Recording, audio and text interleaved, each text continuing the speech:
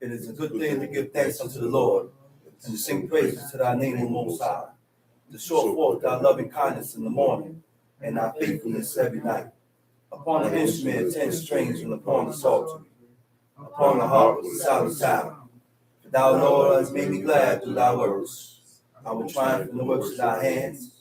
O Lord, how great are thy works, and thy thoughts are very deep.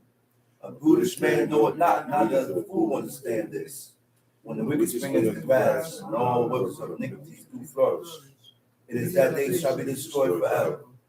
Thou, Lord, art most high forevermore.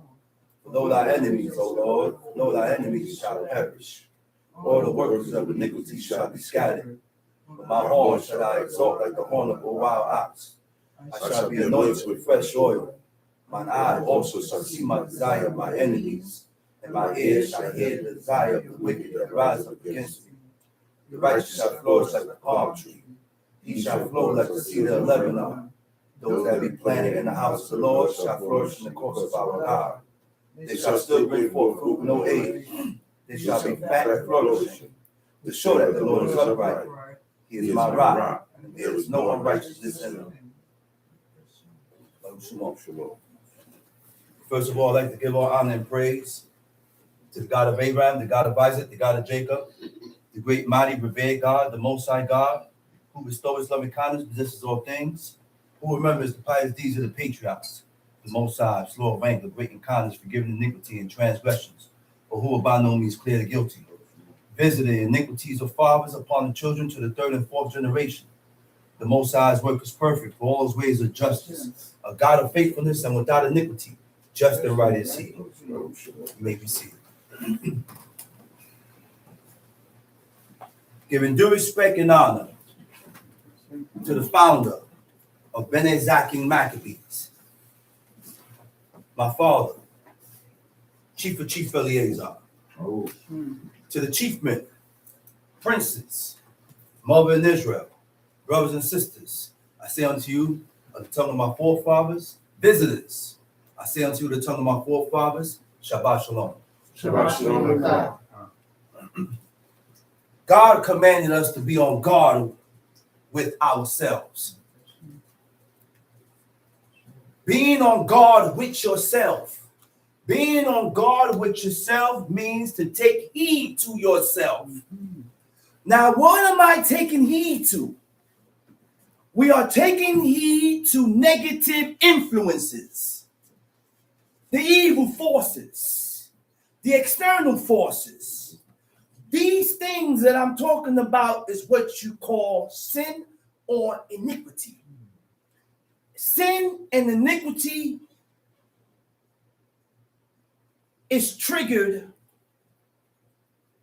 is the beginning of pride, or pride is the beginning of sin. Okay? Which causes us to be selfish, which causes us to be selfish and not consider one another. So being on guard with yourself, right? Because our minds can be snatched by an evil force that quick. In that little small space of a time, your mind can be snatched by that evil force called iniquity, called sin. Since the day that Adam ate from the tree of knowledge of good and evil,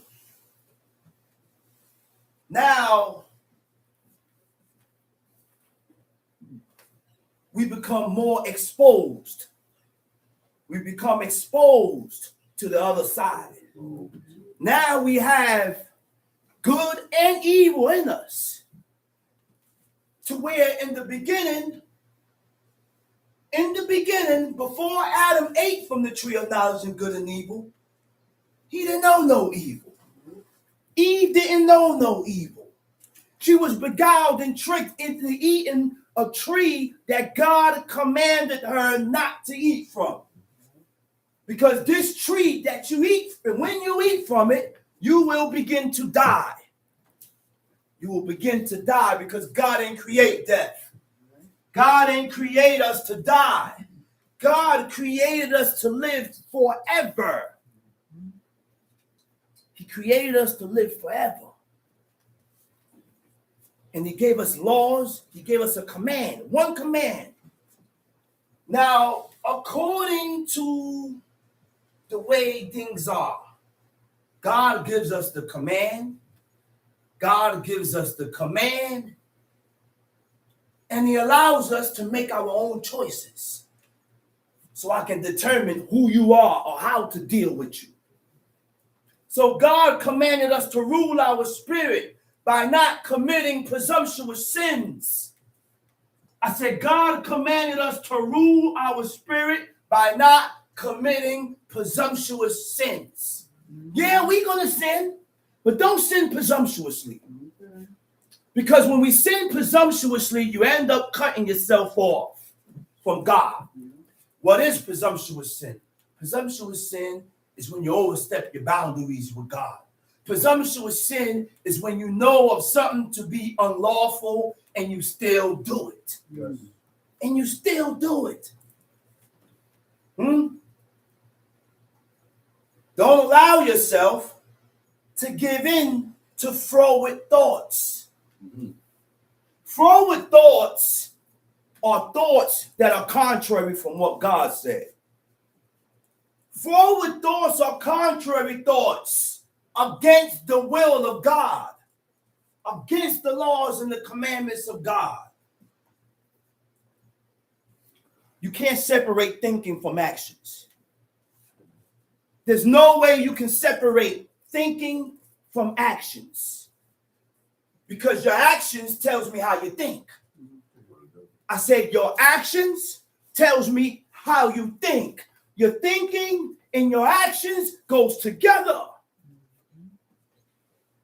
It goes together. You cannot separate the two, because the way a man or a person thinks will determine your actions. And once you start thinking differently, you start acting differently.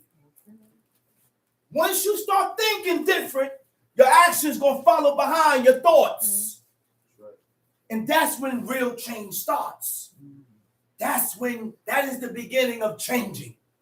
Change your thought pattern so that it can emanate and show in your actions. We have to change our thought pattern so that it can emanate and show in our actions. So these things don't happen overnight. We have been exposed to godliness and righteousness. Godliness and righteousness is shown to us in the Bible, in the Old Testament, in the first 5. And in reading the first 5, which is Genesis, Exodus, Leviticus, Deuteronomy, and Numbers, you learn the mindset of God. You learn the things that God accepts. You learn the things that God hates and despises. Now it's up to you to train yourself to be like unto God. It's up to you to train yourself to love the things God loves. It's up to you to train yourself to hate the things that God hates. It's up to you to train yourself to accept the things that God accepts. It's up to you. It's your choice. God don't force you to do nothing you don't want to do. He leaves it up to you. And this is why God deals with us according to our choices that we make in life. Because if God didn't put it before us, I wouldn't know what you want. I'm not going to know what you want. Let me put it before you to see what you choose. God gives us commands and he put it before us to see how you're going to deal with this situation. How are you going to deal with this situation? Are you going to deal with this situation in a godly manner? Or are you going to deal with this situation according to your selfish mindset, according to your feelings and your emotions? Now I know and I can determine whether you want to serve God or not by putting the situation before your face, and I sit back and wait to see your choices. Now I will know. Now I will know whether you want to do this. Because this way of life calls for restrictions. I said this way of life calls for restrictions. And it restricts you from doing your own desires, our own desires. Because not every time the things that you desire is right according to God's standards. Right. Truth. I said truth comes with consequences. Evil and wickedness comes with consequences. Righteousness and wickedness, they all come with consequences. Am I right? Huh? Yeah. Am I right? Right. So expressing the truth, even when it goes against what others want to hear. I said we must express the truth, even when it goes against you or me. That's when you put yourself aside. That's when you put yourself aside for the purpose of serving God. When you are able to do that, that is the pure definition of ruling your spirit. Put yourself aside for the purpose of serving God. When we express the truth, even when it goes against what others want to hear, can disrupt peace. Sometimes expressing the truth, it disrupts peace.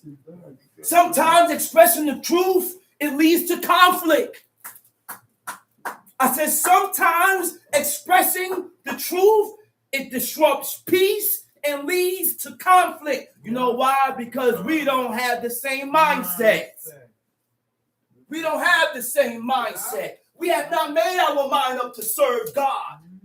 So when the truth is expressed, you get angry at it. Yeah. When the truth is expressed, you begin to shun it. The battle is in the mind. I said the battle is in the mind. And this is why I said this last week. Discipline your mind. Discipline your mind. The beginning of sin is pride, selfishness, where you only consider yourself and nobody else. When the negative things that we do in life separates us from God. That's what separates us from God. Okay?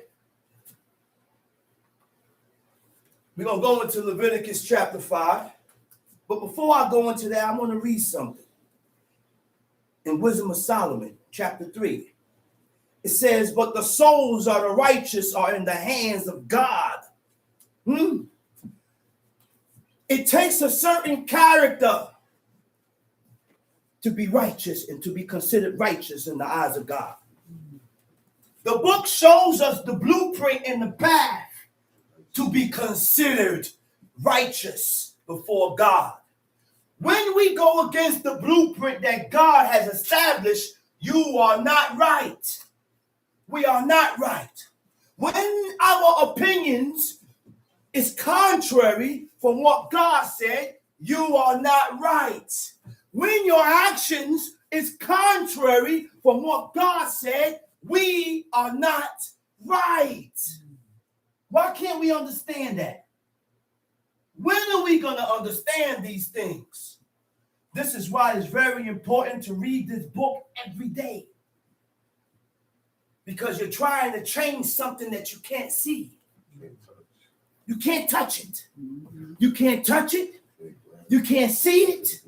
You can't grab it. Huh? Ain't that about a bad motorcycle? You know what that thing is called that we are trying to change, that we cannot see or touch or grab? That is the spirit. Huh? Our spirit is naturally inclined to wickedness because of when Adam ate from the tree of knowledge of good and evil. Now the grain of evil seed has been sown in the heart of man. But guess what? We all have a choice. Yeah. I don't have to remain that way. No. I don't have to continue to be a thief. No.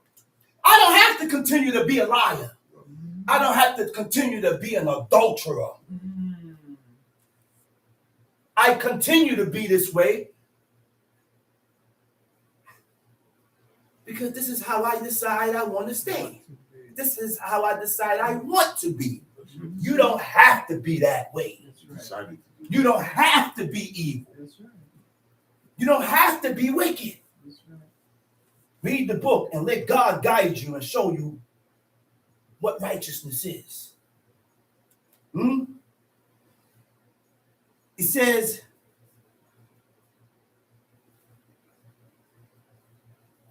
in the sight of the unwise, they seem to die, and their departure is taken for misery. For though they be punished in the sight of men, yet is their hope full of immortality. That's the righteous. You know what immortality is? Immortality, that is the reward of the righteous. But a lot of people don't believe in that. So basically, I started to ask my question, and I asked this question to myself. You had two people. One person lived righteously and lived according to what God said, and the other person, he does what he wants. And they both die and live old. So then you begin to ask yourself, what is the purpose of living righteously? What is the reward? Because these two people one lived righteously, one didn't live a righteous life, and they both died. So what's the difference? Tell them. The difference is that there is a reward that God has stored for those who live according to the standards and the curriculum of the laws of God. God said that King David will be back on the throne. God said King David is going back on the throne. He said Aaron going to be your priest. Come on, man. He said, for though they be punished in the sight of men, yet is they full of immortality, and having been a little chastised, they shall be greatly rewarded. But the ungodly shall be punished according to their own imaginations. According to your own thoughts. According to your own imaginations, God is going to God gonna punish you, man. God punished us according to our thought process and how we think. Let's read Leviticus chapter 5. And if a soul sin and hear the voice of swearing, and is a witness. Okay. And if a soul sin and hear the voice of swearing, what is sin? What is sin? A lot of us don't know what sin is until we begin to open up this book. The book teaches us what sin is. The book teaches us what iniquity is. The Hebrew word for sin is chata. Sin means what? To incur guilt upon. It also means moral evil. To incur the displeasure of God. So what does it mean to incur guilt? Incur guilt means what? To bring blame, responsibility, or culpability for wrongdoing upon yourself. Now, the only time you will bring blame, you will blame yourself if you have some type of guilt setting in. A lot of us do things in life and guilt don't set in. A lot of us do things and we don't acknowledge our faults to be contrary and opposite from God. So therefore, guilt don't set in, so you don't blame yourself. To subject yourself to consequences because of your actions. When a person has subjected themselves to consequences, when a person has subjected themselves to consequences, No resistance. that is a person that has acknowledged his faults. A lot of us do things and we have a hard time acknowledging that this was my fault. Why this and this happened? This was my fault. Why that and the other happened? Or maybe you caused this by moving this way. A lot of us have a hard time accepting consequences because of our actions. And a lot of us do things and don't expect nothing to happen to us. And when things happen to us, we don't ask ourselves, why did this happen to me? What did I do to cause this to happen to me? Every negative action or every negative thing that happened to us in life is because of what we have done. Because nothing goes unanswered. Moral evil is pain and suffering willfully caused by people's choices and actions, deliberately neglecting of others. That's what moral evil is. And when I read that definition spoke volumes. Moral evil is when you cause pain and suffering, right, to people by your choices. By your choices and what? By your choices and your actions. So when I do things and you end up feeling the repercussion from my actions or from my doings. You feel the consequence. You know what that means, man? Before we do and say anything, we must consider others. You can't do or say nothing without considering who I might affect by doing this or saying this. Because a lot of us just do and do it. We do things and we don't consider if our actions will affect this person.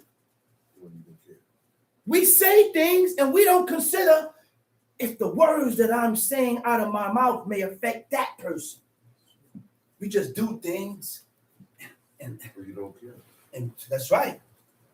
Those type of people can't serve God, man.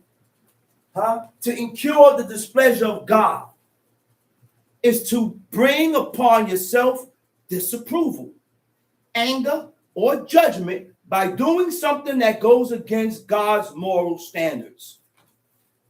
So when we do things that's contrary from what God says, we are not in good standards with God. We serve a God that don't love the world. Okay, God don't love the world. You know why? Because in order for God to love you, you have to honor and obey and live according to his standards. Isn't that what Exodus 20 says? He said, love God and keep my commandments. Okay? Which means what? Love is action. Yeah. Love is shown and not told. That's right. So if I love you, I'm going to show you that I love you by the things that I do for you. God been showing his love for the nation of Israel for how many years? But all we did was turn our back on God and started serving gods of wood and stone, idols and deities and carved out images. So how do you love God? And how do you think God is going to love you if we continue to be contrary and opposite from his laws, commandments, and statutes? Sin corrupts the heart. Sin corrupts the mind, which means it distorts your desire. Lord have mercy. It changes your desire. Woo! My God. When we sin and commit iniquity, that thing called sin distorts and changes your desire.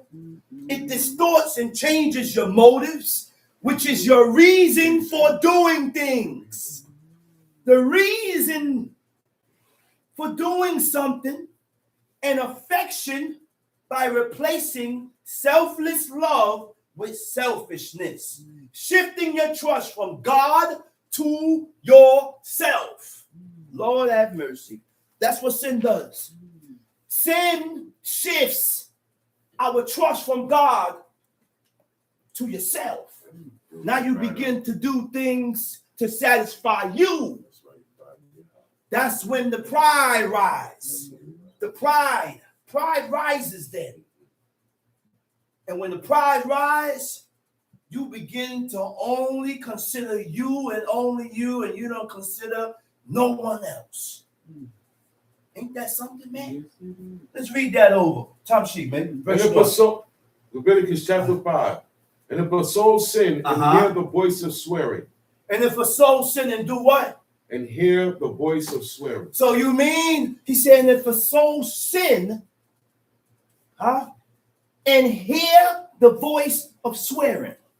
So how in the world could I sin by hearing the voice of someone else? Hear the voice of swearing. Go ahead. And is a witness. Now I'm a witness to what was said. I'm a witness to a person's actions. Tom Sheep.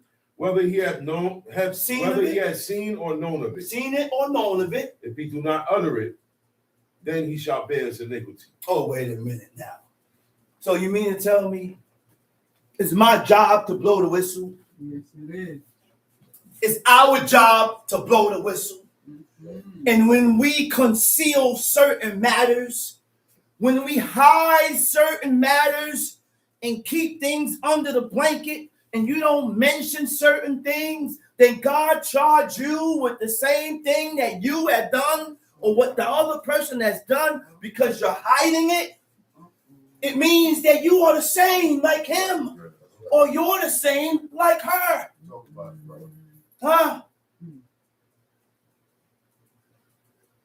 You are the same. So what does it mean to bear his iniquity?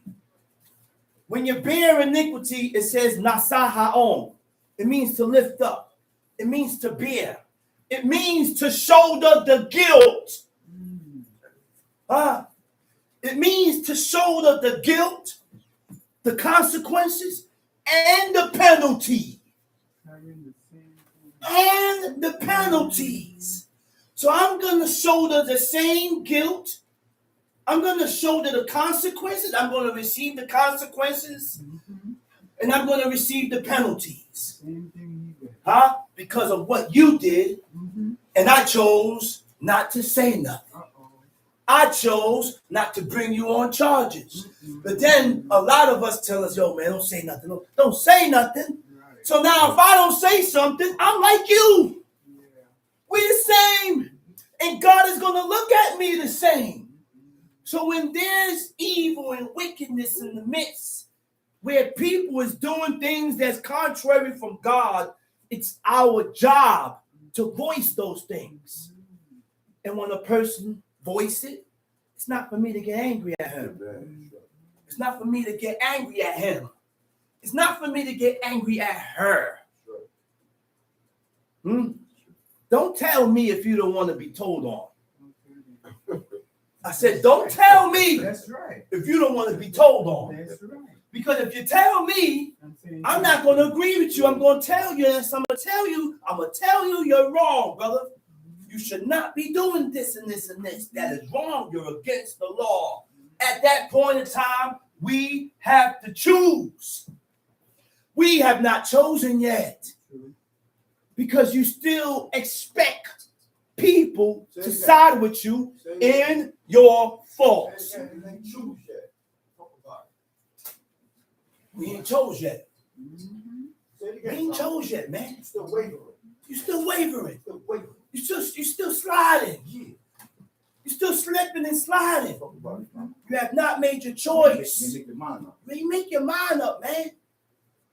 I'm not supposed to get angry at you for coming at me for my faults and the things that I've done that is contrary and opposite from God.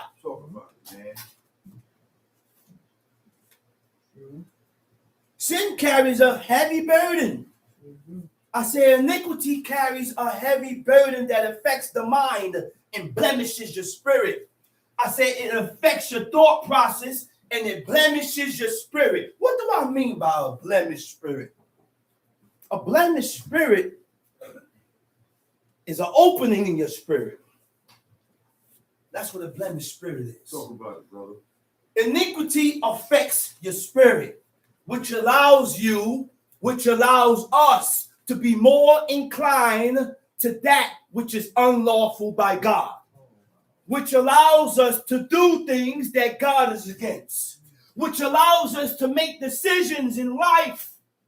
We make decisions in life without checking ourselves concerning the law. If I move this way, if I do this, will I be offending God in doing this? We don't do that. We just make the move. And then we want God to accept our choices and our reason, our motives for doing it.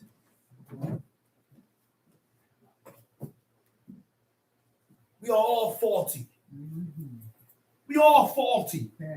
We are all faulty before God. But what are you doing to get yourself out of those faulty ways? What are you doing? Or what are you doing? What are we doing to get ourselves out of that faulty, ungodly ways? Because a lot of us tend to return and go backwards. Yeah. Majority of us go backwards. Yeah, brother.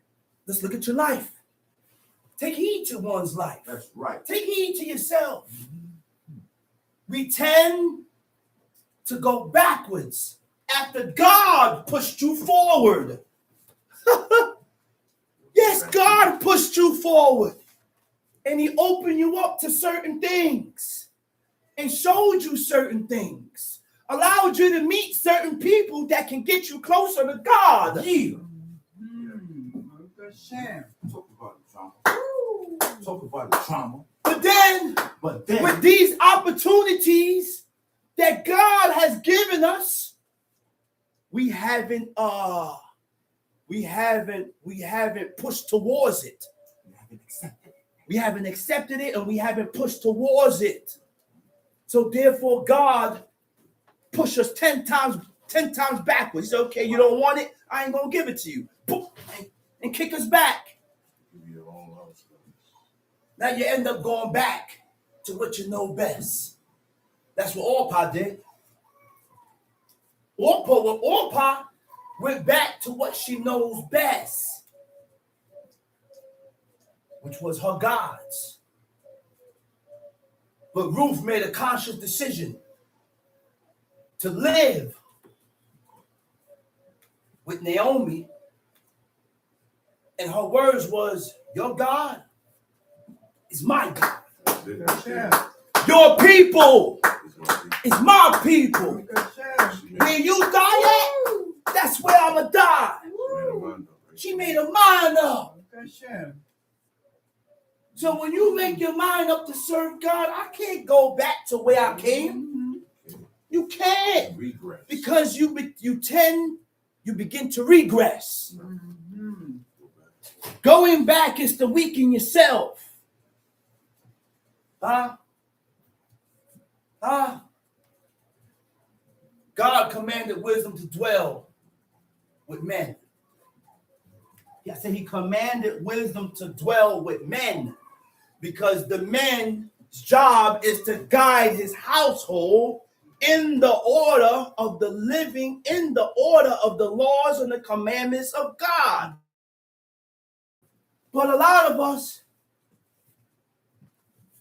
after every situation, we tend to run. Yeah. So how true are you? Let's read. Or, verse 2. Or if a soul touch any unclean Hold up 1 thing. second. So, bearing his iniquity, it means to accept responsibility. When you bear your iniquity, it means to accept responsibility by carrying the emotional weight of your wrongdoings. Lord, you hear what I just said? when we violate God and offend God, do we carry the emotional weight of our wrongdoings? Do we carry that guilt? Do we carry that guilt? Huh? Do we carry these things when I offend you? Because that's the only thing that's going to cause you to make changes and make amends and make the necessary corrections according to what you did. By carrying the emotional weight of your wrongdoings. You're supposed to. Iniquity come from a Latin word, means not just. And I gotta say, I say this, I'm repeating this over and over, because a lot of us is not just. We ain't just with God. That's right. And we ain't just with each other. And when we ain't just with each other or God, then iniquity, that's when the opening, and we allow iniquity and sin, which is a spirit. Iniquity and sin is not a people. It's not a person. It's a spirit. So God commands you to rule your spirit, because it's two spirit that's going to be colliding. Your spirit is going to clash with sin, with the spirit of sin. Okay?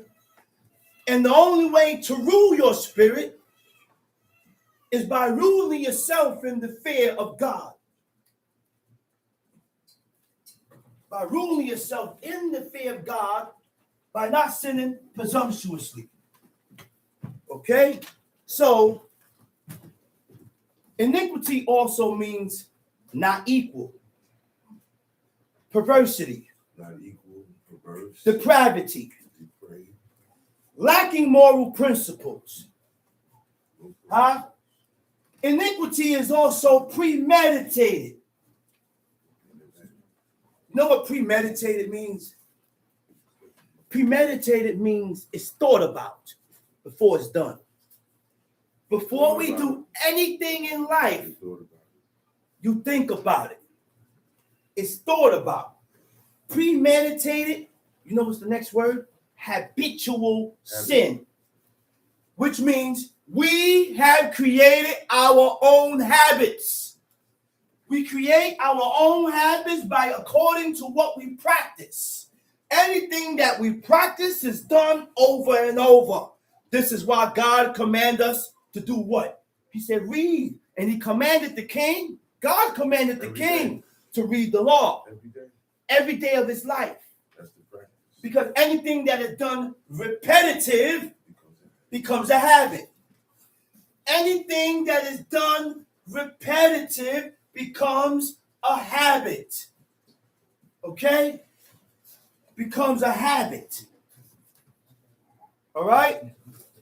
Premeditated thoughts, premeditated habitual sin, a distortion of what is good. It's willful deviation from what is right by God. When you willfully deviate, from what God says, now you come up with your own decision of how you're going to do this law. Well, I'm going to continue doing this law like this. But by you doing the law the way you want to do it, it ain't the way God said to do it. It ain't the way God said to do it.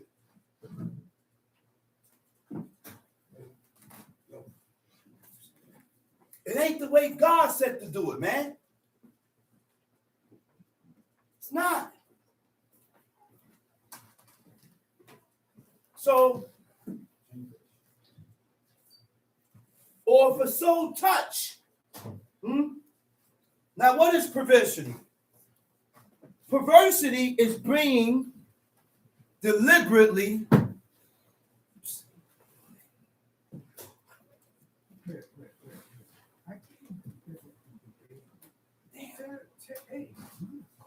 perversity is being deliberately contrary. I said perversity is being deliberately contrary and opposite of what God requires. That's what perversity is.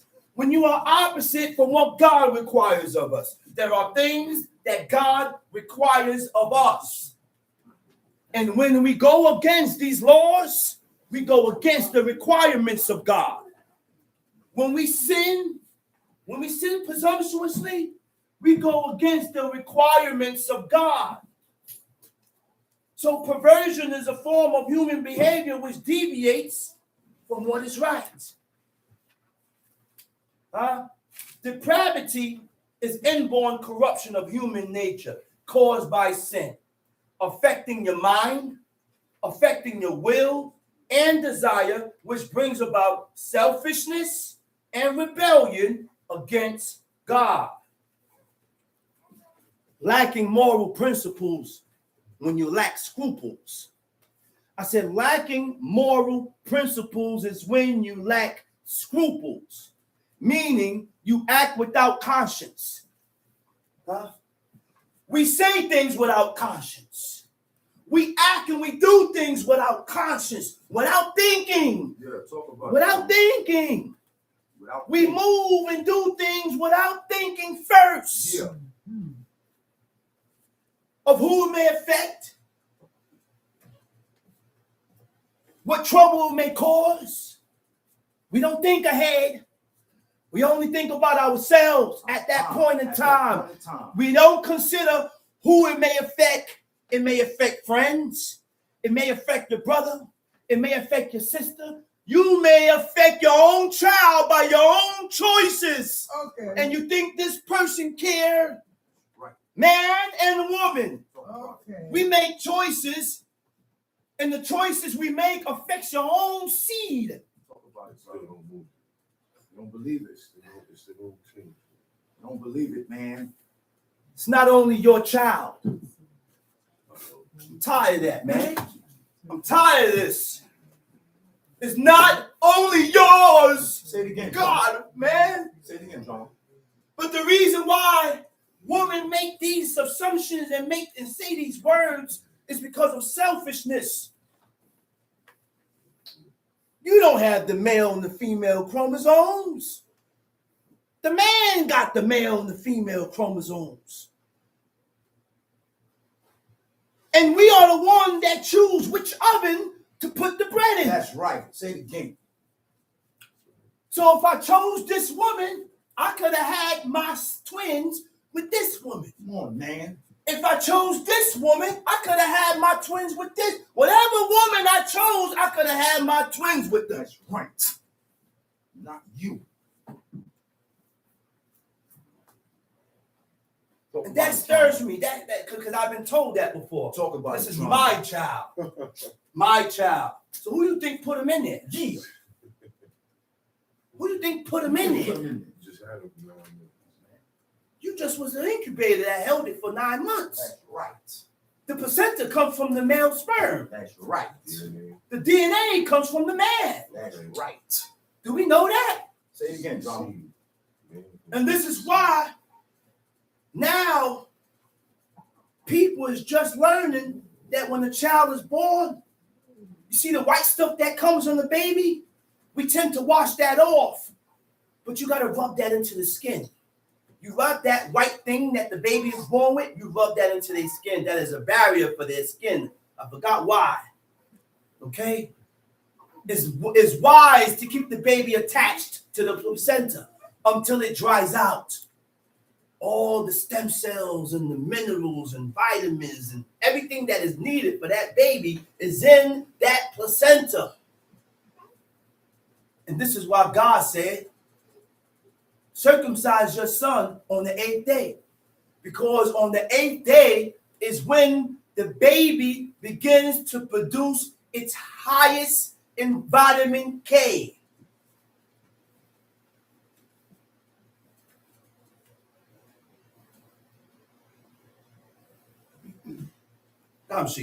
Verse 2. Or if a soul touch any unclean thing. Or if a soul or a person touch any unclean thing. Whether it be what? Whether it be a carcass of an unclean beast. Or a carcass of unclean cattle. Unclean cattle. Or the carcass of unclean creeping unclean creeping thing. And if it be hidden from him, he also shall be unclean. And if it be hidden from him, he also shall be unclean and guilty. Even if it's hidden. But now he knows of He it. knows. I will only be guilty when I'm aware or I'm known, when I know of it. What is guilt? Guilt is a self-conscious emotion of regret. I said guilt is a self-conscious emotion of regret. Teach, brother. How many of us regret our actions that is against God? How many of us regret our actions that we offend each other? How many of us regret the words that we have said out of our mouths? Say it again, drummer. How many of us regret these things? None. Because the only way, the secret to serving God is having a conscience. That's right, man. A conscience to make amends concerning your My faults. That's right. That guilty conscience. That occurs when we offend God or each other, that involves negative evaluation of yourself. We don't evaluate ourselves. We don't evaluate ourselves. You know when we begin to evaluate ourselves? When God touch you. Okay. When God touch you, that's when you want to evaluate yourself. But I had learned from watching my father that this is constant evaluation. I don't have to wait until God touch me. I don't have to wait until God touch my seed. I don't have to wait until God touches any of my loved ones for me to evaluate me. I had promised myself, and we must promise ourselves first to yourself. Be true to yourself so that you can be true to God. Be true to yourself so that you can be true with God. Constantly evaluating yourself for the purpose of doing the things that God accepts. Go ahead, read. Or if he touch the uncleanness of man, whatsoever uncleanness it be, that a man shall be defiled Or if he withal. touch the uncleanness of man. There are many ways for man to be unclean. There are many ways. There are ways for women to be unclean. Women are unclean when they get their menstruation. And God teaches us in the book how to count your menstruation. The menstruation did not start until after Eve ate from the tree of knowledge of good and evil. Eve ain't had no period until after. There was no menstruation until after. It's a 7 days period. You bleed 3 days, you got 4 days to be clean. You bleed 5 days, you got 2 days to be unclean. And if you go over the 7th day, you got to stop counting and wait till you stop bleeding and then count over. Which means what? If you bleed 2 days and stop, you got 5 days. 3rd day, 4th day, 5th day, you don't bleed. The 6th day you bleed, stop counting. Wait till you stop bleeding and count. The uncleanness of man. A man can get unclean by going into a woman that is unclean. And whatever I don't want to say sit or lie upon, because sometimes with certain uncleanness, when you don't sit, it don't mention sit. Right. Sometimes some of them just say sit. Some of them just say you lie upon. I'm going to go into that later. Right. But the uncleanness of man and woman is different. STDs. When you have an issue, You can have an STD and you have an issue, gonorrhea, syphilis, that causes your member to leak. You're unclean. Okay. At that point in time, you got to watch what you sit on and what you lie on. Mhm. Tom, she. Or it be touched the uncleanness of man, whatsoever uncleanness it be, that a man shall be defiled withal, and it be hid from him. When he knoweth of it, then he shall be guilty. Or if a soul swear, pronouncing with his lips, to do what? Evil. To do evil, or to do good, or to do good. whatsoever it be that a man shall pronounce with an oath, and it be hid from him. When he knoweth of it, then he shall be guilty in one of these. So that teaches us to be careful with our words. Be careful with what you say. Because words, you can't take those words back, man. You done said it, and now you got me looking at you in a certain manner. I'm going by what you said. Because I'm going by and I'm going according to what you said. But God is merciful. He's compassionate. He's loving kind. He's loving kindness. And if God can forgive, you can forgive. Of course. If God can forgive, Of course. then I can forgive. Because I want God to forgive me. Forgive me. That's right. I have done things in my life that warrant death.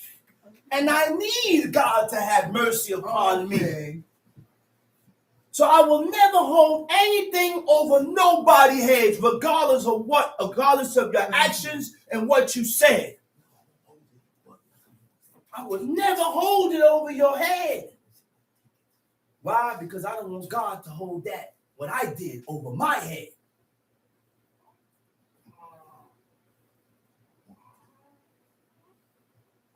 Let's read. Where we at? Leviticus chapter 5, verse 5. And it shall be when he shall be guilty in one of these And things. it shall be when he shall be guilty in one of these things. Now, when you feel that guilt, when you have that emotion of guilt, it's going to trigger something. Go ahead, read. That he shall confess. Guilt triggers confession. Guilt triggers acknowledgement. Guilt triggers admitting your faults. But if you don't feel sorry for your actions and your words, you ain't going to admit you're wrong.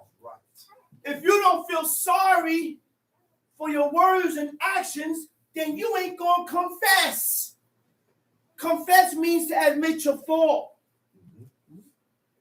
It's taking responsibility for a wrongdoing rather than denying it. Don't deny it, because we tend to deny it and blame others. That's called deflecting. I said, we tend to deny it and blame others. You're the reason why this and this happened. You're the reason why that and that happened. When I wasn't the cause of nothing. I ain't had nothing to do with it. But sometimes we take people's fat and fry the other one with it. It ain't my fat. That's your fat. Fry yourself. You did it, not me. So the purpose of blaming others, which is an unconscious defense mechanism. You know what? You heard what I just said? It's an unconscious defensive mechanism. You don't even know you're doing it Without realizing. without even realizing it. It's an unconscious defense mechanism to avoid, right? Blaming others is an unconscious defense mechanism to avoid uncomfortable feelings. That's why I blame. Because I don't want to shoulder those feelings of guilt. I don't want to shoulder the feelings of guilt and shame and vulnerability. Shifting the responsibility, they protect their ego escaping the reality of your own flaws. Huh? And that's why we blame. I blame to escape the reality of my flaws, of my faults, of my wrong, what I did. I don't want to come to terms with myself. What I did. Because I don't want to come to terms with myself about what I did that caused this. That mentality, people with that type of mentality, you can't serve God, man. You can't serve God, man. I said you can't serve God. You can't serve God. Don't blame me. You got your hand in it too. You did something. Okay. Yeah, you did something. It's not me alone. Don't just blame me. It ain't me alone. Okay. We both have that's why now you have marriage couples that go to therapy together. Counseling. They go to counsel together. You know why? Because the reason why these two people come to those type of decisions is because I don't have intentions on letting you go. And you don't have intentions on letting me go. So therefore, we are going to seek help. Okay? So we seek help. We seek the help so that we can flourish in our marriage and succeed. Time sheet. That he shall confess that he has sinned in that thing. That he shall confess and that he sinned in that thing. Admit that you violated. Admit the fact that you violated. You messed up, man. You messed up. Go ahead. What verse is that? 6? 6. Go ahead. And he shall bring his trespass offering unto the Lord for his sin, which he has sinned. You know what a trespass offering is? The Hebrew word for trespass offering is ma'al. It means unfaithful or treacherous act against God or one another. We can do things to each other that God look at you and say, you're treacherous. Treachery, man. But we don't know what treachery is concerning each other. Okay. Because by lack of knowledge, my people perish. We don't know. You know why you don't know? Because you don't want to know. But the main thing is switching the shoes. Put myself in your shoes. Okay. And you put yourself in that person's shoes if you will accept it. If you would accept it. And if you wouldn't accept it, then that should tell you that you shouldn't do it neither. You don't move like that, man. And you think God ain't gonna charge you? You think God ain't gonna visit you? You think God ain't gonna touch you? Come on, man. Where we at? Verse what? The middle of verse 6. A female from the flock, a lamb or a kid of the goats for a sin offering, and the priest shall make an atonement for him. For what? Concerning his sin. Verse 6, right? That was verse 6. Okay. The Hebrew word for trespass in verse 6 is asham. It means a guilt offering. Guilt offering makes reparation. You know what reparation is? Reparation means to repair. Reparation means the action of repairing and making amends for unintentional sin. How many of us make repairs for our faults? How many of us make repairs when I offend you? And then as long as we don't make the necessary repairs when I offend you, then that iniquity rides me.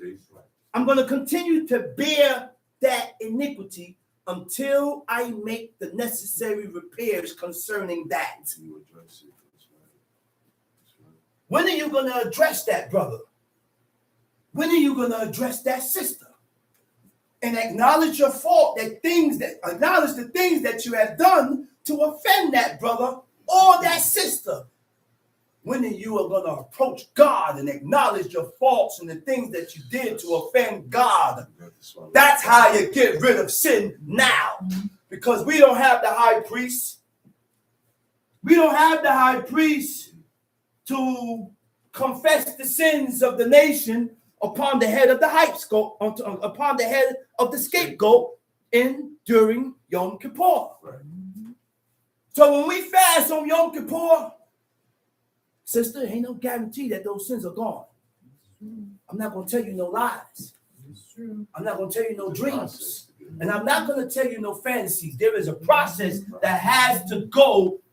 There's a process that must be done for Yom Kippur. There's a process that must be done to get rid of iniquities. Right. If that process is not done, the same sins I done last year, 2 years, 3 years, I'm still bearing it. The only time we can get rid of those sins, you got to stop. Stop being a liar. Stop being a thief. Stop bearing false witness. Stop coveting. Stop desiring and coveting things that don't belong to you. Stop wearing garments and mixed fabrics.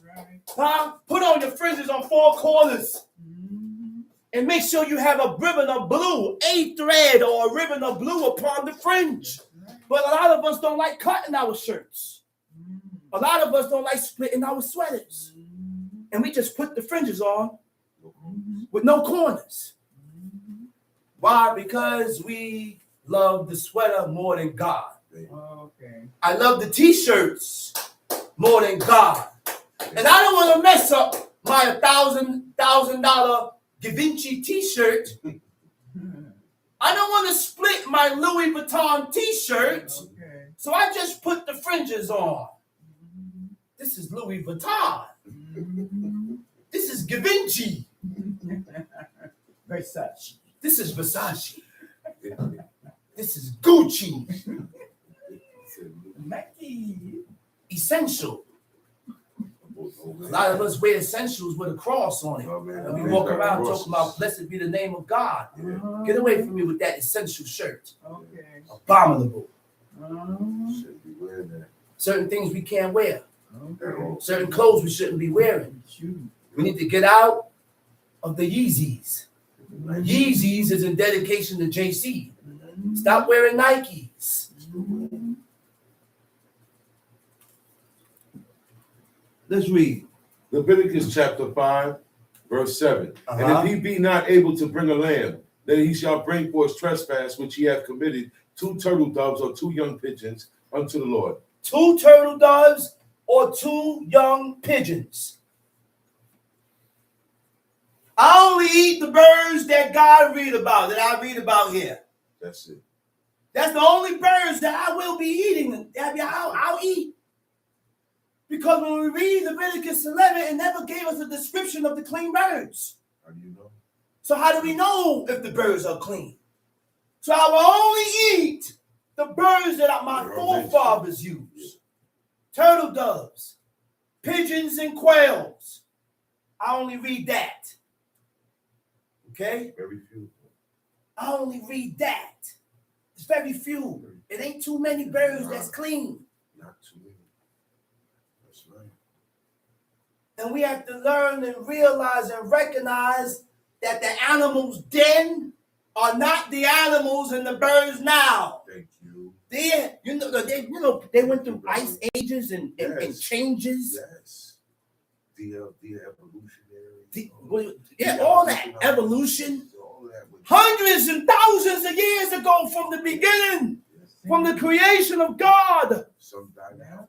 Till now, it's completely different type of beasts, animals, insects. Yes. It's completely different. They call it New World. That's right. Old world and New World. Let's read. One for a sin offering and the other for a burnt offering. Verse 8. And he shall bring them unto the priest, who shall offer that which is for the sin offering first. And he shall bring them unto the priest, who shall offer that which is for what? For the sin offering first. You see who does the offerings? I said, do we see who does the offerings? Bring it to the priest. The priests are the ones that do the offerings. That's right. We don't have no priests, so there should be no offerings going up to God. Not acceptable. The offering that went up on Shabbat, the priest did that. Yes. The priest made the shewbread on Shabbat, and it states clearly from evening to morning, every Shabbat.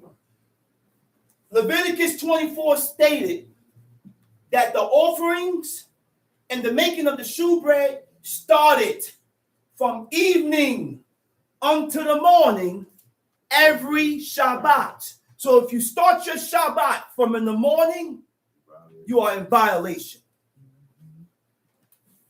Why would the Shabbat start in the morning if God commanded Aaron to make the shewbread and set up the offerings from evening to morning every Shabbat? Okay, now. So stop reading other chapters because the book doesn't contradict itself. It accommodates. It accommodates, the brother said. It accommodates. Tamshi. And wring off his head from his neck, Uh-huh. but shall not divide it asunder. Mm-hmm. Verse 9. And he shall sprinkle of the blood of the sin offering upon the side of the altar. And the rest of the blood shall be wrung out at the bottom of the altar. Mm-hmm. It is a sin offering. Mm-hmm. And he shall offer the second for a burnt offering according to the manner. And the priest shall make an atonement for him for his sin, which he has sinned, and it shall be forgiven him. And it shall be forgiven him. That's right.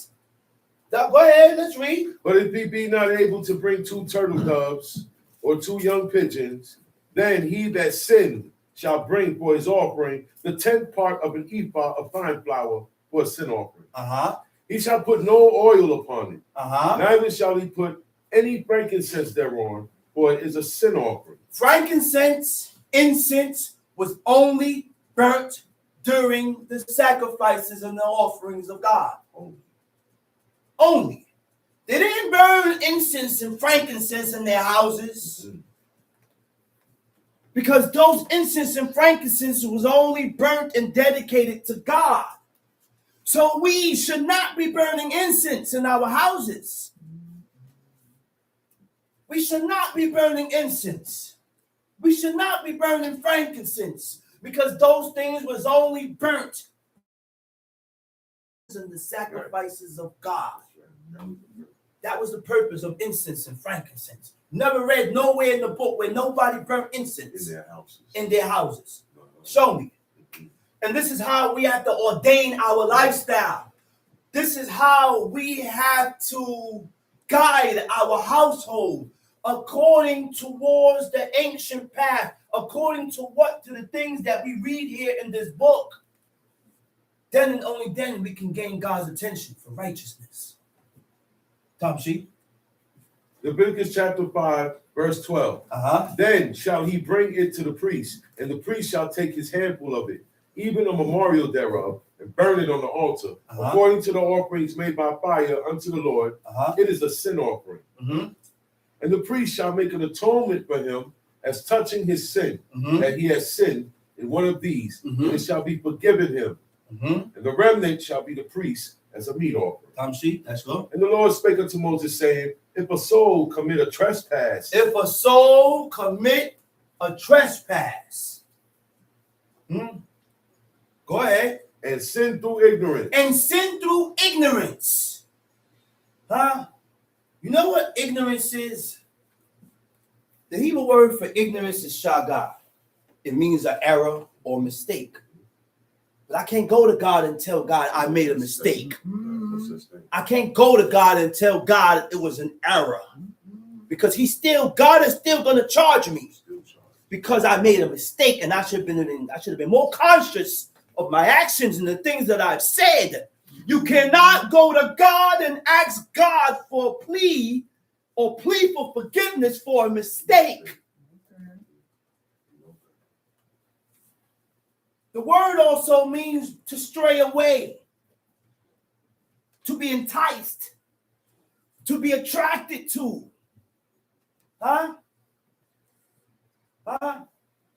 All that is presumptuous. Ignorance is lack of knowledge of. That's what ignorance is. Yeah. When you did not know That's the only time the offerings can go up, because I didn't know. I was not aware that this was a sin according to what God says. So because I didn't know, I would go to the priest, and the priest would send up an offering. Okay? The priest would send up an offering, and God would accept it. You see the position that we was in as a people. God put us in the position to where we was able to get rid of sin by going to the priest, and the priest was able to set up offerings. But we ain't got no priest now. There ain't nobody around to set up no offerings. The temple of the Lord has been desecrated and destroyed. It ain't there no more. You see the position that we are in today. We serve a God that don't change, man. We serve a God that don't change. If we don't order our life according to this curriculum, according to the standards, you're going to the pit. You're going to... Go ahead, let's read. If a soul commit a trespass and sin through ignorance, in the holy things of the Lord, then he shall bring for his trespass unto the Lord a ram without blemish, of the flock, read, with thy estimation of shekels of silver, after the shekel of the sanctuary, for a trespass offering.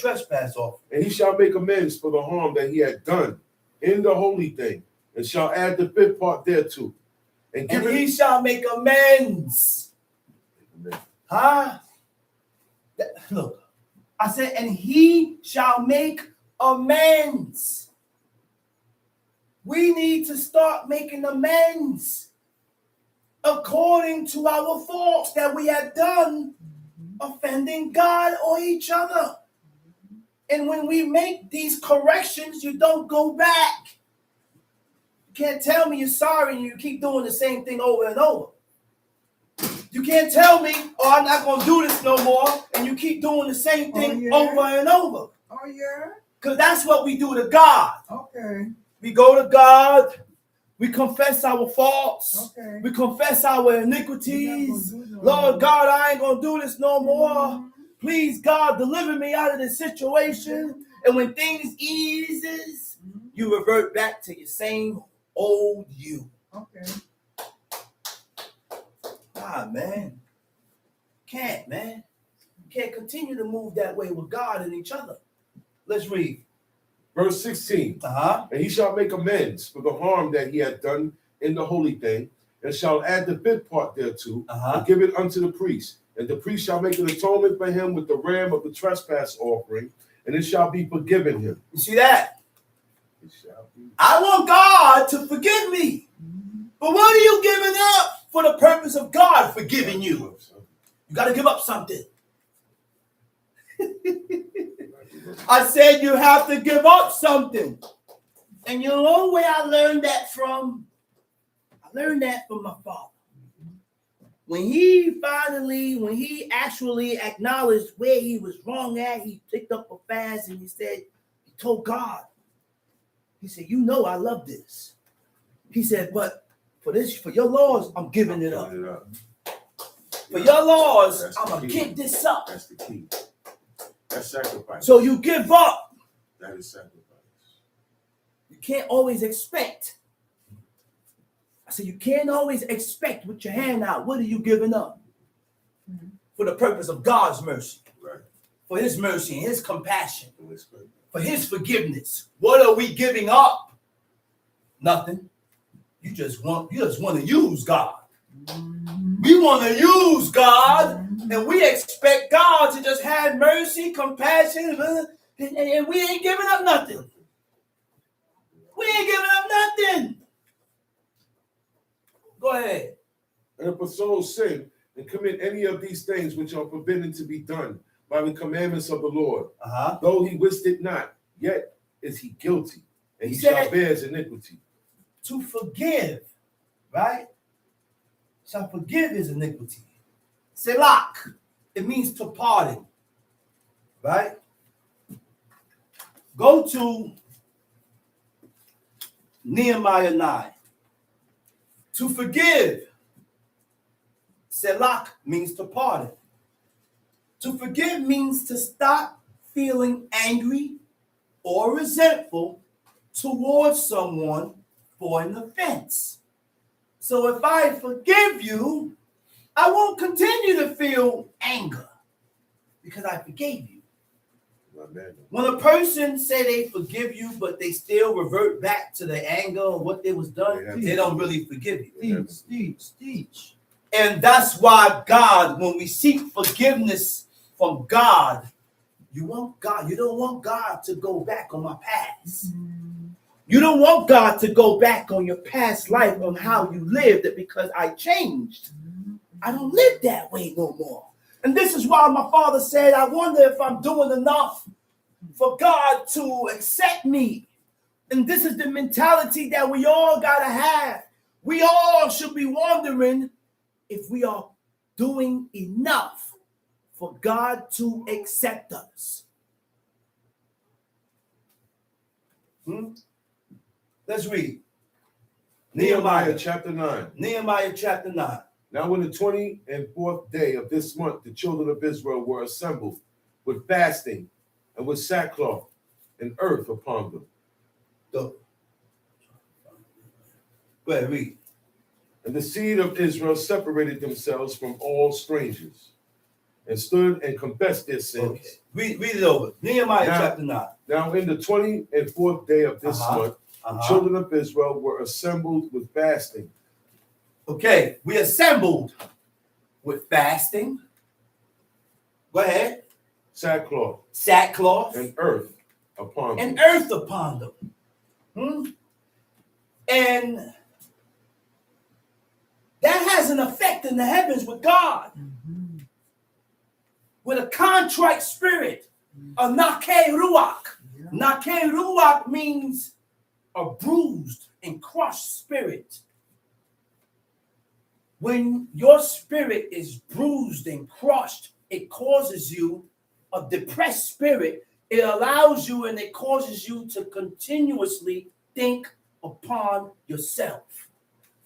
God will put you through certain situations that will cause you to constantly think upon yourself, because that's the mentality and that's the mind frame that we need to incorporate within ourselves to get close to God.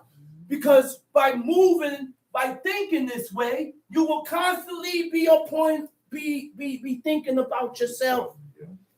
I'm constantly considering my words and my actions because I have a bruised and depressed spirit because of what God has put me through. And when God put you through certain things, we have to realize and recognize that this is of God. Everything that happens in our lives is of God. Good and bad. Good and bad. We got to give God his glory. And at that point in time, you leave it in God's hands. And you tell God, Lord, God, I'm not going to stress and cry no more. I'll leave it in your hands. Do as thou will. Right. As thou will, O Lord. My hope is in you. My hope is in thou, oh God. That's right. God did it, I accept it. I said, God did it, I accept it. That's right. That's right. I accept it. No more stress. That's right. And aggravation. That's right. And picking my beard out, picking my hair out. When I do that no more. That's right. Nah, man. God did it, man. That's right. God told the king, he said, your son's going to be eunuchs. Who he told that to? King Hezekiah. He said, because you went and showed, he showed, not, was it Babylon? He showed, and he showed them the secret passage. He said, because you did that, your son's going to be eunuchs. He said, well, good is the word of the Lord. Right. He said, as long as it ain't going to happen in my days, I ain't going to see it. But the word of God is good. That's right. the word of God is good. Yeah. Baruch Hashem. There are some things that we shouldn't be crying for. Mm-hmm. Why? Where I learned that from? Mm-hmm. Because God went to Aaron after he killed his 2 sons for offering up strange fire before the Lord. And he told him, don't rent your clothes and don't uncover your head. He said, boy, if you mourn, my wrath gonna break loose upon the nation. Oh, gosh. Huh? He said, my wrath is gonna break loose upon the nation. Not only you, the nation gonna feel it. Yeah. So we gotta watch what we cry for and what we feel for. That's right. That's right. These 2 guys offended God concerning the offerings. Mm-hmm. You ain't crying. He said, you want to cry? Beware of the fire. Okay. He said, you want to cry for something? Right. Cry for me. That's right. Cry for me. Yeah. Cry for me. Cry for That's me. right. Cry that God has been offended. Okay. Cry about that. Okay. Feel a way about that. Teach. Isn't that how Love Samuel it. was? Love Yes. Isn't that how Samuel Love was? it. Samuel cried and he cried and cried until God had to tell him stop. Mhm. Right? Samuel kept crying. Then God looked at him and said, man, he said, what's wrong with you, man? He said, it ain't you he rejected me. He said, listen, I got somebody for you. I got somebody who you need to anoint. That's right. I need you to go over here and anoint one of those sons from Jesse. That's right. This guy here got a heart like me. Mhm. King David was born with the heart of God. Baruch Hashem. Ah, Mhm. ain't that something? Yeah. For a person to be born with the heart of God, Mm. that's not no joke. Mm-mm. You see things the way God sees it. Mm-mm. That's heavy, man. Mhm. To where the man only messed up concerning one situation, Baruch Hashem. concerning the manner of Uriah. Yeah. And even that, God had mercy. And he told Nathan the prophet, he said, listen, tell that man, he said, don't worry about it, man. Right. Your iniquity has been erased. That's right. Which means Baruch Hashem. King David, when he got anointed, the Spirit of God rested upon King David.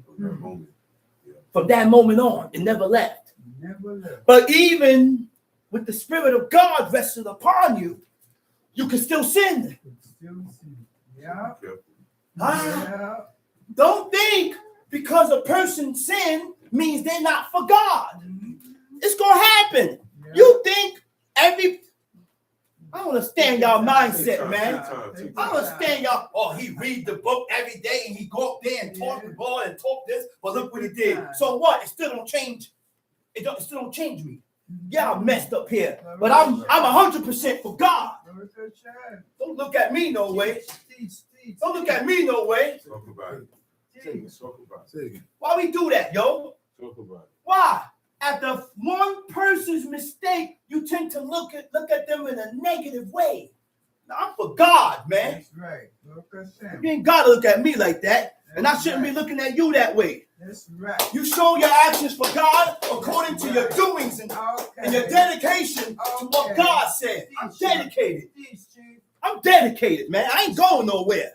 I will never miss a convocation. Teach, Chief. I'm gonna always have on my fringes and wear 100% cotton wool, linen, and silk. I'm gonna always look the part. Teach. I'm gonna always observe this. So when I violate, don't look at me like I'm evil. Don't do that, because I don't look at you like you evil. You know how I look at you? I feel sorry for you. Uh-huh. I pity you. Uh-huh. And I try to counsel you according to what God says, so that you can make the necessary repairs concerning God. I do law, man. I do law. Baruch Hashem. I do law. My father raised me good. Father raised me with the help of my mother. Couldn't be done without the mother. Yeah, father raised you, but it can't be done without your mother. Because the father is out in the field trying to work. Your mother got to be dedicated towards God, concerning God. She has to be dedicated somewhat just like her husband. In order for this whole thing to work, we got to think alike, wife. Right. If I say no, then you say no. Don't let me say no and you continue to say yes. I give you a counsel. I say, yo, man, blah, blah, blah, blah. You think different. It ain't going to work. It's going to show in our kid. It's going to show in my son. It's going to show in my daughter. And a lot of us think we can raise children without the father. I mean, think you can. You can't raise my son without his father. You can't raise my daughter without the father. That's why things are the way they are now. Broken That's why homes, broken homes, split personalities, divided houses, divided houses. quick separations. And Kevin Samuel said the first one to leave is the wife, the woman. She left. She left. Sometimes the men leave, chasing a mirage. I said sometimes the men leave, chasing a mirage. What you think is going to be, or how you think is going to be when you got it already. You're pursuing something that you don't need to pursue. It's not there. Let's read. And the seed of Israel separated themselves. Wait a minute. Read that again. And the seed of Israel separated themselves from all strangers. How do you separate yourself? The number one way of separating yourself is not following after the ways, the customs, and the traditions of the heathens. That's how you separate yourself. Stop following after their ways. Stop following after their traditions. Stop following after their practices. Stop following after their deeds and their celebrations. And Israelites want a ring now. They want relationships like heathens. They want rings. I want a ring. Sun worship. When the wedding ring, which is a wedding band, is a hieroglyphic symbol that represents the sun. That's right. It's sun worship. We didn't get married like that. That's right. That's right. We didn't get married like Stop that. it, man. Stop it. The consummation of marriage, according to what the book says, is sex. It consumes. But there are other things that comes with that. I'm not going to penetrate you if I ain't got nowhere to put you. I'm not going to penetrate you if I don't have the means to support you. I'm not going to penetrate you if I can't do my duty as a husband.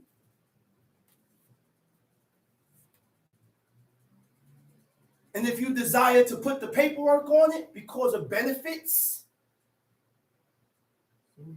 then you do that. You can do that. But when me and you shacking up and we living together, you're married. Yeah.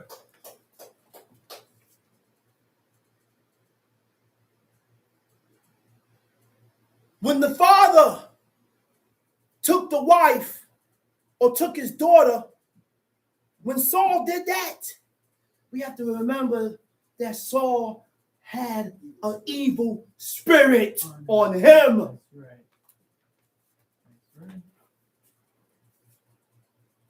And he did that to offend King David. That's who he wanted to get. Nowhere in the book you read where a father took his daughter away from her husband. Nowhere in there. You know why? Because the rules of marriage was followed.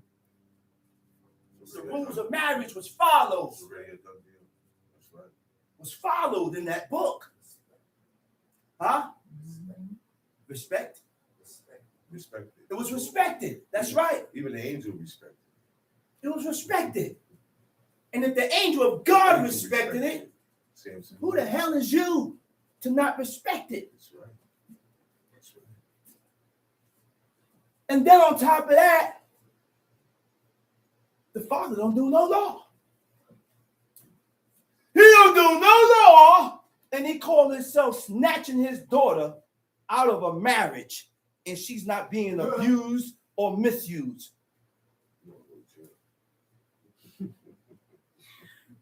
And then the daughter listens.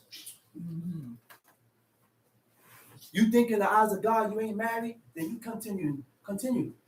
Go ahead. You're married. You're still married. Realize this. Better realize this. Better realize it, man. You're married. Can't act the same way. Can't move the same way.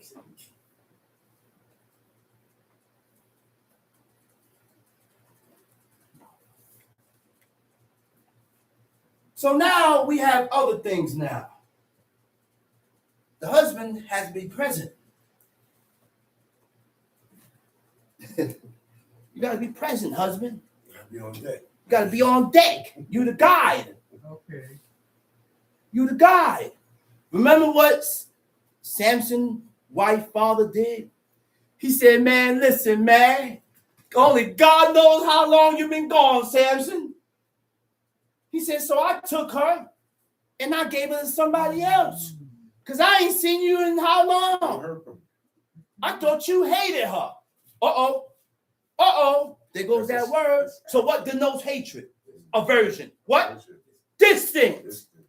Isolation. When you isolate and you distance yourself, which is aversion, it means and it shows hatred. Okay.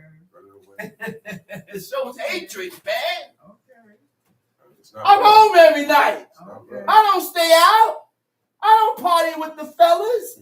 I'd rather be up under my wife's bosom. I want to be held and I'm up under my wife's bosom every night. Sometimes she holds me. Sometimes I hold her. That's comfort. I don't despise you. I'm here every day. I'm here every night. I ain't going nowhere. So distance is hatred. Okay? Avoiding is hatred. Tamshi. And the seed of Israel separated themselves from all The seed of strangers. Israel separated themselves from all strangers, from aliens and foreigners. That's the first thing you're going to do. When you make your mind up to serve God, the first thing you're going to do is separate yourself. A lot of us don't separate ourselves because our mind is not made up. I'm tired of being around ungodliness. I don't want to be around ungodliness. So because I don't want to be around ungodliness, I separate myself and I draw a line. Because I am not ungodly. And I have made my mind up to serve God. So therefore, my circle is very few. I don't have too many people I hang around with. Because your mindset is not according to God's mindset. Not mine's. Your mindset got to be according to how God thinks. Now I could cling to you and deal with you. Go ahead. And stood and confessed their sins. Stood and they confessed their iniquities. It means to admit formally, acknowledging your faults, typically something you feel ashamed or guilty about. That is the only reason why you will confess your sins, because you feel guilty and you feel ashamed about what you did. Okay. You feel ashamed and you feel guilty about what you said. So therefore, I will confess and admit my faults. When a person admits their faults, they are ashamed of their actions. A lot of us have done things in life and we refuse to admit, which shows that you are not ashamed and you don't have no guilt according to what you did. Why? Because there's something in the mix that's hindering you and holding you back from acknowledging this. Go ahead. And the iniquities of their fathers. And they stood up in their place and read in the book of the law of the Lord their God 1/4 part of the day. So they stood up, read in the book of the law, 1 part for the day, Tamshi. And another 4th part they confessed and worshiped the Lord their God. Uh-huh. Then stood up all upon the stairs of the Then stood up upon the stairs of the Levites, Yeshua, Bani, Kadmiel, Shebaniah, Buni, Sherebiah, Go to Bani. verse 6. Skip that. Verse 6. Thou. Nehemiah chapter 9, verse 6. Thou, even thou, art alone. Woo. Thou, He even said, thou, thou, art even Lord thou art alone. Huh? alone. Who are we talking about? That's God. Mhm. He said, Only God. he said, there's no other to consort with me. For sure. There's no other to compare to me. For sure. He said, I'm a God without beginning, and I'm a God without end. For sure. I was not born of a woman. For sure. Huh? How you serve a God that was born of a woman? Mm. How you serve a God that have a life record of how they was born and how they died? But then we exalt this thing here and we stick it on our walls and we pray to it and we call it God. Mm. He got mouth, he can't speak. Mhm. He got eyes, he can't see. He got ears, he can't hear. And we look at it and we praise it and call it God. You got diapers and can't use the bathroom. Something wrong. Something's wrong. Something's mathematically wrong. Go ahead, read. Thou, even thou, art Lord alone. Uh-huh. Thou hast made heaven, the heaven of heaven. Wait. He said, thou has made what? Heaven, Heaven? the heaven of heaven. The heaven of heaven. So it's more than one heavens. Yeah. Go ahead. With all their hosts, Uh-huh. the earth, The earth. and all things that are therein, Uh-huh. the sea, The sea. and all that And is all therein. that is therein. And thou preservest them all. And thou preservest them all. That reminds me of the creation of God. It said, and God created the heaven and the earth. The Hebrew word for created is bara. It means to bring into existence. And if God has brought certain things or brought things into existence, then guess what? There was no atoms and protons. Okay. There was nothing there. Okay. God brought it into existence through the power of God's spoken word. Word. That's right. The atoms and the protons and the big blast is for the non-believers. That's why God made sure he put that there. Right. To put some type for science, because who people believe is going to believe Believe science. science. There's going to come about a people that's not going to believe God. So I create certain things in that form of fashion so that people can believe it. Right. For sure. But I know that nothing happened without God sanctioning it or speaking it. Mm. God spoke it word. and it came about. Right. Tom She.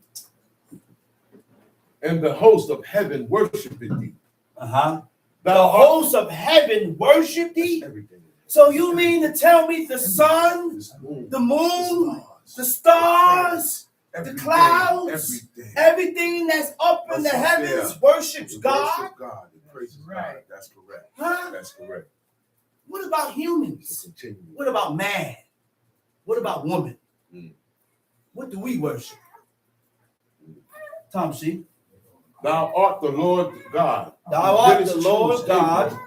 who didst choose Abraham. Oh my goodness. Okay. We take this thing here lightly. God chose you. And how it shows that God chose you according to who he linked you up with. According to who he links you up with. According to what he exposed you to. Now God has exposed you, but you still need a guide. You still need a guide, even though you have been exposed. Because there is someone out there that is stronger than you in this walk. Right. There is someone out there that can guide you and bring you closer to God. That's right. God is not dealing with us personally. God deals with us using objects and people. Take this one, shoot him that way. Take that one, let him go this way. take her, link him with him, stir certain things up to see your choices. Go ahead. Thou art the Lord, the God, who didst choose Abram. Who didst choose Abraham. And broughtest him forth out of Ur of the Chaldees. And didst brought him forth out of Ur of the Chaldees. The Hebrew word for brought him forth is hotzetor, right? It means to exit or to go out. God took him out of Ur of the Chaldees. That's where he was. That's where he came from. That's his nativity. So in order to serve God, God had to pull you and take you away from your past, away from people that don't serve God. That's why God does separation. And he pulled you away from your family. He took you away from your descendants. He took you away from your kinsmen because he saw good in you to serve God. That's the good that God saw in you. And the good is that you have somewhat, some type of dedication, some type of potential to serve God. You got that much good in you. So therefore, I'm going to separate you from these people. Give you a shot. Even though they're your family. Right. But when you tend to revert back, now I will have to consider and watch myself. What is pushing me and pulling me back here? Why am I being pulled back in this place where God has took me away from? You think it's a coincidence why you left your family to serve God? It's not a coincidence. Now, when you're being pulled back there, it's something you're doing. What are you doing? What am I doing? Why did God pull me back? Huh? Go ahead. And foundest his heart faithful before thee. Wait a minute. He said, and he found his heart faithful. That's what he saw. Yeah. So when God decided to separate Abraham from his family and his descendants and his kinsmen, he saw faithfulness in them. Mm-hmm. You know what that faithfulness is?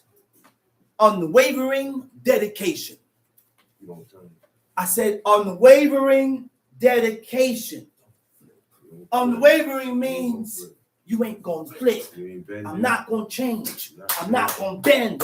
I will forever walk this path.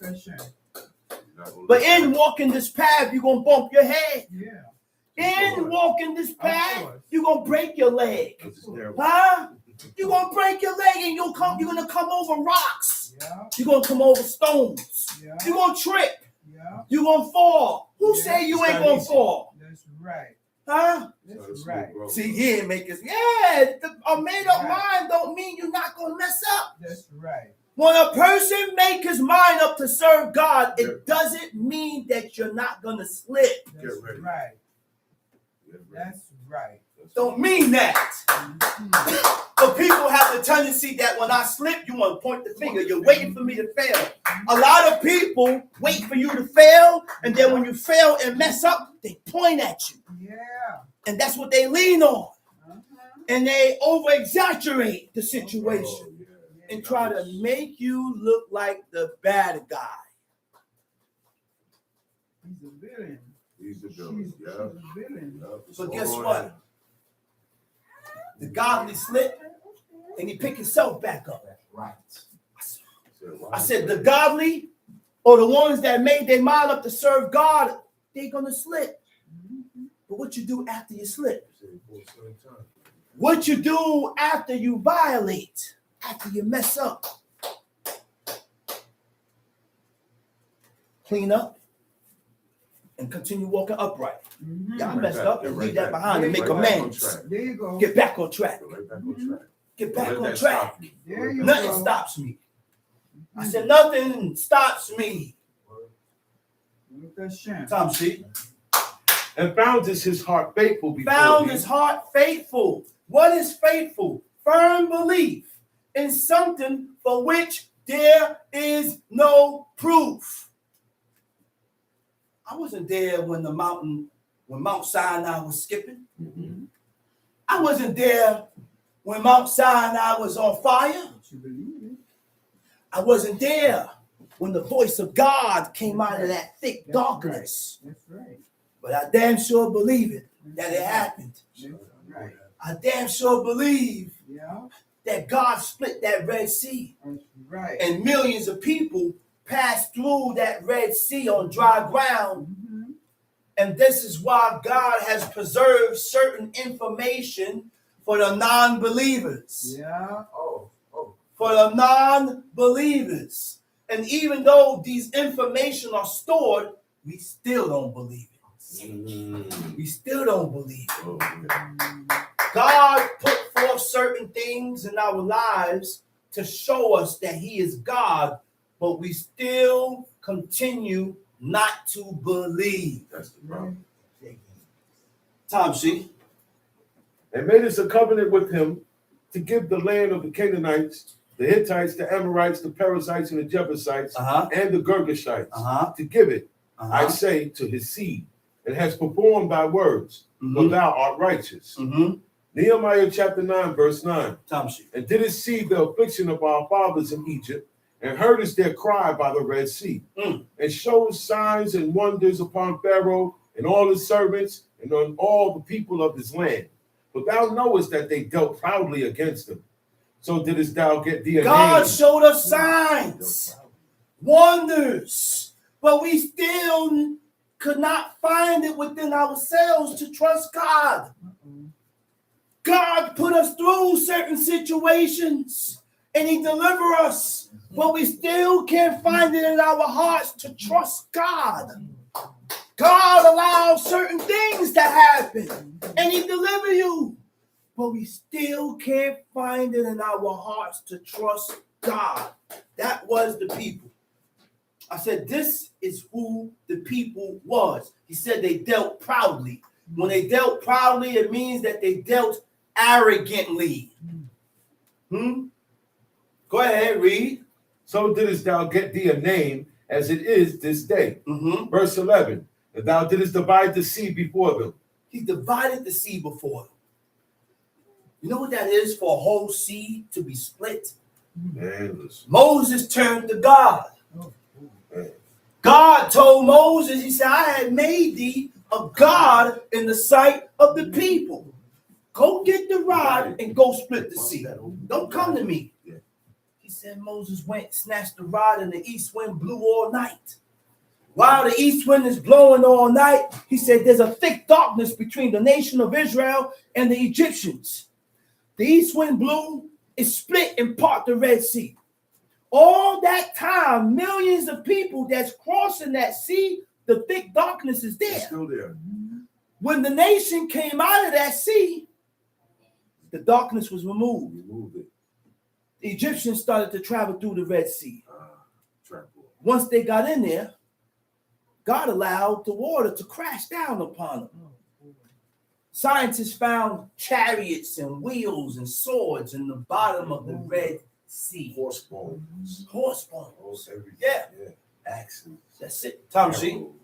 And thou didst divide the sea before them, so that they went through the midst of the sea on the dry land. And their persecutors thou threwest into the deep, as a stone into the mighty waters. Moreover, thou leddest them in the day by a cloudy pillar, and in the night by a pillar of fire. In the night by a pillar of fire, to give them light in the way wherein they should go. Read. Verse 13. Thou camest down also upon Mount Sinai, and spakest with them from heaven, and gavest them right judgments and true laws, good statutes, judgments, true laws, good statutes, and commandments, and made it known unto the them. purpose of God bringing the nation of Mount Sinai is to instill fear in the people. To instill fear in the people. But did we fear God? No. Was we afraid of God? No. Absolutely not. No matter what God showed us, no matter what we went through, no matter all the miraculous things they were witnesses to. that they was witnesses to, They saw it. they still didn't fear God. They still tempted God. And they tried God. Go ahead. And made it known unto them thy holy Shabbat. Made it known unto them thy holy Shabbat. And commanded them precepts, statutes, and laws. and laws. By the hand of Moses thy servant. Time sheet. And gavest them bread from heaven for their hunger.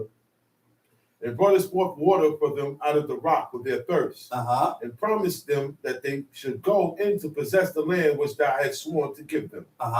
But they and our fathers dealt proudly. They dealt and hardened proudly. their necks. They dealt proudly and hardened their necks. What do you mean by hardening their necks? It's when you refuse to yield or submit to God. They got stubborn. That's when your heart is hardened. When you stubborn up against God. You refuse to yield and submit to what God says. Go ahead. And hearken not to thy commandments. And refuse to obey. Neither were mindful of thy wonders that thou didst among them, but hardened their necks, and in their rebellion appointed a captain to return to their bondage. But thou art a God ready to pardon. Gracious and merciful. Gracious and merciful. Slow to anger. Slow to anger. And of great kindness. And forsookest them not. And never abandon us. Regardless of how we dealt with God, God never abandoned us. He's gracious. Because he's gracious, he's merciful, and he's always ready to forgive. He's always ready to forgive. So we, men, we have to be the same way. I will never hold nothing above a person's head according to what they did. Ready to forgive. I will always have room to forgive a person. I will always have room to forgive you. Let that go. Why? Because I want God to reserve room to forgive me. So if I want God to forgive me, I have to forgive you. In the Psalms, it says, with the merciful, I will be merciful. So if I feel a lot of mercy, That's it. I will receive it. That's it. Tom sheet. Yea, when they had made them a golden calf, and said, this is thy God that brought thee up out of Egypt, and had brought great provocations. Now, after seeing everything that God did for them, they went and made a golden calf and started worshiping it and was on their way back into Egypt. It was serious too. On their way back to Egypt. So while they're doing all this, God is in Mount Sinai. And he started to destroy the nation. God was going to wipe out the whole nation. At one time. And he was going to make a nation out of Moses. But Moses cried out for the people. See, Moses wasn't selfish. Moses always was a man that considered the state of the people. He wasn't selfish. And those are qualities of leaders. Heads, leaders, officers, to lead a people, to lead a family. You can't be selfish. Why? Because I will always consider my son before I consider myself. I will always consider my daughter before I consider myself. If me and my son need a coat, I'm going to buy him a coat first, and I'm going to do it out.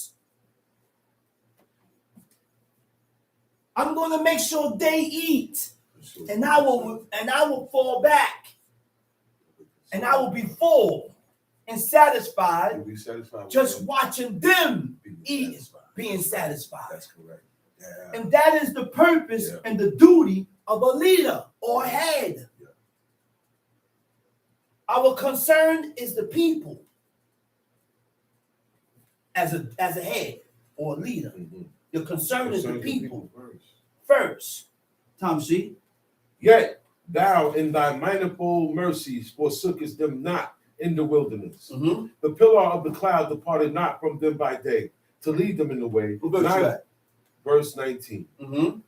Neither the pillar of fire by night to show them light and the way wherein they should go.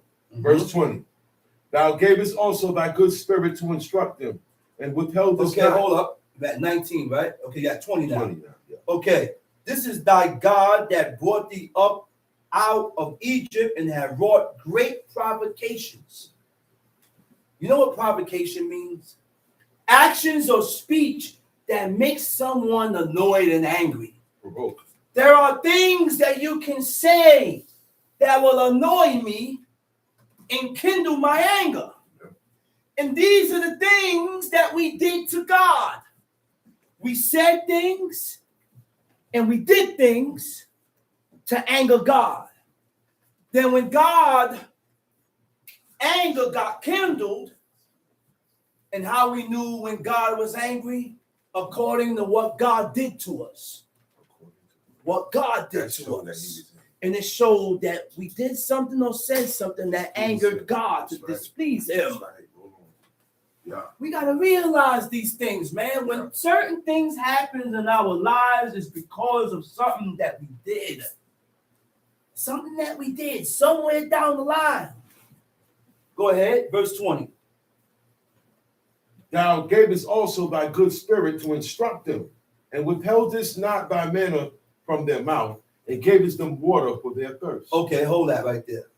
Go to Psalms 141. He said, yet thou, in thy manifold mercy, forsookest them not in the wilderness. The pillar of the cloud departed not from them by day to lead them in the way. Now, it used the word to instruct, right? Right? No. It said, thou gavest also thy good spirit to instruct them. That's deep. It says, thou gavest also thy good spirit to instruct them. I looked up the definition of instruct. It says sekel. It means prudent. It means to govern and discipline yourself by the use of reasoning. This is a spirit that God has. This is only provided and given by God. Okay? To be able to govern and discipline yourself. What do I mean by governing and disciplining yourself?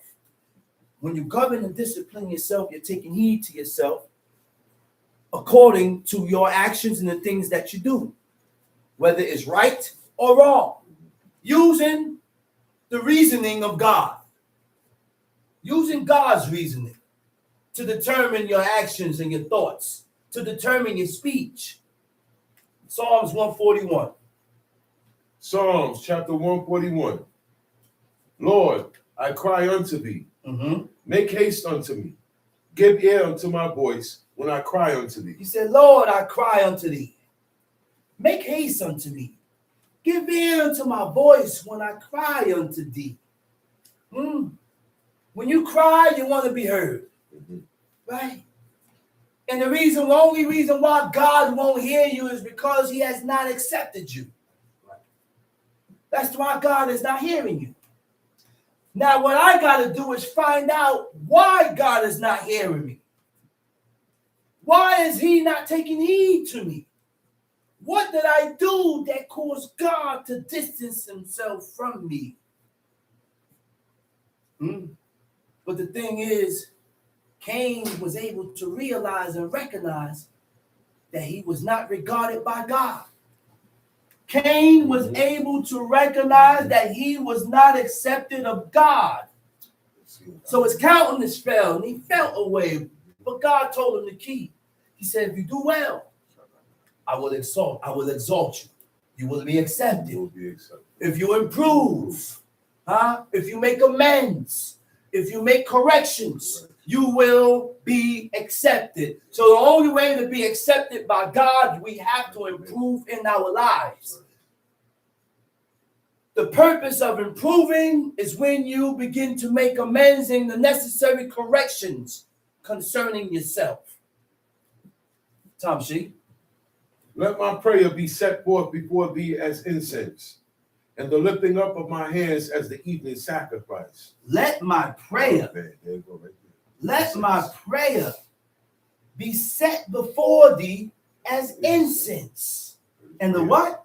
And the lifting up of my hands as the evening sacrifice. And the lifting up of my hands as the evening sacrifice. There you go. Do we know that there is a posture that goes with us praying? Lifting up of the hands. You cannot pray to God with your hand like this. Put your hands together.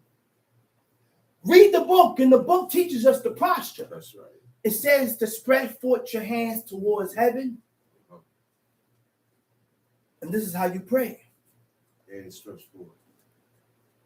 You can also bend your knees with your hands stretched forth. Both knees, not one knee. Both knees. You can also bow down. If you pray any other way, it's not right. Because that's not how our forefathers prayed. We have to pray how they pray. We have to look how they look.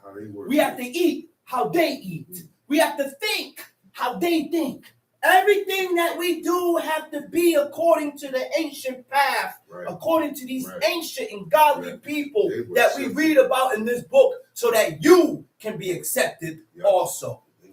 Yes, we can be accepted in these days and times.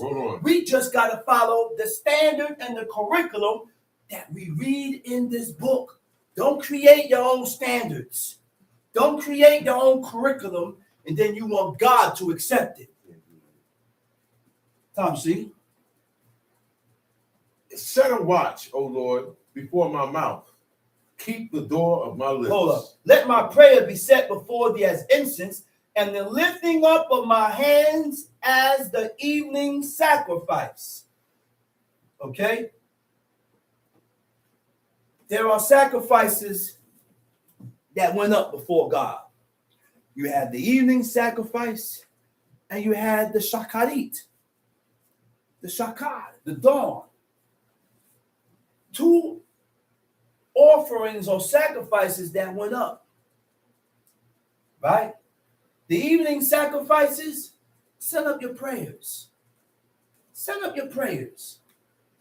Not when you get up in the morning. Get up when the time says for you to get up. Don't sleep till 11 and 12 o'clock, and then you want to talk about, I'm sending up my shakarit. No. You already slept till noon. You got to get up. Even though I'm tired, I'm up at 5:30. I said I'm up at 5:30 every morning, sending up my prayers before God. Tom Sheep. Set a watch, O Lord, before my mouth. Keep the door of my lips. Set a watch, O Lord. Set a watch, O Lord, before my mouth. Curve my tongue, O Lord. Don't allow me to say certain things, O God. Guard my tongue, O Lord, from evil, and my lips from speaking guile and craftiness. These are things that we ask God, man. These are things that we ask for. Because you can condemn yourself according to your speech. You can condemn yourself just by what you've voiced out of your mouth. That's right. Tom Sheep. Incline not my heart to any evil thing. Incline not my heart to any evil thing. Don't cause me to lean towards things that is evil. Don't cause me to desire and take pleasure in things that is against God. Tom C. To practice wicked works with men. To practice wicked works with men that work iniquity. That work iniquity. And let me not eat of their dainties. And let me not eat of their dainties. You know what that means? Don't eat nothing from people that don't serve God. Don't eat nothing from people that hate your God. That's right. Oh my gosh. So now, if I don't eat nothing from people that hates my God, then I'm not buying nothing out there. I'm not going to buy my food, cooked food from a vegan spot that hates your God. Cook your own food. You cook your own food. See how deep this is, man? Tom sheet. Let the righteous smite me. It shall be a kindness. Let the righteous smite me. So when the righteous smites you, he's not smiting you to hurt you, but I'm smiting you hoping that you acknowledge that this was a correction. I'm smiting you hoping that you recognize that I'm only doing this out of love for you, and I don't want to see you fall. I don't want to see you fall. Take it in and accept it and build. Tom Sheet. Let the righteous smite me, it shall be a kindness. And let him reprove me, it shall be an excellent oil, which shall not break my head. For yet my prayer also shall be in calamity. This is deep. Look. The Hebrew word for calamity is evil. We set up prayers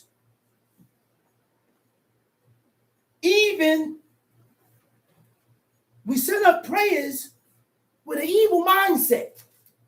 We set up prayers not being 100% right with God, but we still want God to accept it. That's why he said, allow the righteous to correct me.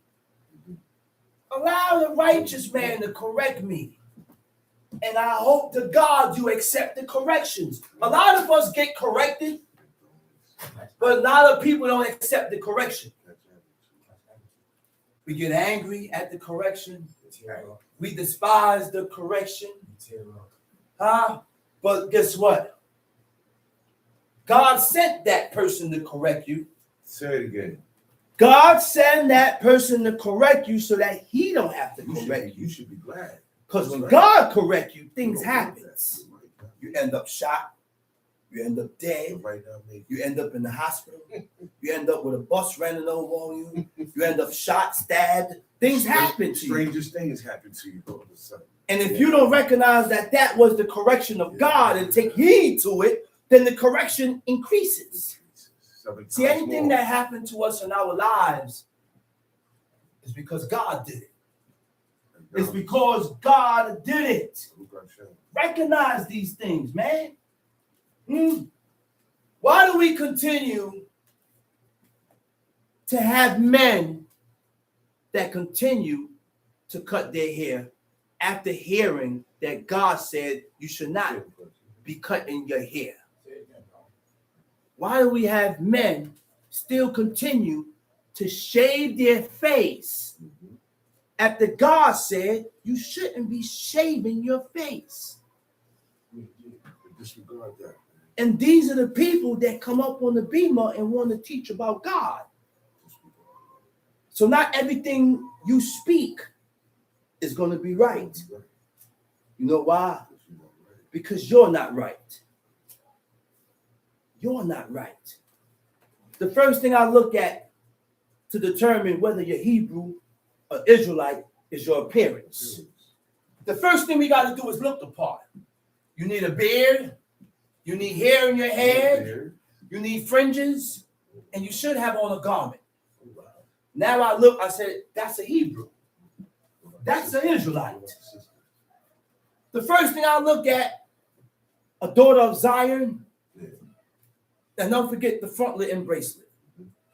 Those are IDs. A daughter of Zion, she has on long dresses, a long skirt. She's covered.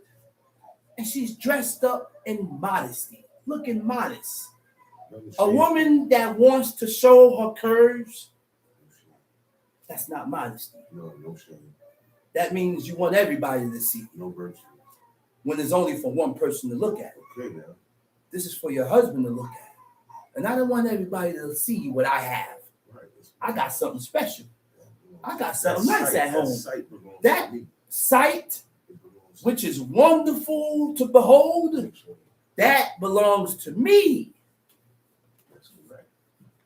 I don't want every man to see every dent and every curve, every cellulite. Right. I like the cellulite. I don't care if you don't like it, if they don't like it. I like it. I married it. I married it. I put the ring on it. It's mine. I'm going to deal with it. It's mine. That belongs to me. That's right. That's me. That's right. Huh? That's mine. So therefore, I don't want everybody to see what I got. That's right. I got something good. That's right. Hide that. No. Come on over here. Get out my white face. Let me look at that lines, man. That's me right here. Put your eyes This was my eyes on it. Oh, Lord. Time sheet. Psalms chapter 141, verse 6. Uh-huh. When their judges are overthrown in stony places, they When shall their judges are overthrown in stony places. The Hebrew word for overthrown, I can't find it, but I wrote it down what the word means. It means to cause to fall. When the judges has been caused to fall. When God has overthrown the judges. Huh? Go ahead. They in shall stony hear my places, words. They shall hear my words, Uh-huh. for they are sweet. Uh-huh. Our bones are scattered at the grave's mouth, Uh-huh. as when one cutteth and cleaveth wood upon the earth. Mm-hmm. But mine eyes are unto thee, O God, the Lord. In Mhm. thee is my trust. Leave not my soul destitute. Don't leave my soul. Don't leave me to myself. Yeah, don't leave me to myself. Don't leave me That's to what that means. myself. Don't leave me to my own thoughts. Don't leave me to my own thoughts. Don't do that. Because if God leave you to your own thoughts, that is the beginning of God destroying you. You're gonna go off. You're going to go off, man. You're going to go off. If God ever leave you to your own thoughts, you're going to go off. So if God leaving us to our own thoughts is by us following our own feelings Right. and making decisions according to how we feel at that point in time. And when we make decisions according to our feel, it's damn near hard to pull back. You know why it's hard to pull back? Because I'm already in and I'm already telling myself that this is the reason. This is the You're making purpose. yourself believe. And I'm making myself believe this Yeah. when it never happened. We do that. When it never happened. We do that. So, And I don't want to seem wrong and at fault in your eyesight. Tom, she. keep me from the snares which they have laid for me, and the gins of the workers of iniquity. Sister Yeah. Nakia, she said, Yeah. cover up from your Cover man too. And let him imagine. Let him imagine. That I ain't going to imagine because I seen it already. I seen it already. I know what I got underneath all those clothes. Go ahead, read. Verse 9. Keep me from the snares which they have laid for me. Keep me from the snares which they have entrapped me. These people have set traps. Notice one thing, that the godly is against the ungodly. The ungodly is against the godly. Wickedness against righteousness. Huh? There's never going to be peace. There's always going to be friction because one made his mind up to serve God and the other didn't. So therefore, the ungodly is going to set traps and snares for the ones that have made their mind up for God. He said, let the wicked fall into their own net, while that I withal escaped. Chapter 42. I cried unto the Lord with my voice. With my voice unto the Lord did I make my supplication. The most effective prayers towards God is when you are in tears. I said the most effective prayers is when you are in tears, voicing your supplication and your complaint. But we have to be right before God, though. Right. Meaning. You can't be wrong talking about I'm crying out to God and God is going to hearken to you. You are at fault and you wrong and you treacherous. But now you want to call yourself crying out to God. God ain't hearing that. That's right. You can't cry out to God and you're wrong. That's right. You can't cry out to God and you're wrong. Teach. You have to be right. Be sincere. You have to be right and in sincerity of heart, That's according right. to your own righteousness, man. That's right. He said, I poured out my complaint before him. Yeah. I showed before him my trouble. When my spirit was overwhelmed within me, then thou knewest my paths. Yeah. When God put you through certain things to reveal your direction, God put us certain trials and put us through certain trials and tribulations to reveal your path, to reveal your direction. He said, when my spirit was overwhelmed within me, then thou knewest my path. In the way wherein I walked, had they privately laid a snare before me. I looked on my right hand and beheld, but there was no man that would know me. Refuge failed me. No man cared for my soul. I cried unto the Lord. I said, thou art my refuge and my portion in the land of the living. Attend unto my cry, for I am brought very low. Deliver me from my persecutors, for they are stronger than I.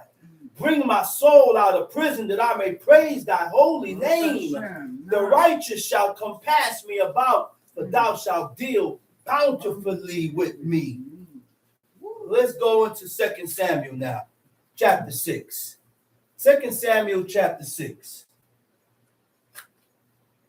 Again, David gathered together all the chosen men of Israel, 30,000. David gathered together all the chosen men of Israel. How many? 30,000. 30,000. 30,000 of men. The 30,000 of men that was chosen. Go ahead, read.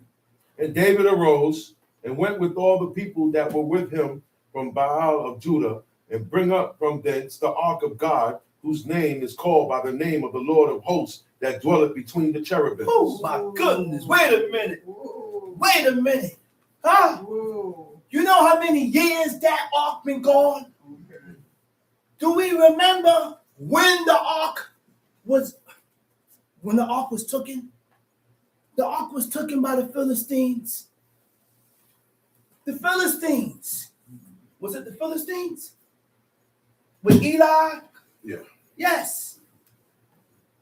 Why did God allow the ark to be taken by these people? Because of how Eli's sons was dealing with God's sacrifices. Okay? And they was dealing, not Eli. Samuel's sons was dealing with lucre, unjust gain. But these guys here, they was taking the daughters of men. They was taking the daughters. They was bringing them when they come with their offerings, they would take the daughters and go into them. And then let them go. Each woman that was coming with their offerings, it was penetrating them. Then they started taking the offerings that was dedicated to God, and they was eating it raw. They was eating it raw, not with the blood. They was eating it raw. Before they cooked it, they drained the blood. They ate it raw. So the people started talking about it. And Eli heard the report that came from the people. He said, the things that I'm hearing is not a good report. You caused the people of the Lord to sin before God, which means you being ahead, you can lead these people astray. But his sons didn't listen. The sons didn't hearken. Why? Because God was already determined to destroy them.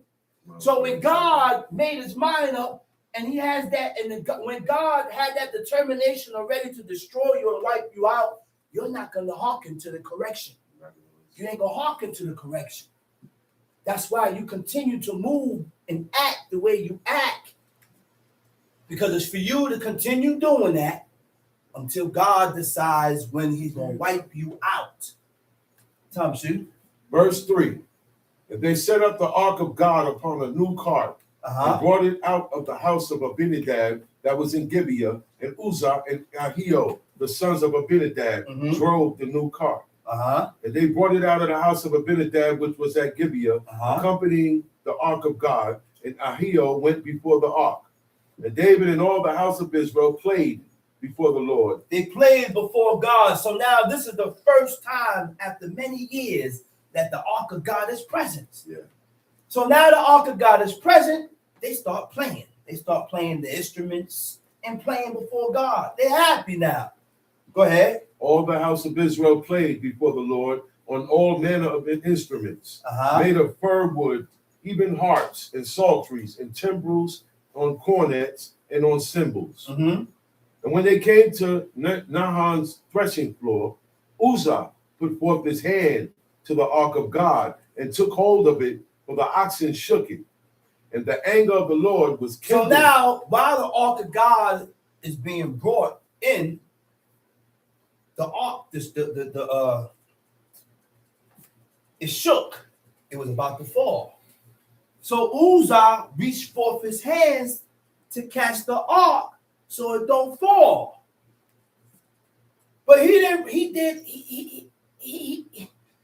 that so the ark don't fall. But he forgot that he ain't supposed to touch He ain't it. supposed to touch it by any means. By any means necessary. He went to go and grab it to stop him from falling, and what happened? And the anger of the Lord was kindled against Uzzah. And God smote him there for his error. And there he died by the ark of God. And David was displeased because the Lord had made a breach upon Uzzah. God killed Uzzah. David got displeased because of Uzzah. You see this? What you mean? You know that? Listen, man. And we can't do that. We can't do that. I can't get displeased or get angry from what God did. You ain't that close. You ain't on that level. You don't have that much grounds with God to be doing that. You can't do that. Go ahead, read. And he called the name of the place Perez Uzzah. Perez Uzzah. To this day. David was afraid of the Lord that day and said, how shall the ark of the Lord come to me? You see that mentality? That is a mentality that we all need. He was afraid because of how God dealt with Uzzah. Then as he went on and he said, who am I to have the ark before me? If he did that to him, which means he did not have pride and he did not look at himself in a manner to where he can do it, but you can't. He didn't look at himself that way. Go ahead. So David would not remove the ark of the Lord unto him into the city of David. But David carried it aside into the house of Obed-Edom, the Gittite. And the ark of the Lord continued in the house of Obed-Edom, the Gittite, 3 months. 3 months. And the Lord blessed Obed-Edom and all his household. And it was told King David, saying, the Lord has blessed the house of Obed-Edom and all that pertained unto him because of the ark of God. So David went and brought up the ark of God from the house of Obed-Edom into the city of David. He said, all right, now it's safe. It's safe. He said, listen, I'm not bringing that ark here because I don't want to bring wrath. He said, you know what? Like he used them for a guinea pig. He said, listen, let's put it in this guy's Test it house. out over here. Let me test this out. Put it over here. Let me see what goes on. Then when he seen what went down, he said, okay, now I could get it now and bring it into the city. Go ahead. And it was so that when they that bear the ark of the Lord had gone 6 paces, he sacrificed oxen and fatlings. And David danced before the Lord with all his might. David danced before God with all his might. And David was girded with a linen And he ephod. was girded with a linen ephod, the only king that ever wore the ephod.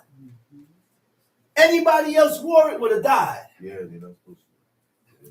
Anybody else would have wore it would have died. That tell you King David's status, his status with God, which means what? God got favorites. Yeah. Yeah, God got Give you favorites. special privilege. He gives you special privileges.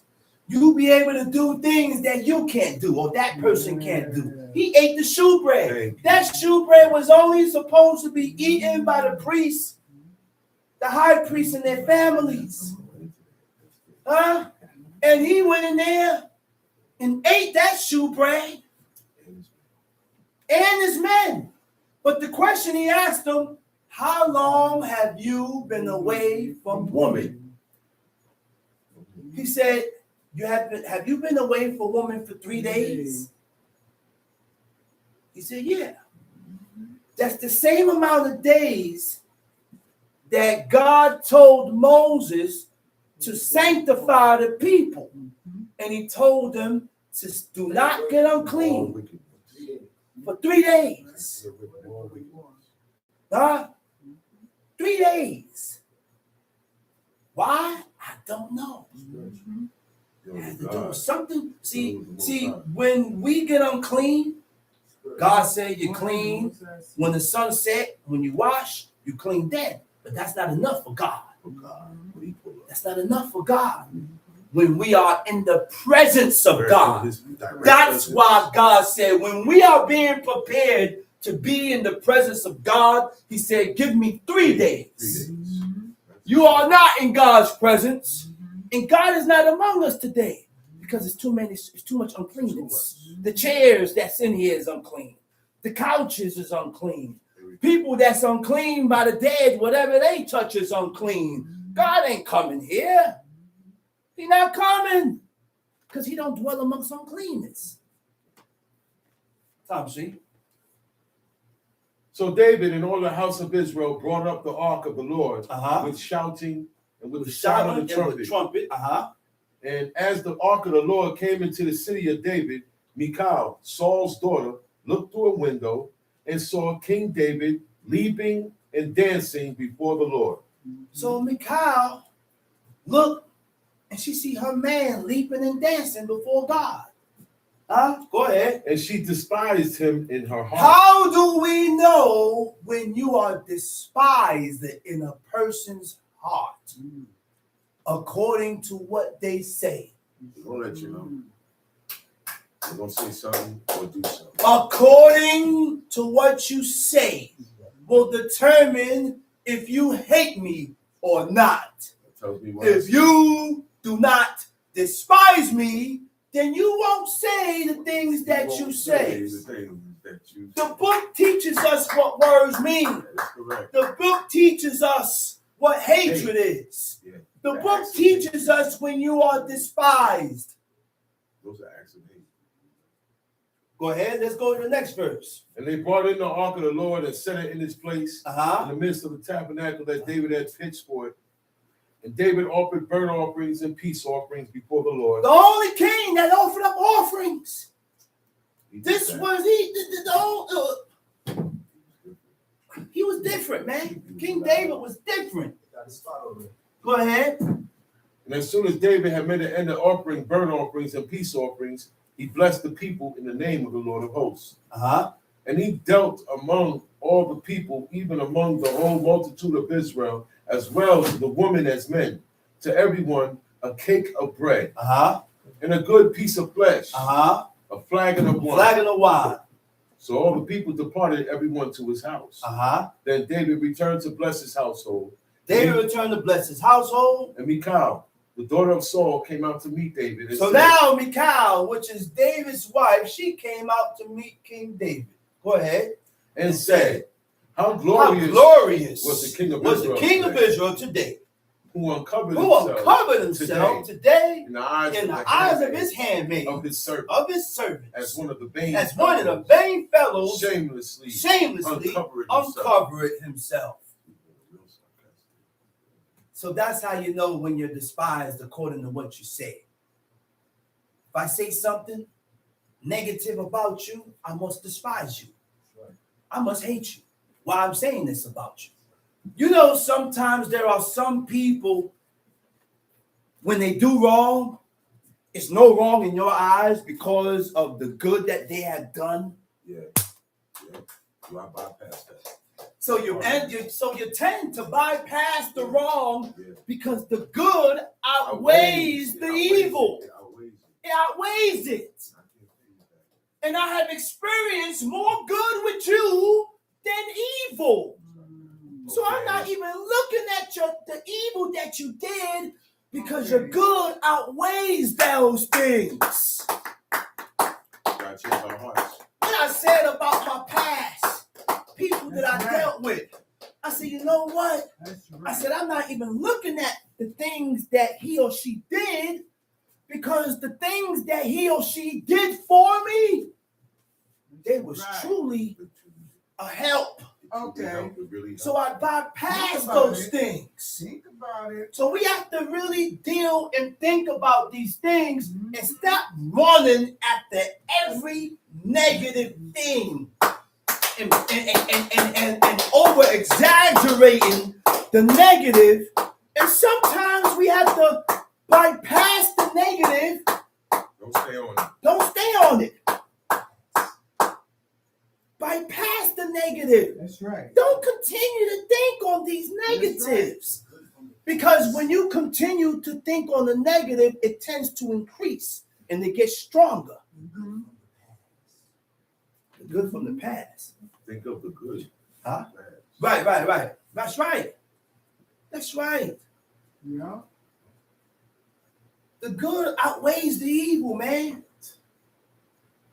The good outweighs the evil or the wrong or whatever happens. We tend to look for perfection. Mm-hmm. Ain't nothing perfect. Okay. That's the problem. Ain't a damn thing perfect. Go and be perfect with God. That's it. Nothing is perfect, man. Nothing is perfect. It's all about if we want to make this thing here work. How far we want to go with this? How far do we want to go with this? Okay. How far is this gonna last? I'm going all the way with it. Because it's only gonna last according to your decisions. Let's read. And David said unto Michal, it was before the Lord which chose me before thy father. Oh, so what King David told her? He said, what? It was before the Lord. I danced, and my dancing and my uncovering was before God. Okay. Go ahead. It was before the Lord which chose me before thy father. And God chose me before your father. Uh-oh. He said, God chose me before your father, man. Yeah. Yeah, God chose me. Who know God? Who's living a life according to righteousness? Right. Forget about my faults. I know who God is. Okay. I know who God is. Okay. Huh? Okay. Huh? So good comes from who? It's going to come from the one. More good is going to come from the one who knows and lives according to what God said. Knowing and living. Yeah, you can know, but you ain't living it. Knowing and living according to what God says. That's right. But you only listen and hearken to the who you are. Mm-hmm. Who you are. Yeah. You listen and you hearken according Like man's a trap. to who you are. That's right. If I am not this, you ain't gonna hearken to this. Mm-hmm. I can speak this, but I am not this. Mm-hmm. This is not who I am. Mm-hmm. I'm only gonna hearken to who I truly is, Mm-hmm. who I truly am, Mm-hmm. which is the inside. Okay. That's the last thing to change. You can change the way you look. You can put on a bunch of ornaments that's gonna make you look godly and righteous. Mm-hmm. But what's in you will come out. That's right. Like minds attract. Birds of a feather flock together. Water seeks its level. Mm-hmm. Let's read. Mm-hmm. And David said unto Michal, it was before the Lord which chose me before thy father, and before all his house, to appoint me ruler over the people of the Lord, over Israel. Therefore will I play before the Lord. And I will yet be more vile than thus, and will be base in mine own sight. And of the you see what she did? She done woke up the beast in King David. Okay. You over here talking about I uncovered myself amongst the maidens. He said, okay, oh, that bother you? That's what you're worried about? I was doing this before God. I'm not thinking about the maidservants, but you're thinking about the maidservants and how much woman is around watching me. I'm doing this before God. So since it bothers you, I'm going to do it more. Because I ain't doing nothing wrong. That's right. That's right. Read.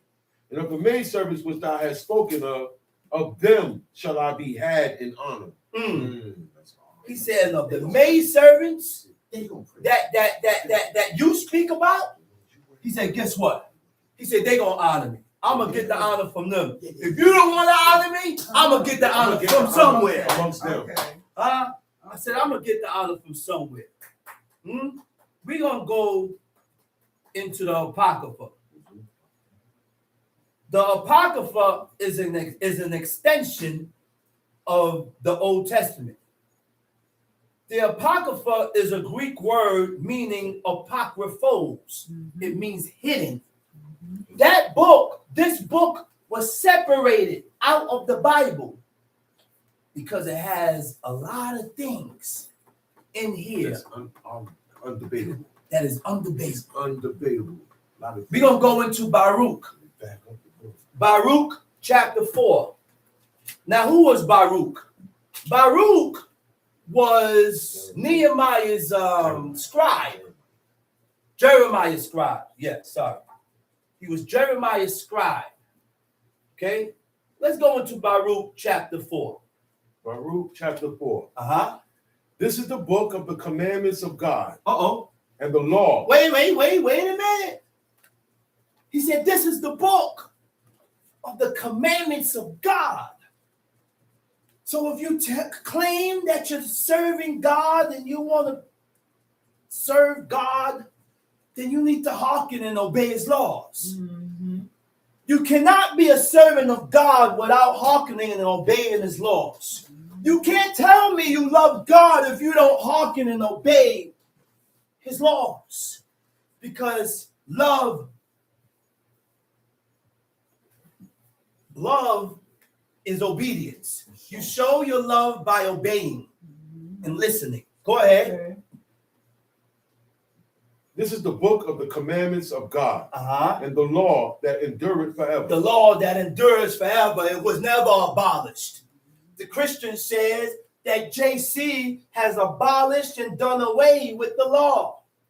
And all you got to do is believe. Once you believe, you will be saved. Isn't that a bunch of rhetoric? The biggest lie ever told to man? Yeah.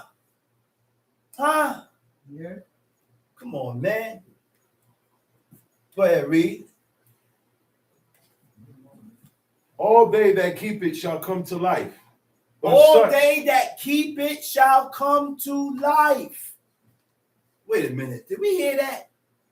So the keeping of the commandments of God will bring life?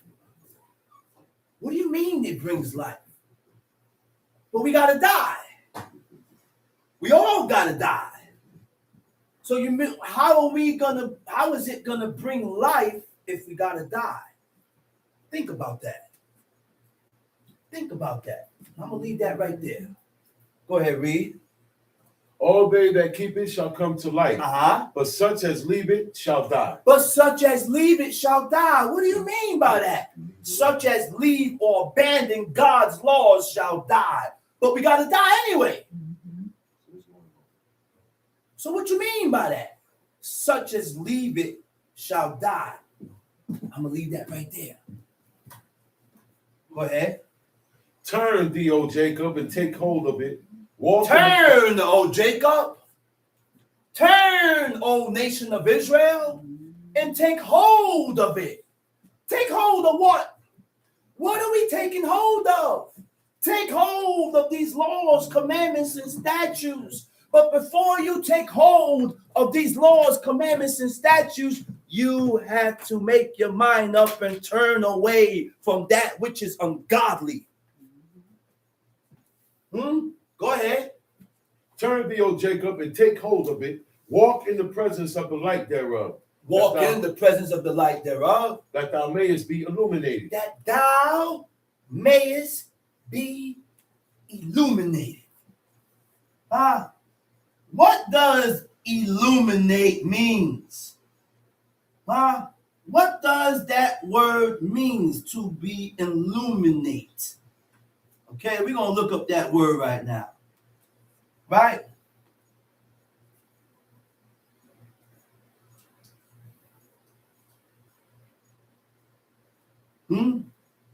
Illuminate. Look up that word for me. Okay. I got it. That thou mayest be illuminated. Can I read? What is it? To supply with light. To supply with or light. to make something clear and easier to understand. Oh my goodness. That's why we read it, we don't understand. That thou mayest be illuminate. To make something clear and easily to understand, to brighten, to lighten, to enlighten. to See the enlighten. words clear now. Come on, man. Understand what the words mean. Go ahead. That's right. Give not thine honor to another. Give not your honor to another. Nor What is it that we give to another? What is our honor? What is the thing that God said don't give to another nation? The law, the commandments, the laws, the statutes. He said this right here is for Israel. Right? Go ahead. nor the things that are Profitable unto thee to a strange nation. Tom Sheep. O Israel, happy are we. Happy are we. For things that are pleasing to God are For the made things known that to are us. pleasing to God are made known unto us. We have the key to life of how to please God. And the only way to please God is to take heed to these laws, commandments, and statutes. You can't please God no other way. Okay. That's the only way. That's the only way to please You God. can't make up your own way. That's the only way to please God, is by taking heed to these laws, commandments, and statutes and living your life according to what God says. We don't make up excuses for your violations. That's what we tend to do. We make excuses for our violations concerning God's laws. Come on, man. Let's read. Be of good cheer, my people, the memorial of Israel. Be of good cheer, my people. The memorial of Israel. Go ahead. Ye were sold to the nations. Yeah, God sold us. Yeah, God gave us up. But the reason why God sold us to other nations, the reason why God gave us up, why? Why? Not for your destruction, not to destroy you. but because he moved God to wrath. But the reason why God gave us up to slavery is because we angered him. We angered God by going against God, by serving gods of wood and stones. So because of that, he gave us up into slavery. So don't blame the white man. Don't blame this one. Don't blame nobody. Blame yourself. Blame yourself for going against. Us and our Father. For going against what God said. We brought this upon our own selves. I said we brought whatever we went through, we brought it upon ourselves. When we begin to realize that, then we will recognize and understand that God did it because you came up short before God. God put me through this because I came up short with God. Somewhere down the line, I have offended God. This was allowed to happen. God is leading me astray and leading me towards certain people and certain things because there's somewhere down the line that I'm coming short at. gotta recognize these things. Everything that happens in our lives is for a reason. No reason. It's for a reason. Doesn't happen for nothing. It don't happen for nothing. Tom, see? And ye were delivered unto the enemies. Verse 7. For ye provoked him that made you by sacrificing unto devils. We provoke God by sacrificing to devils, by sacrificing to idols and deities, and not God. Tom, see? Ye have forgotten the everlasting God that brought you up, and ye have grieved Jerusalem that nursed you. So ye have forgotten the everlasting God that brought you up, and ye have grieved Jerusalem that nursed you. Like a mother. Took care of you, trained you, upbringing, gave you nurtured you, fed you, did all that. And what we did? Turn our backs on Jerusalem. Go ahead. But when she saw the wrath of God coming upon you, she said, Hearken, O ye that dwell upon Zion. Oh my goodness. Jerusalem saw the wrath of God kindling and the punishment from God, right? And she said, what she said? And she said, Hearken. She said, Hearken, O ye that dwelleth about Zion. God hath brought upon me great mourning. God has brought upon me great mournings. Even though we was at wrong with God, Jerusalem still mourned. Why? Because this is my child. This is my children. And I'm always going to feel the way because this is my child, regardless of the circumstances. Yeah, I know my child is wrong, but what he's going through, I'm still going to feel the way because he came from me, because she came from me. Look at Jeffrey Dahmer's mother. She knew that what things that Jeffrey Dahmer did, but she still cried. The love of a mother ain't going nowhere. Unconditional. That's unconditional love. And that's the only one that's going to love you unconditional. That's right. Give it up. Recognize that. Your parents' love are unconditional. And a dog's love. You know what else is unconditional? You know what else is unconditional? Loyalty and faithful. Once a person is loyal, once a person is 100% loyal and faithful, they will never turn on you, even when you have done them wrong. Because you have loyalty and faithfulness in you.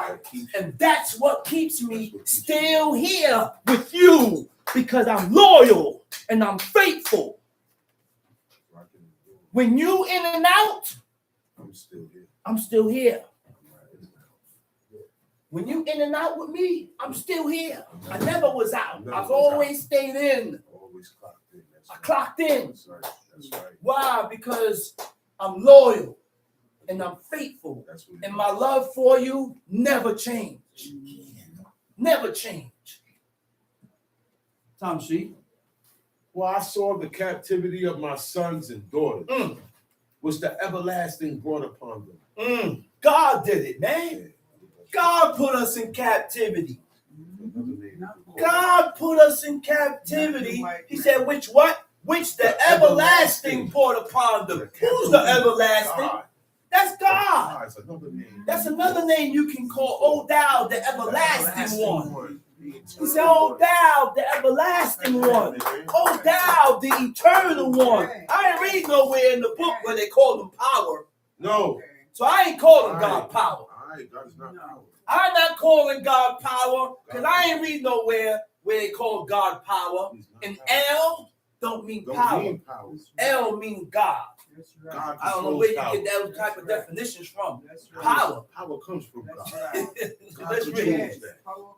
Well, I saw the captivity of my sons and daughters, which the everlasting brought upon them. Mhm. With joy did I nourish them, With joy did I nourish them. but sent them away with weeping. But I sent and them mourning. away with weeping and mourning.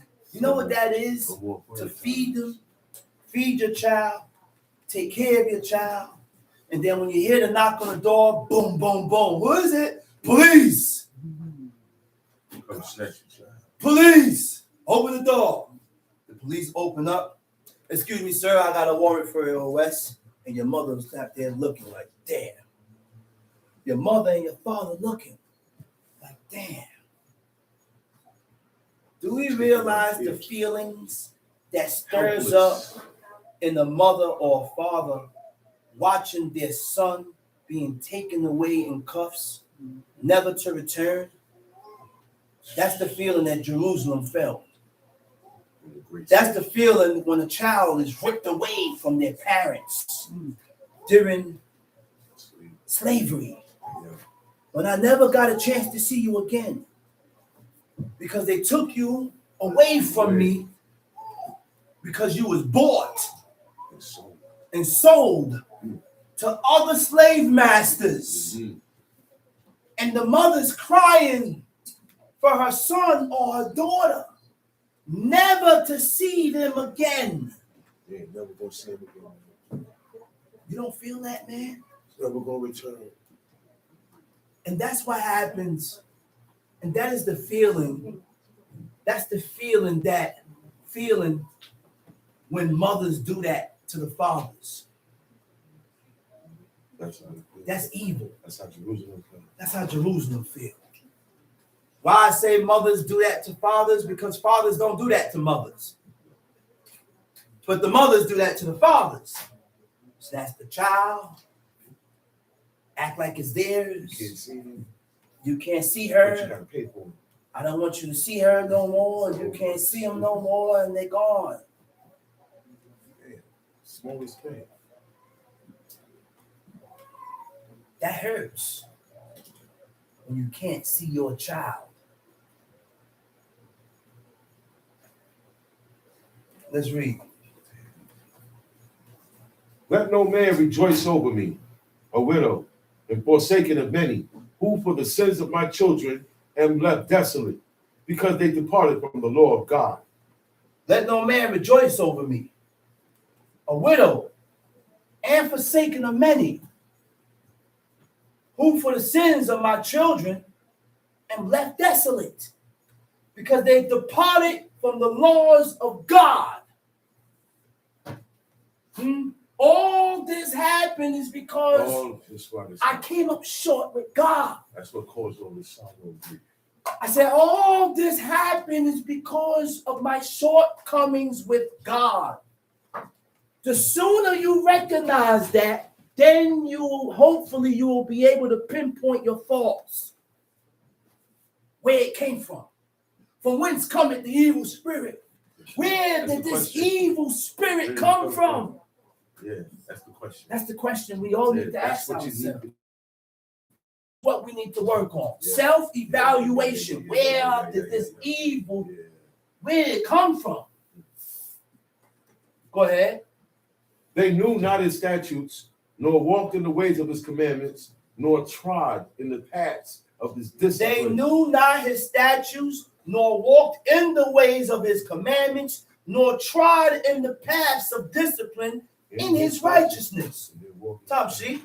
Let them that dwell about Zion come, and remember ye the captivity of my sons and daughters, which the everlasting hath brought upon them.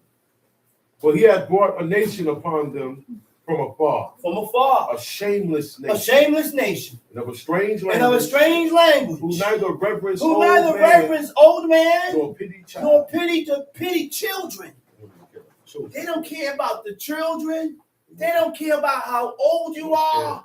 These are heartless people. God made these people heartless like that. God did that, man. Because of our shortcomings. You're not going to gain no favor in these people's eyes. That's right. That's right. Tom Sheik. These have carried away the dear beloved children of the widow, and left her that was alone, desolate, without daughters. But what can I help you? What can I do to help you? I can't do nothing to help you. For he brought these plagues upon you, will deliver you from the hands of your enemies. So the one that did it will deliver you. God is the one that put it upon you. God is the only one that can take you out of that rut. So God scattered us? God scattered us. God will gather us. Okay. We try to gather and On our own. become, we try to gather on our own. But God keeps splitting us, keep separating. That's why you got all these congregations. Oh, I just hope one day that we all can be one. That's never going to happen, Sam. It's never going to happen. God is the one that's going to gather us. The separation will continue. Why? Because nobody see the Lord the same.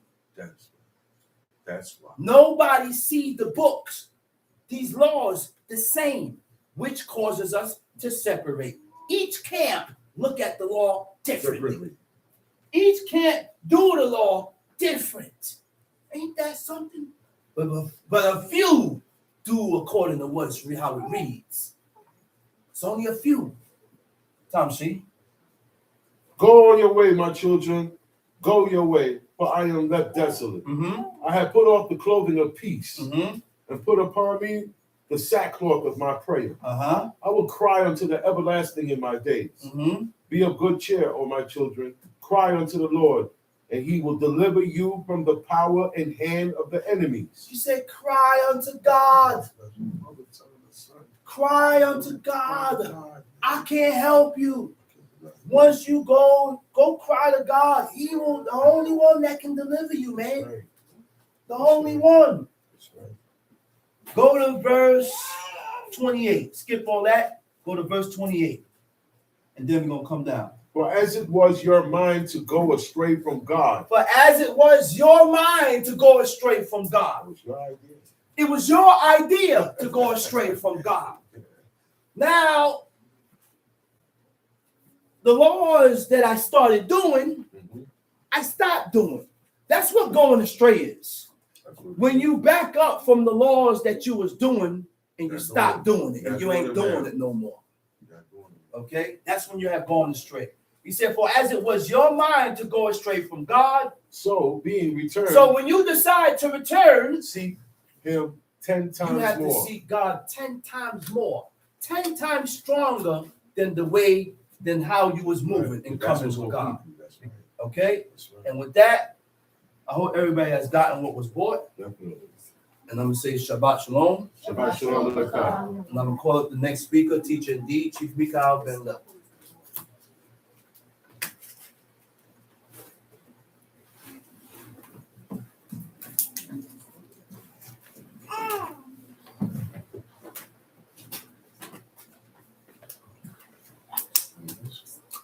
No.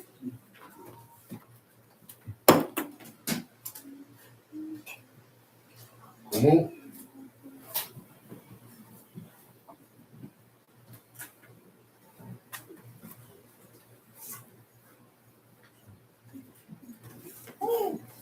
Giving all praises.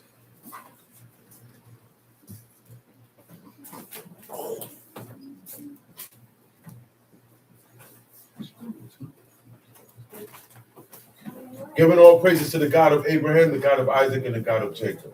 There is none as holy as the Lord, but there is none beside thee. Neither is there any rock like our God. Talk no more so exceedingly proudly, that not Aaron can see come out of your mouth. For the Lord is a God of knowledge, and by him actions are weighed. The bows of the mighty men are broken, and they that stumbled are girded with strength. They that were full have hired out themselves for bread, and they that were hungry cease, so that the barren hath borne 7, and she that had many children is waxed feeble. The Lord kill it and make it alive. He bring it down to the grave and he bring it up.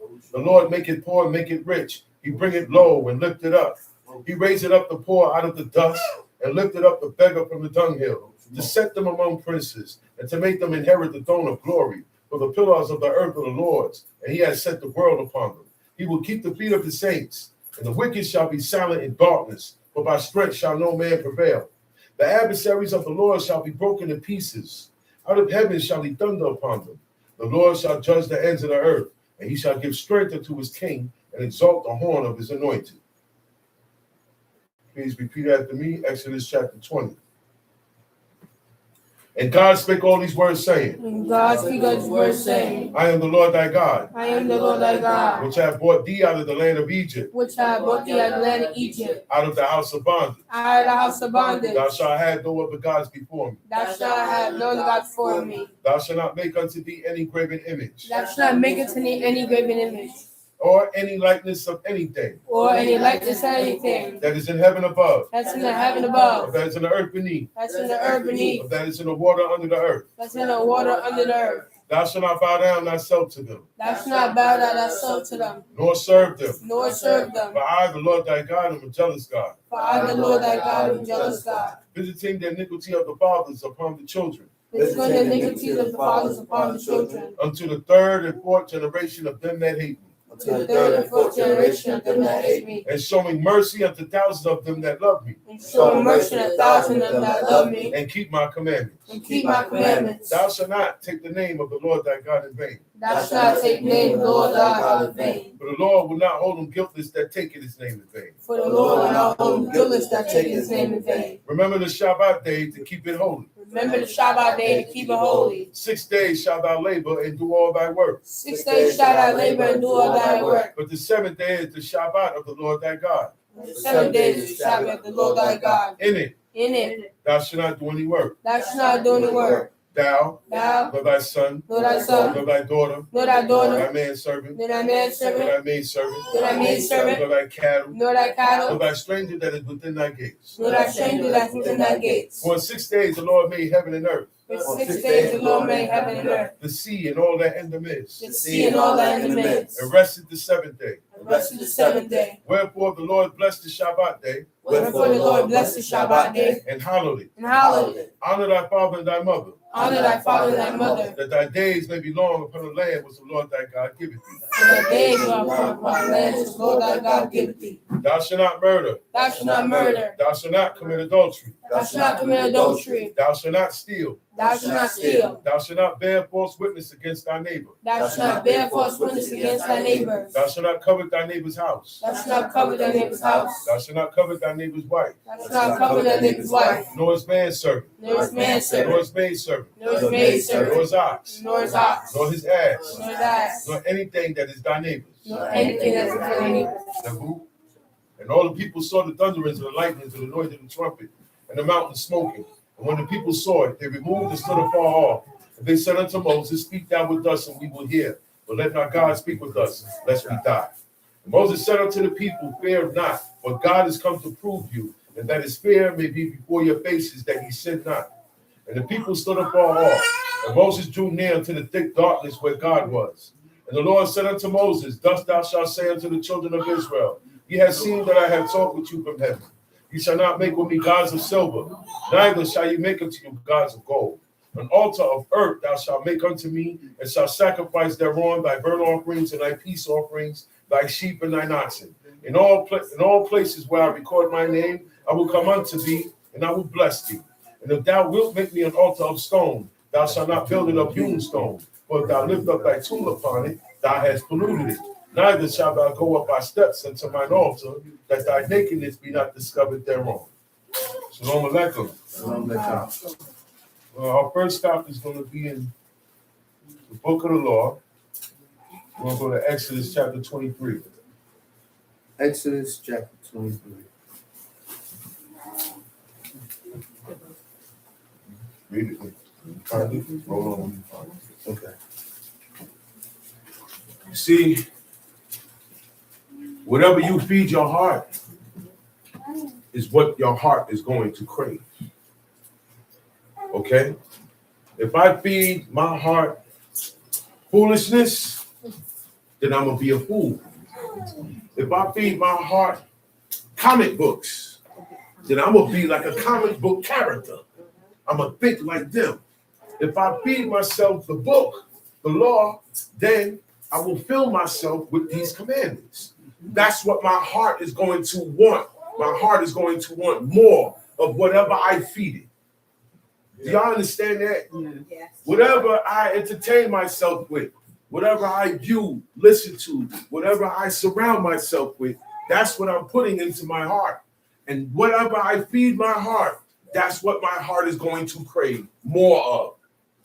This is why the Most High said, read this book every day. And in the beginning, you're not going to feel no change. There's not going to be a change. It has to be work put in first for a change to go down. So in the beginning, you're going to read and do. In the beginning, you're going to read and do. You're not going to understand everything. Even us teachers are still learning. We're at a different level, though. We're at a different level, but we are still learning at the level that we are at. Okay? Everybody is still learning. There is nobody here that communes with God and speaks with God, and that I can go to and inquire of and get an answer concerning this law, concerning this situation, concerning this matter. So the best thing for me to do, the best thing, which is mandatory, is for me to stick to what the book says. Stick to what it says. We wander too much. Our minds wander too much.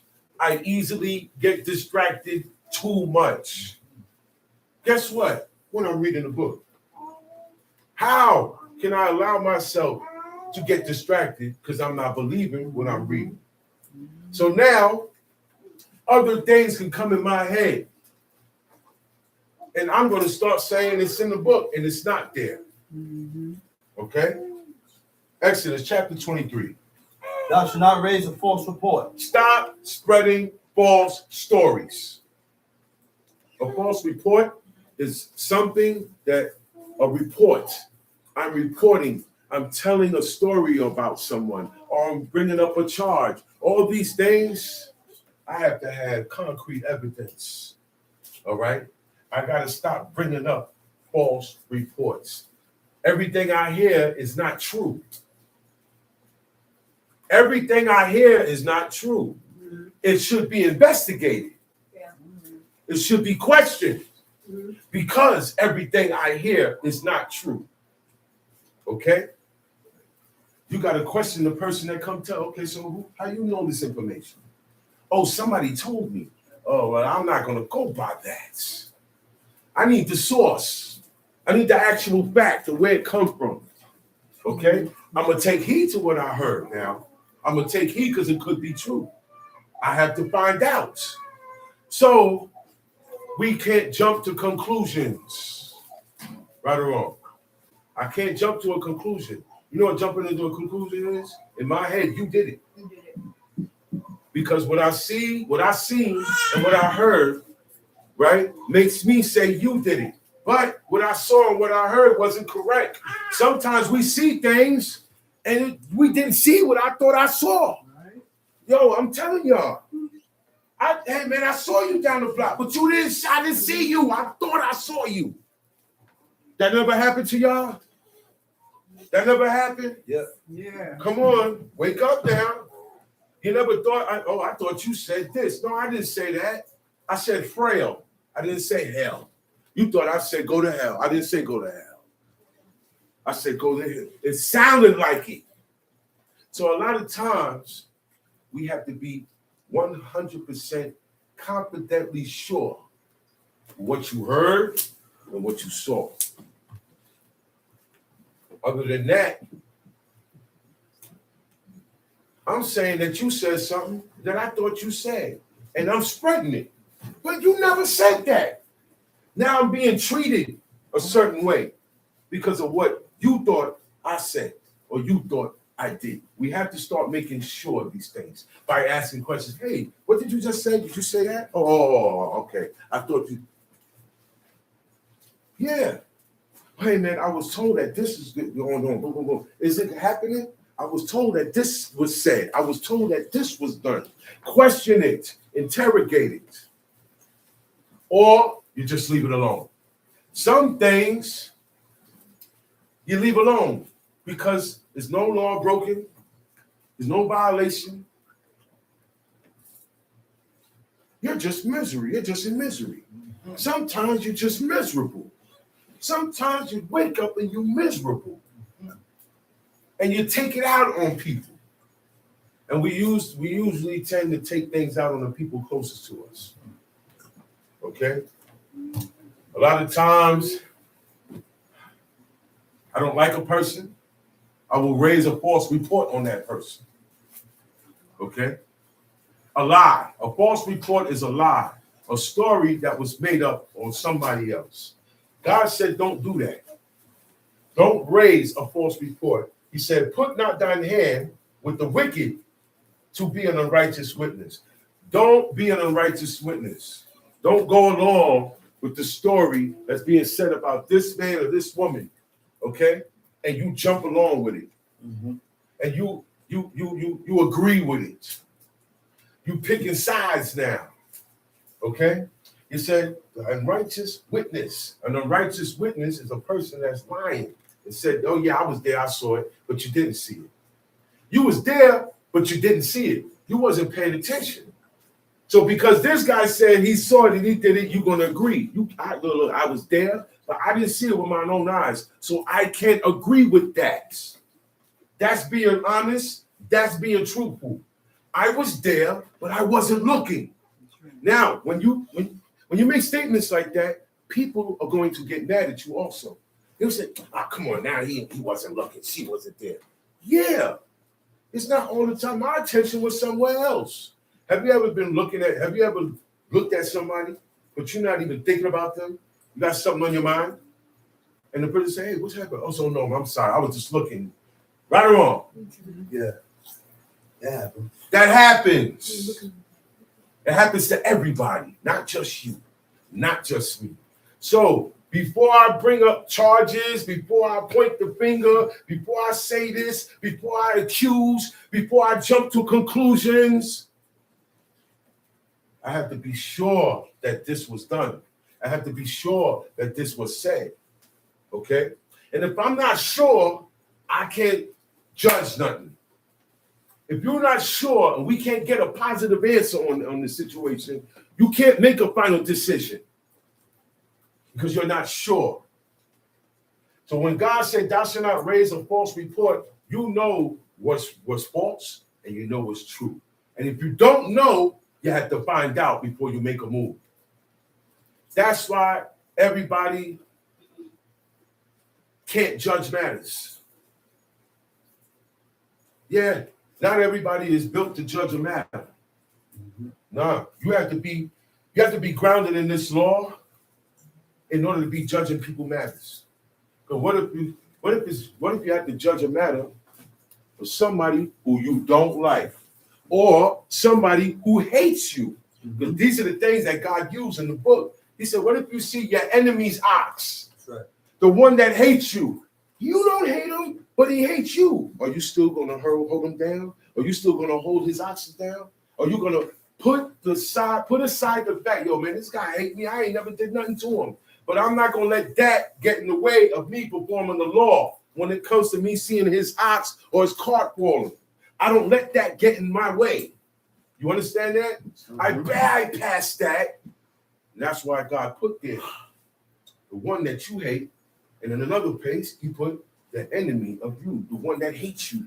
So that either one of those cases, hate is involved. Mm-hmm. But when the law is being pronounced in certain situations come up, I have to override that hate. I have to put that aside. I have to put aside that I hate you. And I have to put aside that you hate me. See, that's when things don't get but so far. Things are not supposed to get so far with Israelites. Arguments, discrepancies, debate, whatever. It's not supposed to get that far because we have the commandments here to say what is right and what is wrong. And everybody get in their proper place and advance. Time sheet. Thou shalt not follow a multitude to do evil. Thou shalt not follow a multitude to do evil. You follow a multitude to do evil in two ways. There's two ways to do this. I'm with the multitude. Whatever the multitude is doing is against God's commandments. And I'm there with them. I'm present.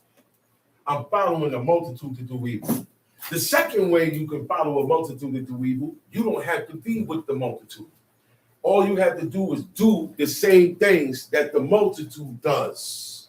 All you had to do was celebrate the same things that the multitude does. That's right. All you had to do was dress the same way that the multitude does. That's right. All you had to do was act the same way that the multitude does. Eat the same way that the multitude does. Party, celebrate, worship, everything that the multitude does. That covers whether you're there with them or not. Because you can go out and see how people live and take that back home and incorporate it in your house. Am I correct? That's right. That's following the multitude to do evil. Mm-hmm. Or I could be right there with them and partake of the evil that's being done. I follow the multitude to do evil.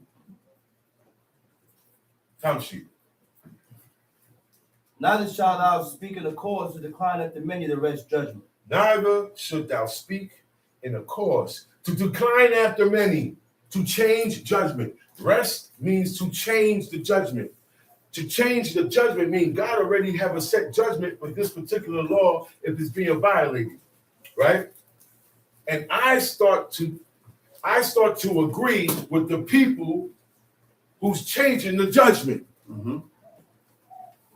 I agree with them. I speak and I make my speak and my testimony theirs. Okay? At first I told the truth, but then I changed my testimony because I heard what everybody else said. I declined after many to change the judgments. Mm-hmm. You can't do that. Tell the truth. If you were a witness to something, say what you saw, say what you heard. Don't let what other people say make you change your words. All right? Time sheet. Neither shalt thou countenance a poor man in his cause. Neither shall thou countenance a poor man in his cause.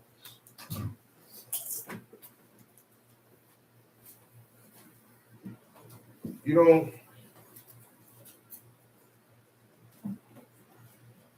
He's poor. He's poor.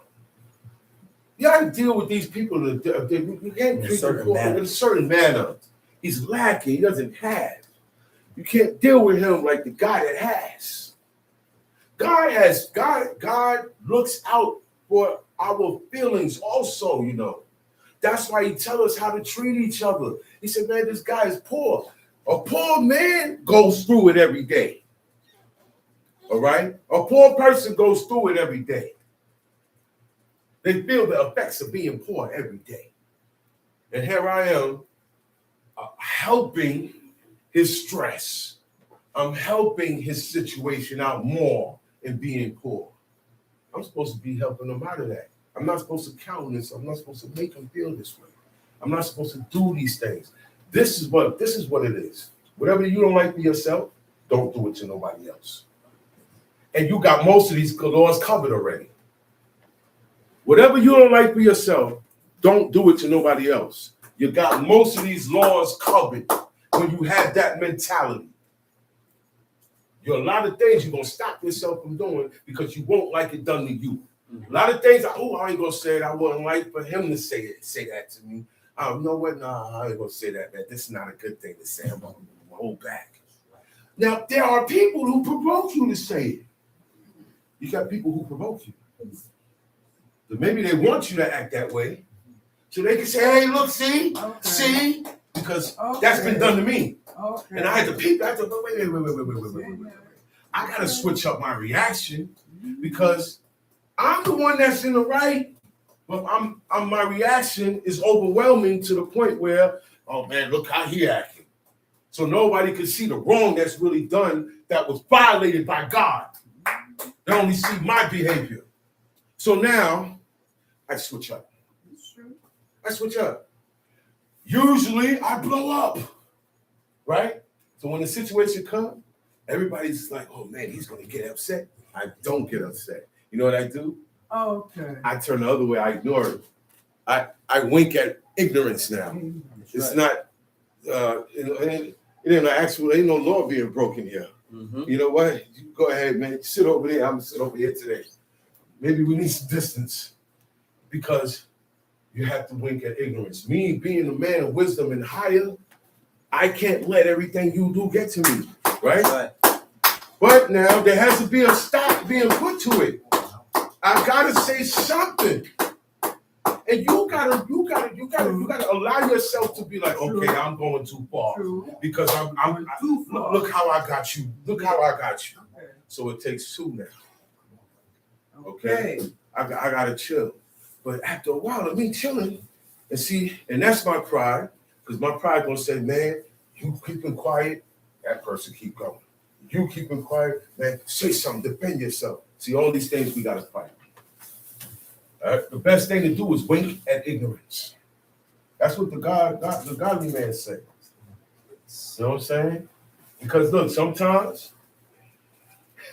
God step in for you. Mm-hmm. Hey, God step in for you. Okay. You'll see your anguish and say, oh man, no, I'll put a stop to this. It's too much. That's what he says. See, and look, and you're not addressing the situation. God gonna look and say, every time he get offended, he leave it alone, back up even. Know what he do? He start fighting for you. Mm-hmm. He start fighting for you. He back, but he got to see that you're not. I'm not getting on that. I'm back. I'm not trying to be on that. I'm not trying to be this way no more. Mm-hmm. And he sees now you're not getting no help because you keep getting your buttons pushed. He gonna come in and help you.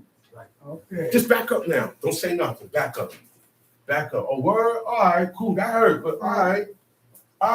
I'm gonna be long suffering like my God now. Now I'm gonna start being like God. You ain't gonna really like me. Yeah, because the things that you do don't pay no mind to it now. Mm-hmm. It ain't a violation.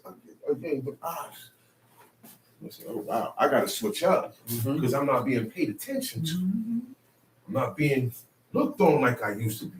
Why? Because of your behavior. Your behavior is separating, putting the separations between me and you. And that's what God said. Mm-hmm. Your sins has made a separation between me and thee. Therefore, I shall go back to my place until you have acknowledged your offenses. That's right. So sometimes I gotta chill out and I gotta be a certain way until you admit that you was wrong. Mm-hmm. I can't show we can't communicate until that happens. That's right. Oh, I'm sorry. It's gonna be no silence. We can't communicate. Mm-hmm. We gotta iron this out. Mm-hmm. Now I have a place, you have a place that's standing. I don't care what happens. I don't care if the world about to blow up. Stay in your place. Man, woman, child. Mm-hmm. God said he got his place. Everybody else can get a place. Because once you step out of your place, it's going to cause others to step out of their place. Mm-hmm. Once you step out of your place, it's going to cause others. It causes a reaction. Mm-hmm. Now, it happened. You can put water on the situation, or you can put fire on the situation. Mm-hmm. It's up to you now. If you want to keep this going. You see what happened now. You see what it caused. Oh, well, you know what? Let me... No. It's over. It's over. I'm putting water on the situation. That's what the godly man said in Ecclesiasticus in the Apocrypha. He said, put water on it. He said, because if you keep putting fire on it, what you're going to get is heat. And you can't handle the heat. You can't handle it. So put water on it. Okay? He said, we like to mess with each other and get on each other's nerves. We like to say things. Why? Because I'm not listening to you. I'm not listening. I'm doing this. I'm doing that. So now you're doing this. You're doing that. Yeah. It's not good. Yeah. Where are we going? Nowhere. It's not good. Verse 4. If thou meet thine enemy's ox to his ass going astray. If you meet your enemy, see how God put it? You see how God put the situation? It's your enemy. Okay? You, for A or B reason, this guy is your enemy. Now, I don't mess with this dude. He's my enemy. Right? But I saw his ox or his ass, which is the donkey, going off. Everybody has a brand on their cattle. Everybody has their name on their cattle. That's what it's called, branding. You brand your cattle. It's an iron and shaped. You shape it with your name, Danielle. It says Danielle, iron brand. It's got a long stick, long line. And you put that in the fire, and you let that stay there for a long time. And then the hind part of the animal, where the top of his thigh at, it burns and it hurts them, but not like the rest of the part of it. Any other part of their body, you're gonna really hurt them. You brand them. When it brands your name, Danielle, into the animal's fur, into the skin, branded down. That means when I look, hey man, somebody's cattle, somebody's thing went astray, and I look and see, I see your name, Danielle. I said, okay, I know him, he lived down this way, and I take him to you. That is law. But guess what? I don't want to do it. You know why? Because you're my enemy. That's why God said, if thou meet thine enemy's ox. See, it's not all the time. See, you gotta be like this with your enemy. Now. When we're talking about enemy, we're talking about brethren. They're still Israelites. We're not talking about a Babylonian or a Moabite. This does not apply. Even though you're not supposed to steal. Okay? You got what I'm saying? My enemy that we're talking about in here is a brother. An Israelite brother that I don't get along with. Okay? This is because we lived amongst each other. I didn't live amongst the Moabites, so I didn't have to worry about that. Okay? Today we live amongst the Moabites today. So when you find something, you got to find out who it belongs to. You can't find nothing in somebody else's house. You can't come and find something in my room. Oh, I find $20 in a room. Wait a minute. Whoa. Look. You know you didn't lose it. If you didn't lose it, it's not yours. If you didn't lose it, even if you found it in the house, I found money in the house. I don't say, well, look, man, this is me. Man, God will curse me. I do that. I take that money. The first person I would see is my brother. I said, this yours? Because we go in and out a lot, more than my email. So it's probably one of us. And he'd be like, no. I said, well, look, it ain't mine. It ain't Iman's. It ain't yours. Boom. I put it up there. And sure enough, the person who it belongs to comes and look on the board and they'll go, yo. Or they say, hey, man, I dropped $20 out. Oh, it's right here. Picked it up. But people lose things. And people find things. But when you find things, you got to make sure you render it back to the owner. Even if it's one of your enemies. All right? Tamshi. Thou shalt surely bring it back to him again. If thou see the ass of him that hated thee lying under his burden. Okay, now it's switched around. Right? It's not me hating them or not liking a person. This person hates me. Now, normally, you ain't going to want to do nothing for anybody that hates you, right or wrong. But this is not just anybody. These are your brethren. These laws were made for each other. Okay? Whether I get along with you or not, I still have to consider what is yours. And I still have to look out for what is yours. And I still have to bring that donkey, that ass, or that cattle back to you. We ain't got to be friends after that either. But most of the time, by performing this commandment, we're going to be cool again. Because you know what I'm going to say? I'm like, God, this guy said he hated me, but he can't hate me that much. Right or wrong? That's right. He can't, look, man, I mean, he hate me. Look, man, he can't hate you that much. He could have left what belongs to you out there. You didn't have to look out for what belongs to you. Okay? So there's some love there. That's why God put it this way. If thou see the ass of him that hated thee.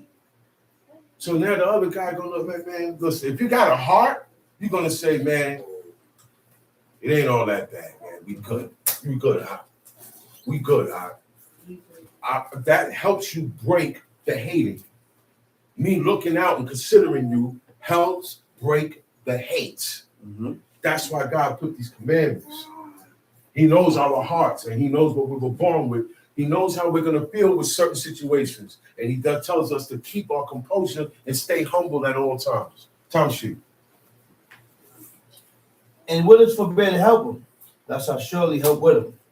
Thou shalt not rest the judgment of thy poor in his court. You don't change the judgment of the poor in his court because he's poor. If he's poor and he stole, he still got to pay back. But he can't pay back, so he work it all. He still got to render something back for what he stole. You cannot steal anything and just walk away empty-handed. I've known people to steal and don't want to pay back. Be tight because they had to pay back.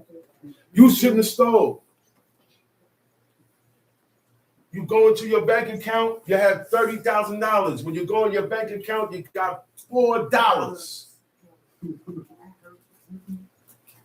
That's how a person feels when you steal from them. If we got a cup of cold water right away in your cup, man, and just drink it, you stole it. If you go in that refrigerator and you touch things that do not belong to you, you know it specifically belongs. It's not for the house. Somebody took it and wrapped it up in a bunch of duct tape, bags, cast it. That's not yours. Right or wrong? Let's be for real. Because I go in the fridge and I'll be like, man, what can I get? Now look, I said, man, the way this was wrapped, this belongs to somebody. All right? And at certain times, nobody's available. So I'm like, I leave it alone. But do you do that? See, all these things we got to check within ourselves. All these things. All right? It says, verse 7. Keep thee far from a false matter. Stay away from all false matters, all lies, untruths that are told. You don't want to have no parts of no schemes, no scams, no fraud. All of that we cannot involve ourselves in. You cannot get into no scheme for money that don't belong to you. I have to sign somebody else's name to get this. You stealing. They got gadgets. Watch out when you go to stores. You swiping. You see that display that you press the numbers on? Pull it. Make sure because people take a fake one and put it over there. Yep. You won't know. When you go down in the numbers and you put your information there and they take it. Before you walk, while you're there figuring out why this thing ain't paying, the person right there, the cashier is the ones that put that there. The people that work in these stores are the ones that are the thieves now. Okay? They are the ones that are hooking up the swipe machines. Okay? The employees. Anywhere where you got young people working at, watch out for thievery. I'm sorry. They don't serve God. Anywhere where you got young people, especially here in New York City, because that's how they get their money now. They take it from up under your feet. They said they're having an event. There was an event that went on, but at this event, you can't go in this event with your credit cards and your debit cards because they got machines. While you're there, they can get your information off of it. When you go to use your card, nothing happens. We are living in a very unhonest world. Thieves are all over.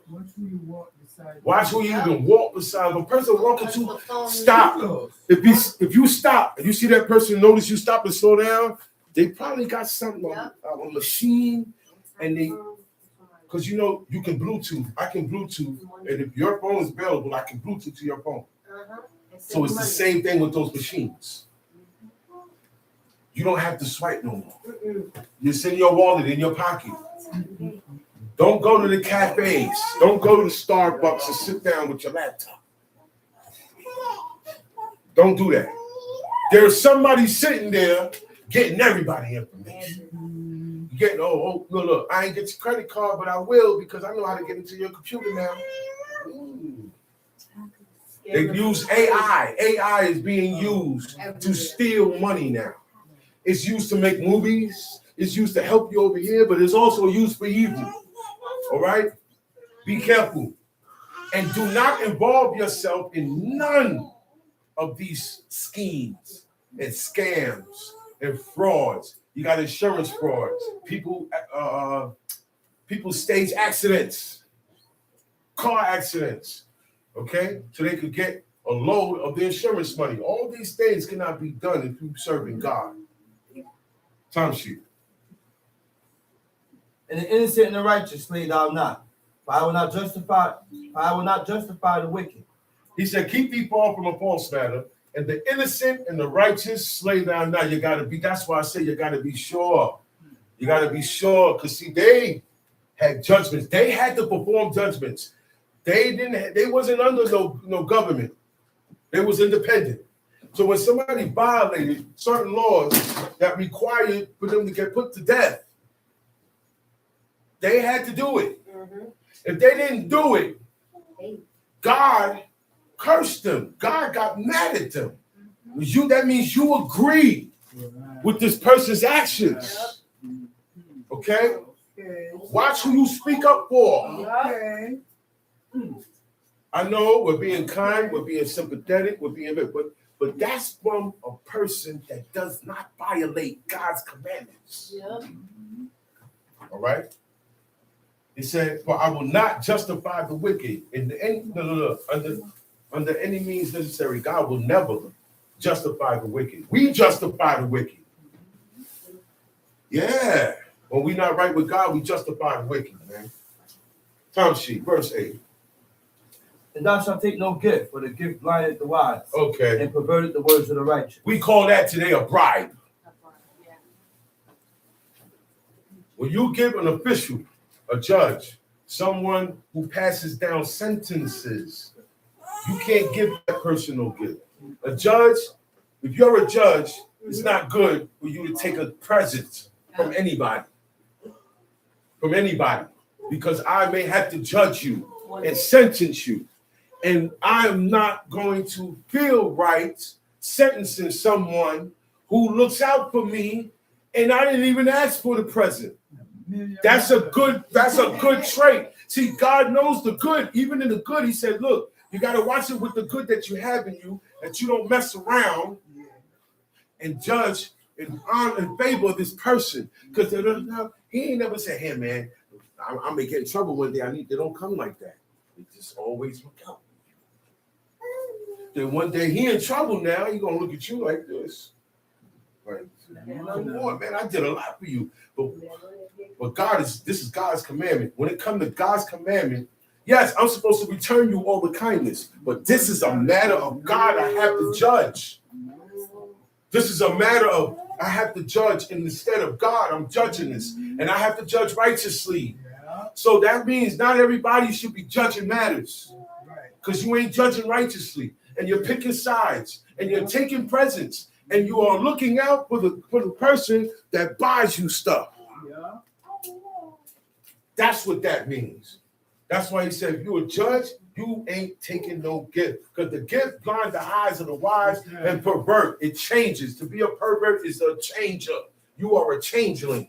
You change things. You change the facts to an opinion. You are a pervert.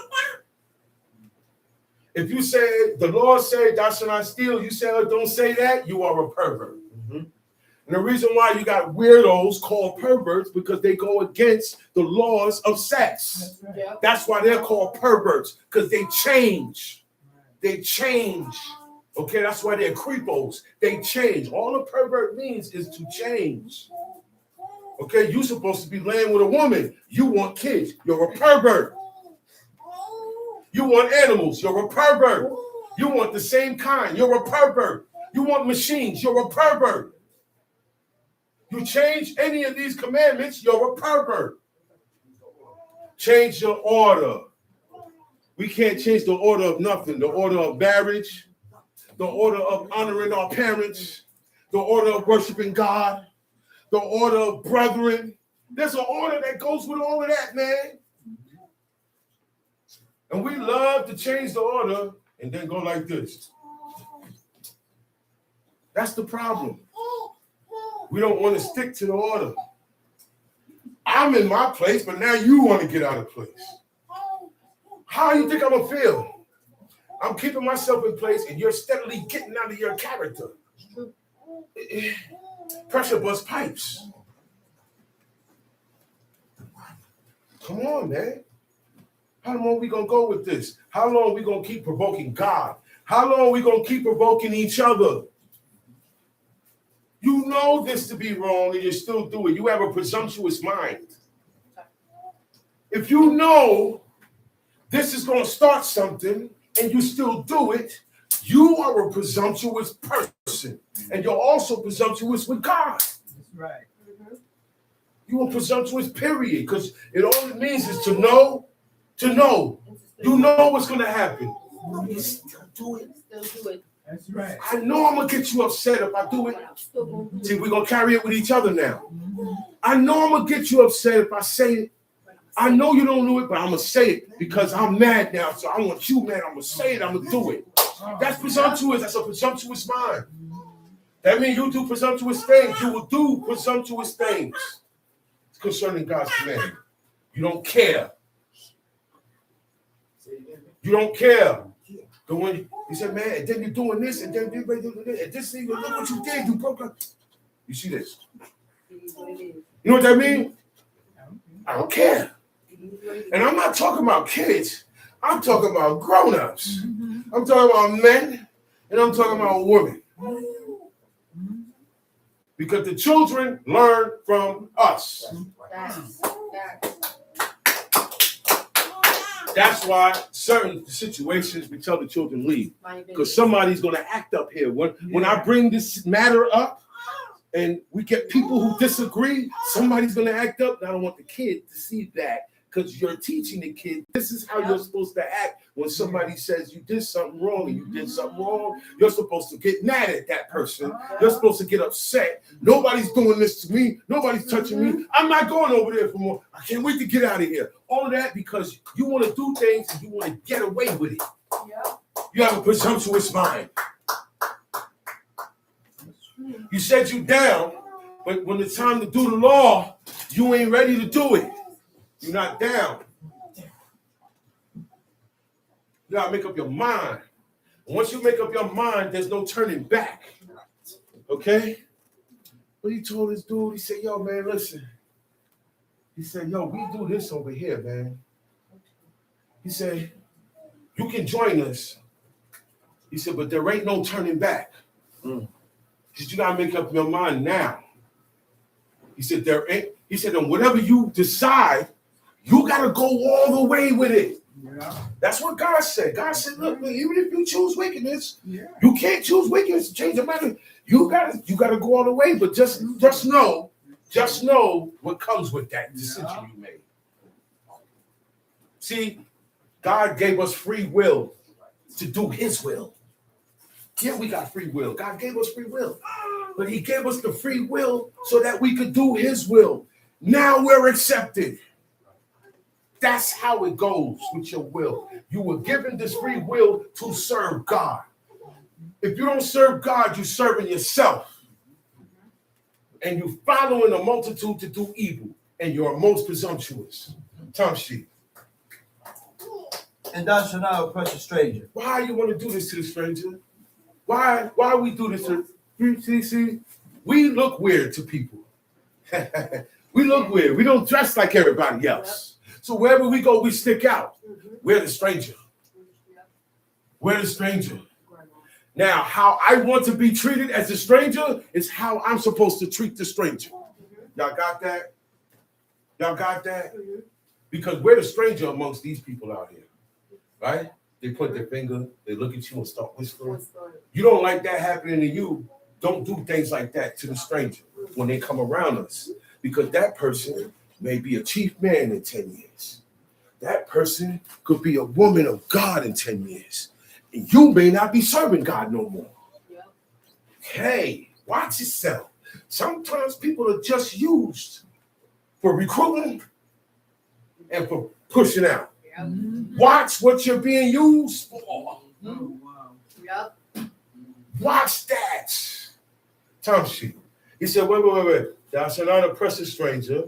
Okay, go ahead. But you know the heart of a stranger, seeing ye were strangers in the land. That's why I had to put it in a way where you would know how a stranger feels. Because we weren't in Egypt. We really don't know how it feels. But when you dress up in your garb and you go outside and you go amongst the people, all right, all in school and everything, somebody going to let you know that you are different. They're going to let you know that you're different. That's how they're going to let you know. But it's the only thing I would accept is, hey, what's that? What's those strings? And they want to know what's that on your forehead? Okay, come. I'll put you on. But everything else, I will take this turban off and hang you with it. Don't play with me. I don't play with this, man. This is my culture. I don't play. You're not gonna make fun of me, man. From 8 to 80. All right, from 8 to 80, kids, all of that. Look, I'll be walking the street, and kids they'll be like this. They'll be like this. I'll be like, "What you hitting them for? What? Because of what I got on? What happened? Where your father at?" Facts. They'll be like, "Oh, okay, I'm sorry. Yeah, all right." Don't play with me. When I got these on, don't play with me. You're not making fun of my God. You're not going to do that. I'm not embarrassed and ashamed to serve God. Okay? It said, be not ashamed of the Most High and his laws. So certain things people say, I stand up. I'm like, no. And I'm gangster with it. You're not going to talk about my God and praise your God and talk. Nah. We're going to get into it. Yo, at that moment in time, we gonna get into it. I don't care. I'll lose family behind that. Say it again, man. I will lose family behind that.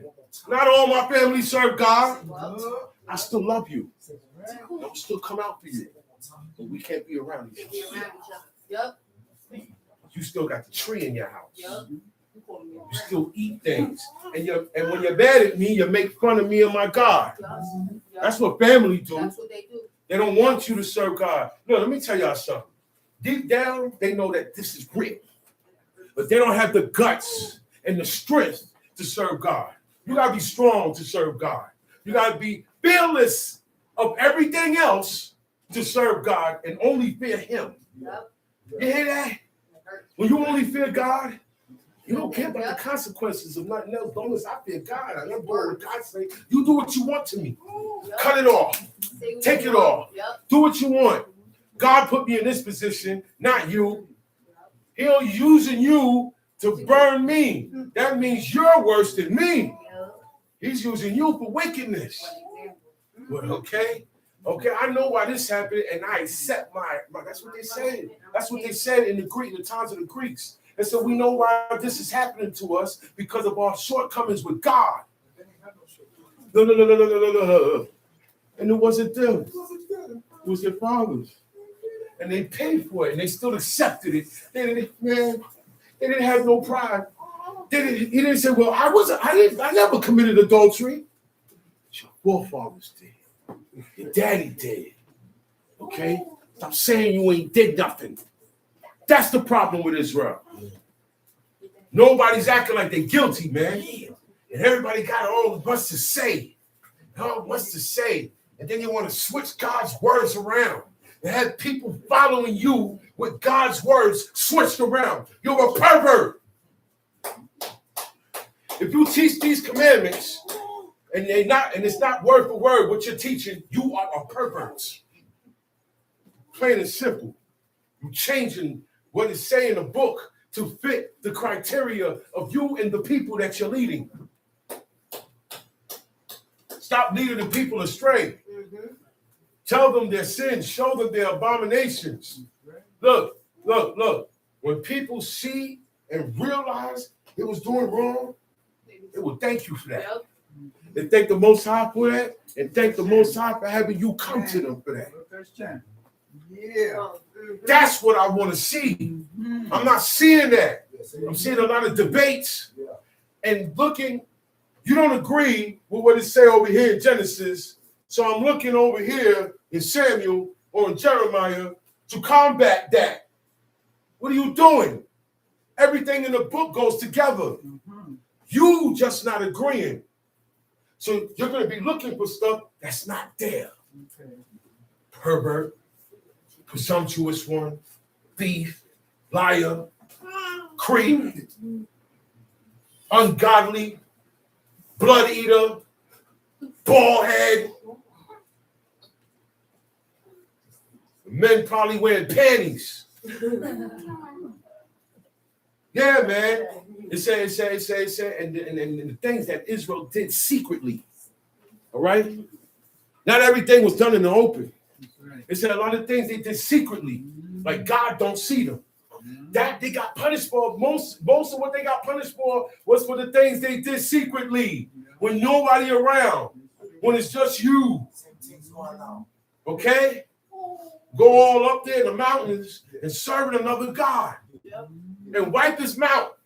He said, wipe his mouth. He said, I have done nothing. Do you have two witnesses? He just finished eating the rabbit. It said he just finished eating the rats and the coney. The coney is a rabbit. Israelite. We're talking about Israelites, man. Don't be surprised. Don't be surprised. A couple of years, the Israelite gonna come and say bacon is good. All right, I'm gonna tell y'all, it's coming. Little by little. They say, oh no, we don't have to do that. Oh no, that don't mean that. Oh no, that don't mean that. Oh, it don't mean this. Oh, okay, but you're not telling me what it means. So no, guess what comes in now? Guess what comes in? Since we're not doing none of these laws and it don't mean that, you're gonna live like the heathen. And guess what? You're gonna be worse than them. 2 Kings chapter 17. It said, and Israel did worse than the heathen. Watch who you point your fingers at. Right now, you're worse than the heathen. He said, if I had went to another, they would have hearkened. You know what that means? If I went to any other nation, if I went to the Canaanites, they would have listened. Accursed people from God and man. God said I would have went to them and they would have listened. So we got to look at ourselves. Barbara used to always say, yo, man, y'all got to dig yourselves. But God to tell you these things, you're not good in front of God. That's like your parents saying, man, if I tell this guy over here that's not my son, he will listen. That's the same thing. Right. That's what God said. If I go to these people, they would have listened. If I went to them, so I told you not to follow them. And you follow them, but you don't want to follow me. But if I went to them, they would have followed me more than you. So guess what? I'm gonna put them over you. That's how it went down. Because we wanted to follow a people who hate us and God. So God said, okay, since you want to follow them, you're gonna serve their gods. You're gonna have generations coming up calling on their gods. That's why we got all these churches out here and all these mosques. And they still want to follow it to today. A lot of them sitting in these seats and got reservations. Reservations. Am I still doing one? No. A lot of Israelites are doing two parts.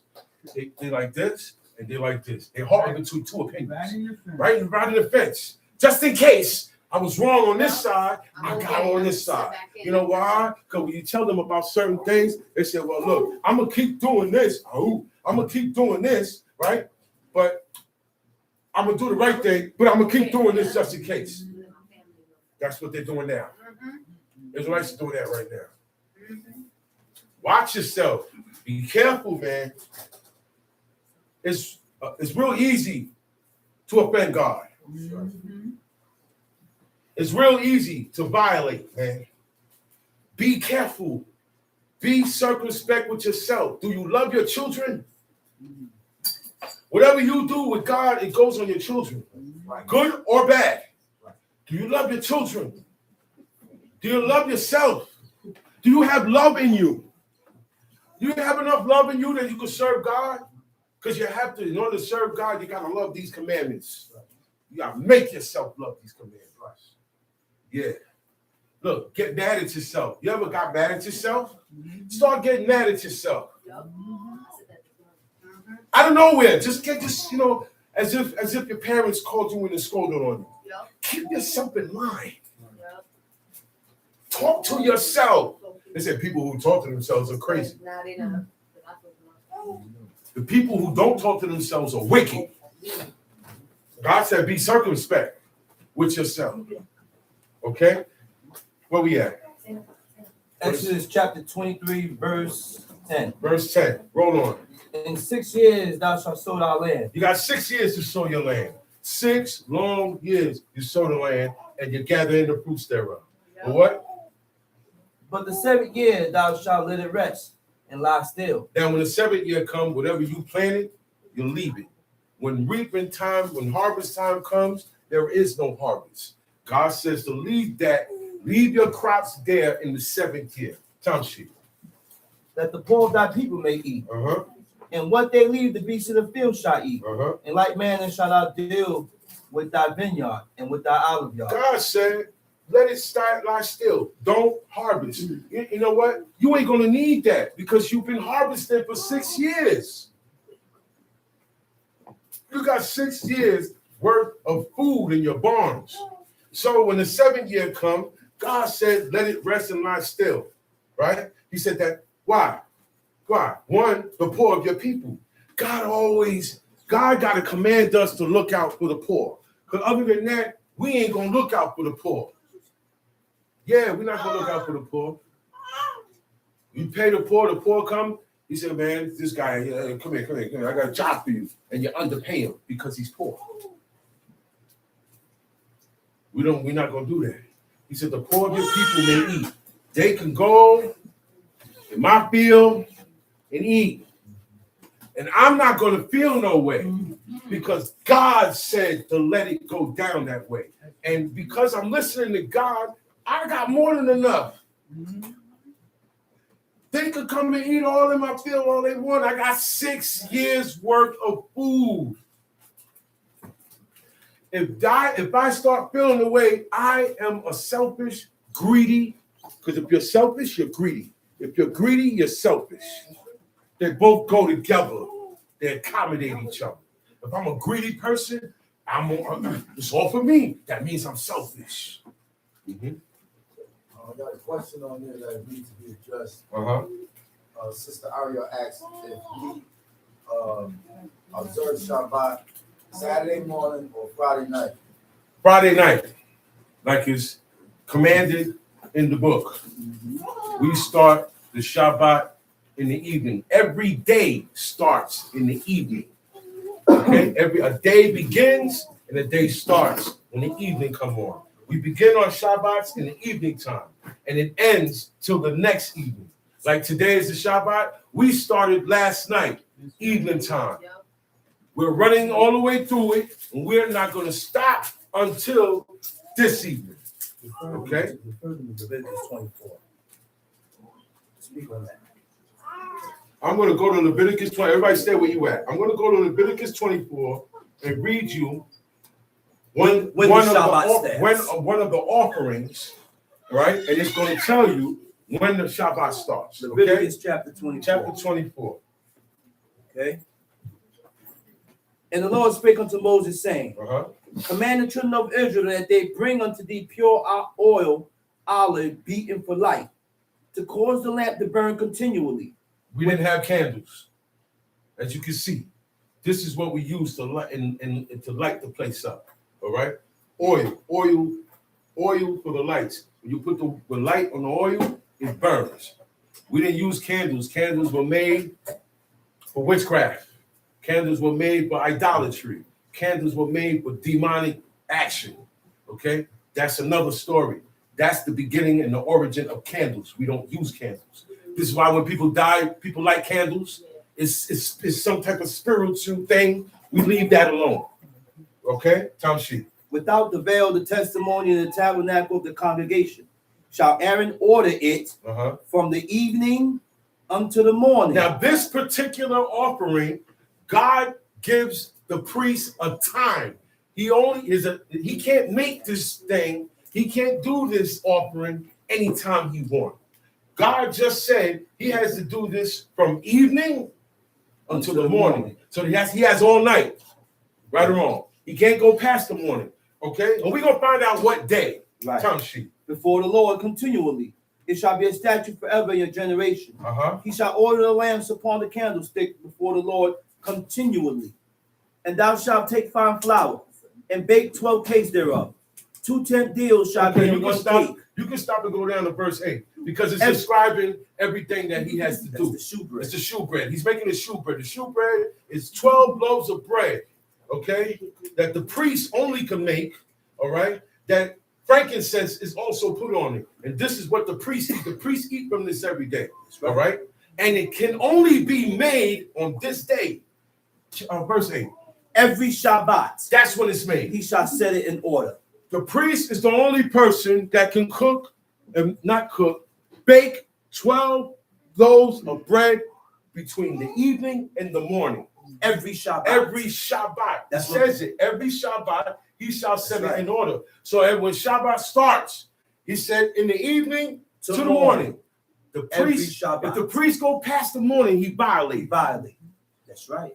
So the Shabbat starts in the evening. And who's orating this? Okay? God. God is the one telling this. God is the one saying God is the one that set the order. He said every Shabbat, not Monday, Tuesday, Wednesday, Thursday. Every Shabbat, the priest is doing this. While we're asleep, he's up baking 12 loaves of bread. It's the same showbread when David was running from Saul. And he asked the priest if they have anything. He said, man, all I got here is this showbread. He said, but have you and your men been away from women for more than 3 days? 3 days or more? He said, yeah, we on the run. And we ain't got time for that. He said, okay, they can eat. And they ate of the shewbread. That didn't happen on the Shabbat. That happened during the week because it's already made on the Shabbat. Every week, the priest makes the shewbread from evening to morning on the Shabbat. Right. That's how I know that the Shabbat starts in the evening. That's right. And then, if you really want to get down to the nitty gritty, you say the evening and the morning were the first day. Let's go back. If we go by that, because that's every day. Every day starts and ends at even.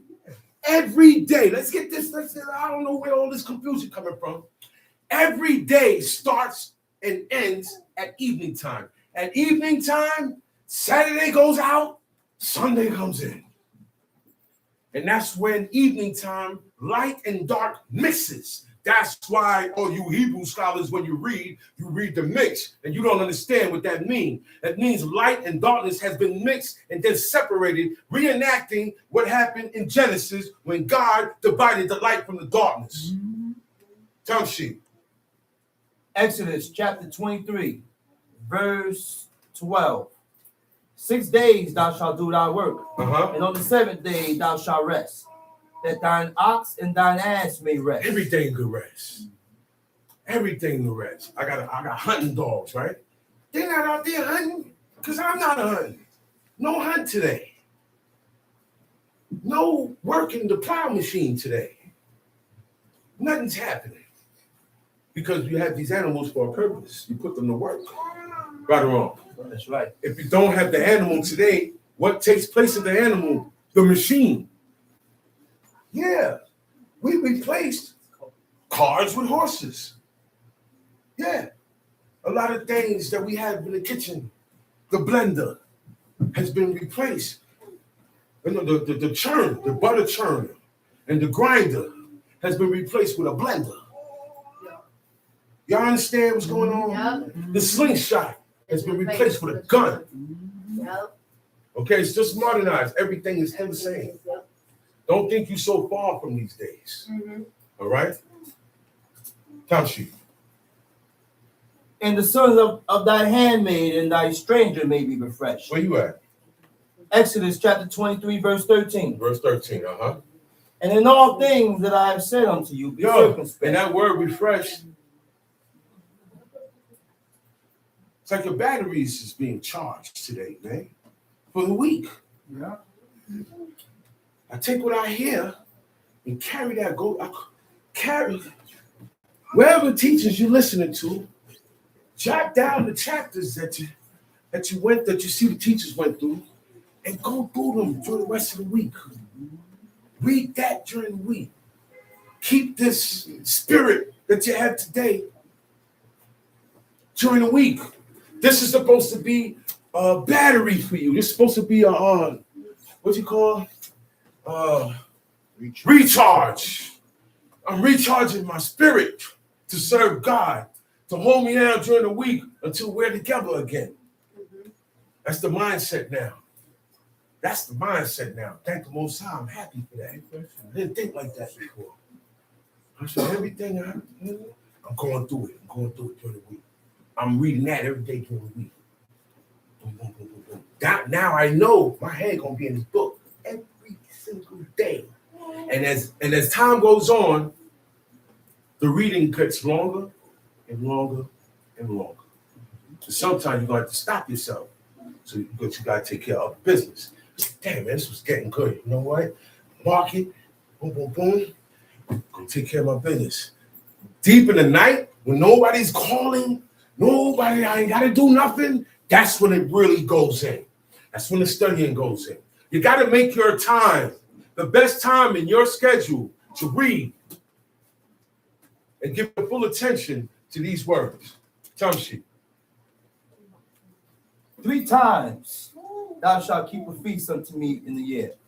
Thou shalt keep the feast of unleavened bread. 3 times you keep a feast. There are 3 feasts throughout the year that we have to keep to the Most High.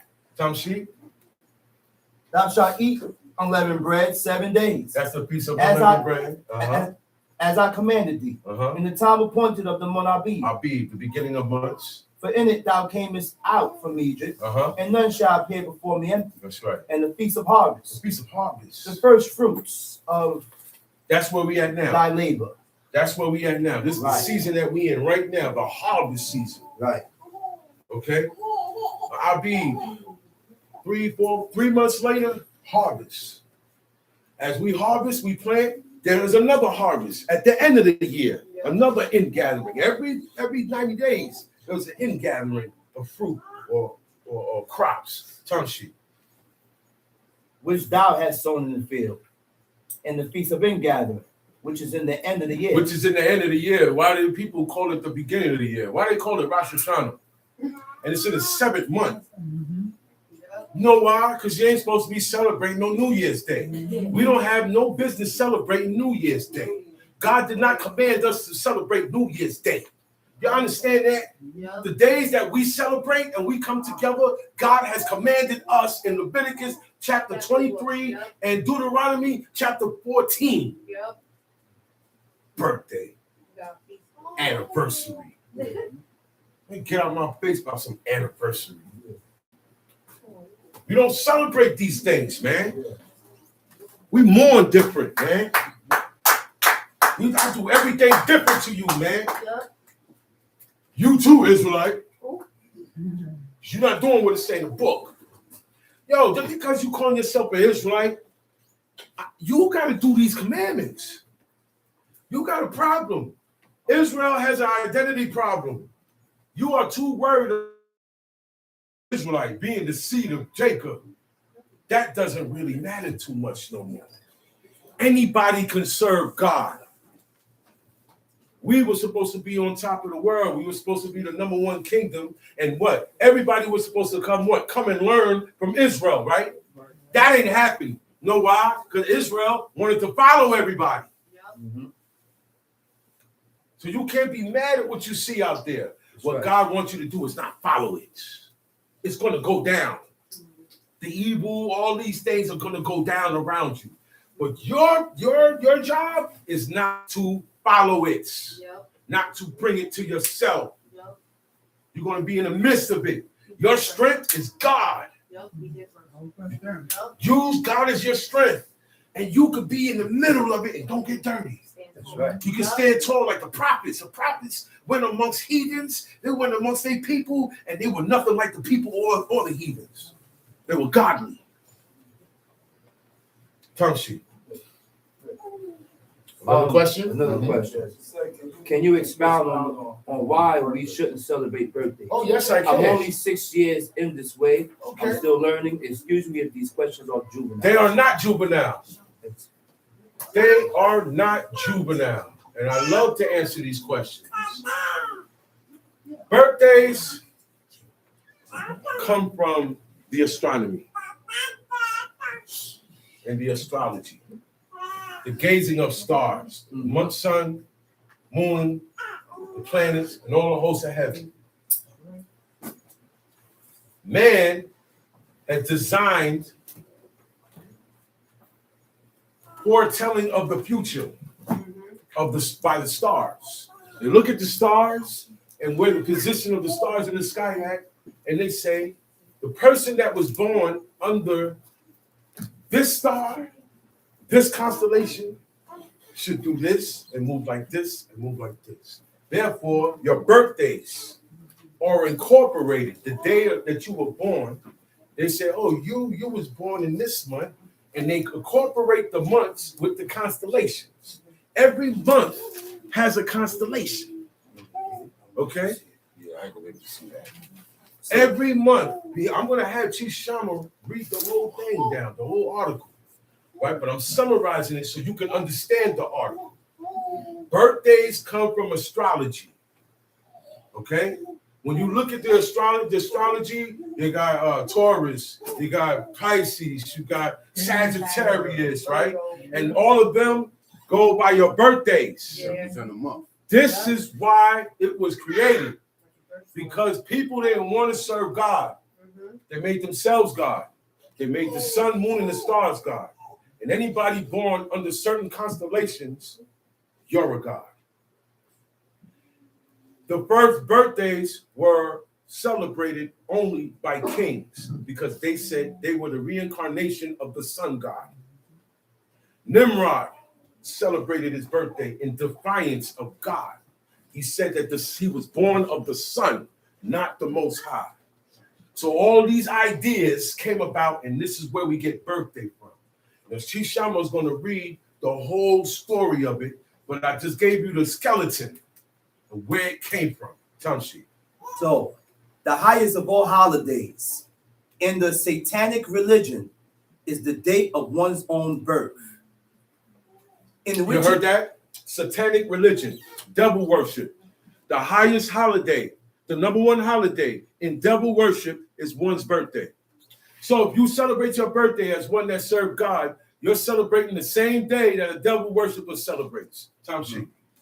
In which it deifies a particular God who has been created in an Wait. A particular God that has been created. Can God be created? No. Okay, Tamshi.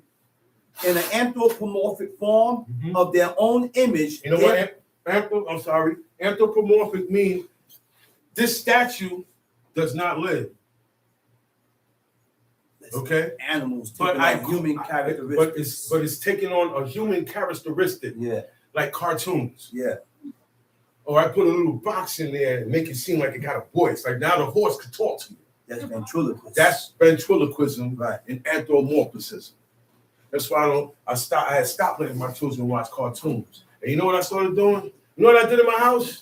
I said, man, what am I doing? My Abba used to do this. Why am I doing it different? Let the kids watch. No, all y'all come sit down in the living room. My oldest, get the book. You're gonna become the reader. And I did that every day with my family. My kids was young, every day in the house. It kept me on point, and it kept the kids on point. Tamshi. Showing the ego is not really buried. Satanists believe if you are gonna create a God, why not create one of yourself? Because every man is a god if he chooses to recognize himself as one. So during a person's birth date, they buy and treat themselves. Birthdays was originally celebrated in ancient world of Egypt, Greece, Rome, and Persia of gods, kings, and nobles. Gods, kings, and nobles. The regular people, you poor, you couldn't celebrate your birthday. Big shots. Only big shots. In the book, in the Old Testament, in Genesis, it said Pharaoh celebrated his birthday. We didn't hear about nobody else besides the king celebrating his birthday. A foreign king, a king that's ungodly, celebrated his birthday. Tamshi. Mesopotamia and Egypt, the cradle of civilization, were also the first land in which men remembered and honored their birthday. Okay, that sounds like you said Mesopotamia. Mesopotamia and Egypt. Okay, that's Shinar and in Egypt. So it was Babylon and Egypt. Babylon and Egypt. A lot of things, a lot of evil and wicked abominations started in Babylon and in Egypt, and it spread. Every nation that came and conquered them after that, they incorporated that religion. Tamshi. Why was keeping of birthdays records was important in ancient times? Because a birthday was for the casting of horoscopes. See, that's where it comes from. Horoscopes. We all can agree. We don't have all right, as Israelites, are we supposed to have anything to do with the astrology or astronomy? Horoscopes? No. We all know that's no good, right? Then the birthday should be dedicated to. Right. Because as soon as you look, horoscope is about when you were born under what sign?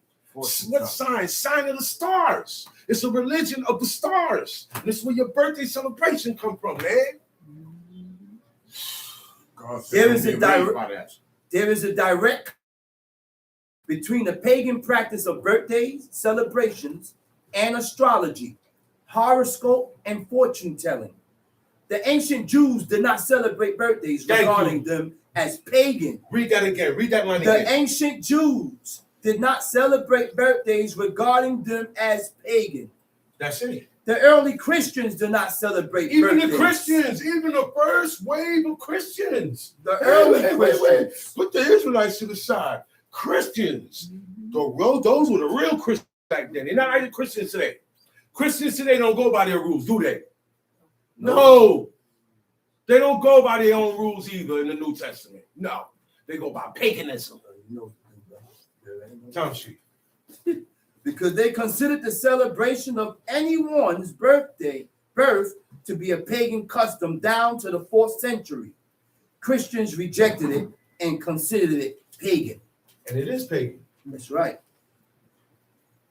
In Europe, birthdays began with the cult of Mithras, which originated in Persia, but was spread throughout the Roman Empire. It wasn't common before this Saturnalia was adapted for birthdays. It became common after that. It became common. The whole world adapted birthdays now. Before that, only noblemen and kings can celebrate their birthday. If you come by, you celebrating your birthday, you throwing a party in your house, I'm sending the guards to come get you. And I'm gonna kill you, and I'm taking everything. Because you saying you God. By celebrating your birthday, you're saying you are God. You worshiping yourself, you get presents on that day. Don't you know how people act on their birthday? Well, listen, man. In certain lines of businesses, people will come, yo, man, it's my birthday. Let me get out of here, man. Get out of here. You grown sucker. You're 40-something years old and want something, and you want to get out of here, man. Because it's your birthday. I don't care if it's your birthday, so what? We didn't celebrate our birthdays. One prophet, he cursed the day of his birth. How about that? Jeremiah. Yeah. He cursed that day. So that day is not to be celebrated. And that's not one of the days that God appointed us to celebrate. And all of our days are a memorial. Okay? A remembrance of when this happened. Shavuot, Feast of Weeks, is a remembrance this happened. Feast of Boots is a remembrance when we lived in boots. The Feast of Unleavened Bread, a remembrance when we ate unleavened bread. So what's the birthday of remembrance of? When you was born? Big deal. You're born with good and evil in you. It's nothing to be happy about. You got a job to do from the time you're born. Got to get out our heathen mindset. Tamshi. December 25th was the birthday of the sun god Mithra. Okay, not Jake like y'all think.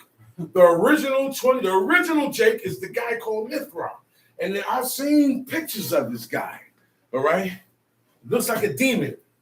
It looks like a human with horns, snakes behind his head, all types of weird stuff. A triangle, the shaped triangle is behind him. Why? What that shaped triangle got to do? That shape is something wrong with that shape. Because it's the same shape that was used in Egypt with the pyramids. And those were tombstones. See, all of this is hooked up with the birthdays.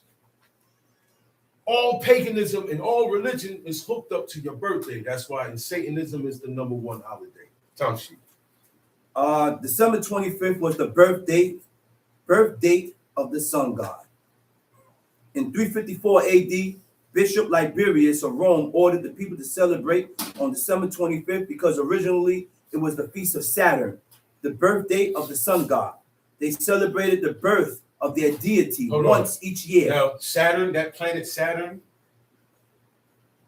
they said that's a demonic planet. That's what the pagans got in history. They celebrate, they said this is hell was there also. These are the things that these ancient people were saying. And they made these celebrations, and they call it Saturnalia. It's a festival the same as Labor Day.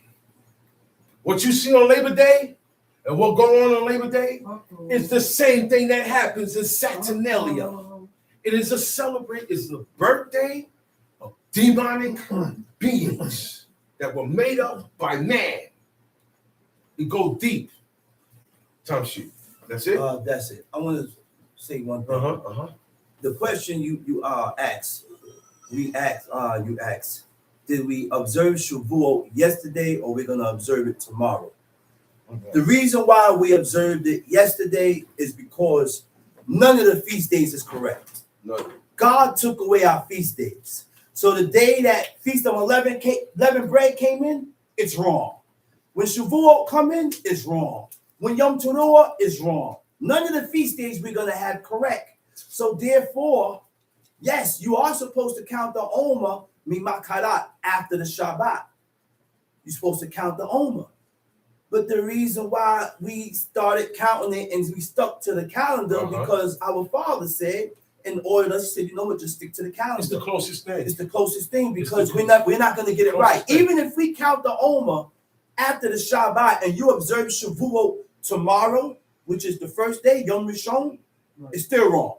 Next year it ain't gonna be like it's that. It's still wrong because it switches. Notice that the days switches. They switch up, man. You may have feast of Unleavened Bread and it comes in on Shabbat. Sometimes it comes in on Tuesday. Yeah, sometimes it comes in on Wednesday. It wasn't like that. Everything came on exactly on the same day. That's right. But God took away our feast days, so everything is in shambles. Yeah. The only day that is correct that we observed is the seventh day, which is the Shabbat. We try to come up with calendars to get things correct and correct this. We ain't gonna correct nothing. We're not gonna get it right. So before we get it right, we have to do it wrong and do it according to the way God gave us, and just accept the punishment. So even though you do the feast, you do that Shavuot for tomorrow, it's still wrong. Because the way it started, it was wrong. The Feast of Unleavened Bread came in on the wrong day. And that counts in, that goes into. So it's best to stick to the calendar that we were given. Right. God allowed us. Look, a lot of things we get come through our enemies, you know. We don't, God snatched us out. We became slaves. We were spread across the world. And we're coming back. So certain things we're gonna get from the people, from the same ones, okay? And we gotta stick to the closest. That calendar is the closest thing we have to those days, and the 1611 King James Version is the closest that we have to the Tanakh. We should all be using 1611 King James Version. I don't want to hear nothing about King James was this. They all are heathens. They all are ungodly. You gotta buy your clothes and your material from them. You're still gonna get your food that's clean from them. You don't own crops. You're not a seamstress. You don't do nothing. You don't have nothing. You don't make nothing. So I'm tired of hearing Israelites with that. Yeah, but we buy it from that. Just make sure you don't buy something that's against God's law, because you can't. And a thief. You can't buy nothing in the street. Don't buy nothing in the street. Boosters, book bags and stuff. You come, yo, man, I got your side. Yo, you got kids? No, I don't want nothing from you. Yeah, I got an iPhone, $60 to 17. I got the Pro 17. Ain't the Pro 17 the new one? Okay, don't look at me like I don't know what I'm talking about. The Pro 17 is the new one. And it costs like $1,200, $1,300. phone costs money now.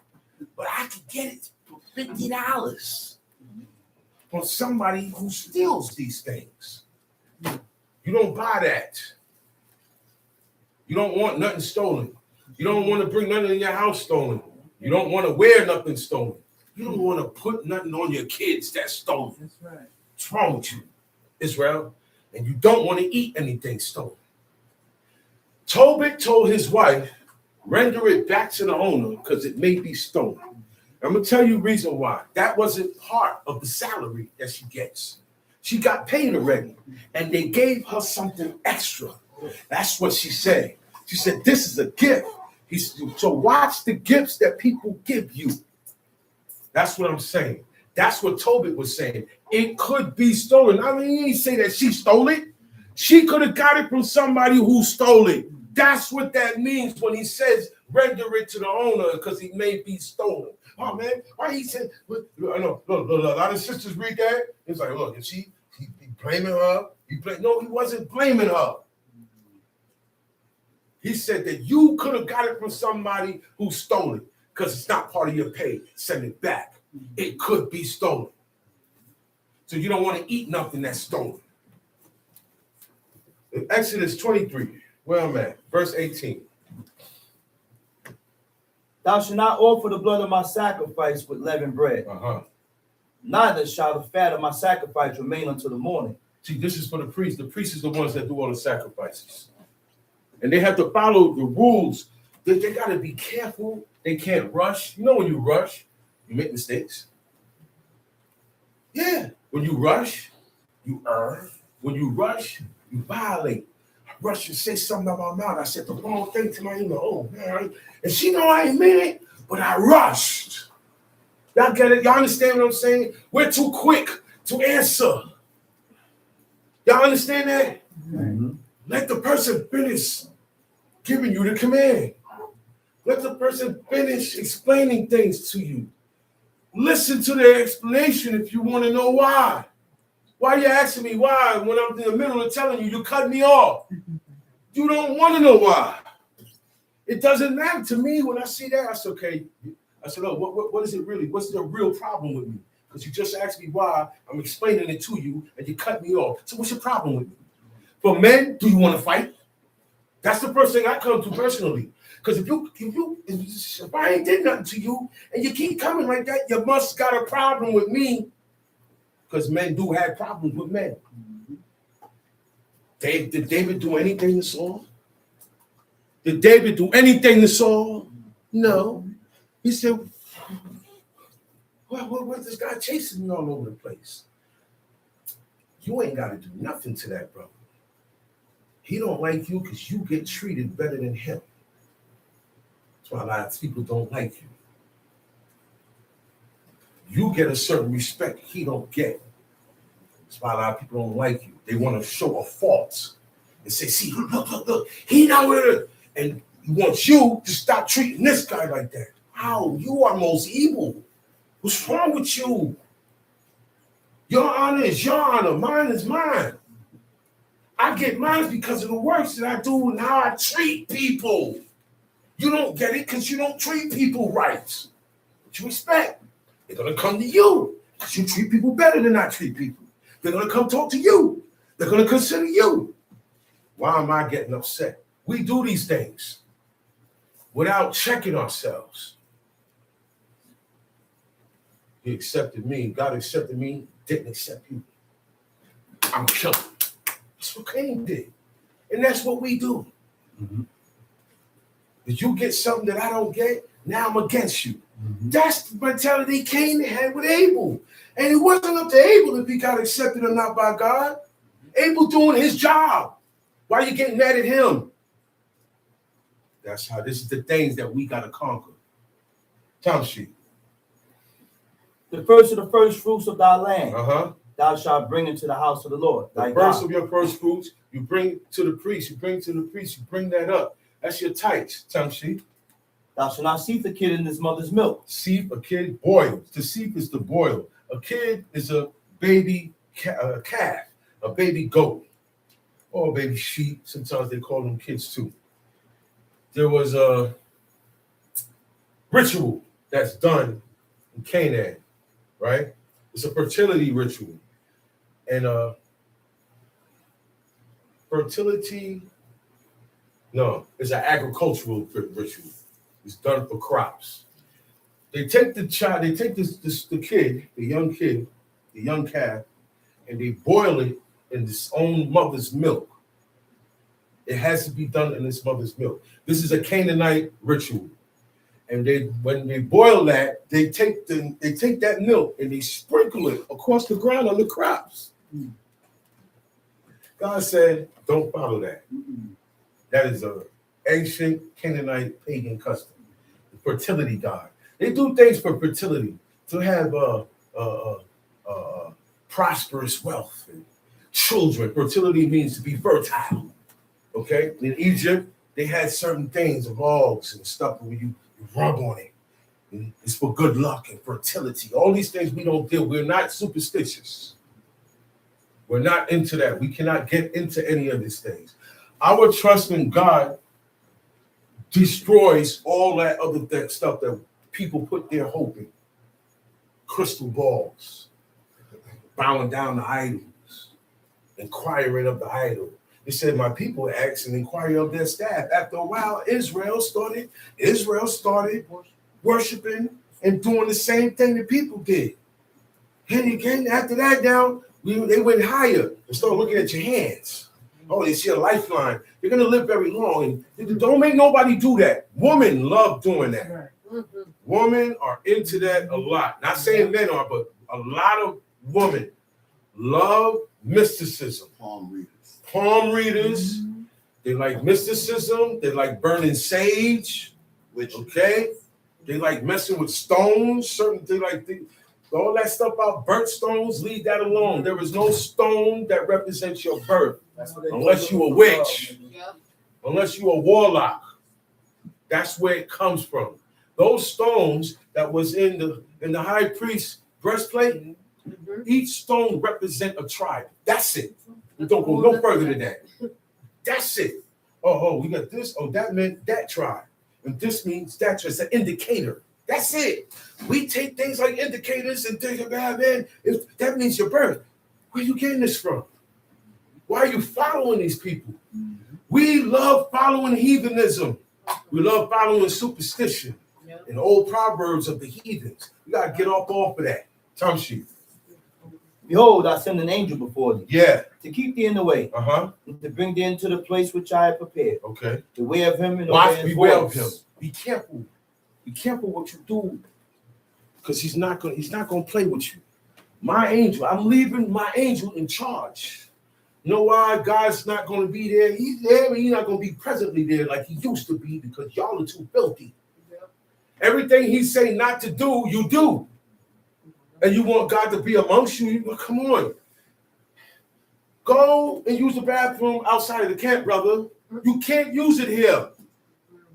God said, I will walk among you. And I see that stuff. My wrath going to wax out. I'm going to kill everything. You ain't going to go to war because I'm going to kill you. This is when we're out to war and we're in our camp. Even in our camps out to war, God don't want to see feces, urine, pads, pampers, anything that contains human bodily fluids. Get rid of it. Don't pray around it.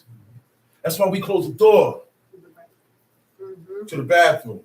That's the outhouse. Today, the heathens have made the outhouse part of the house.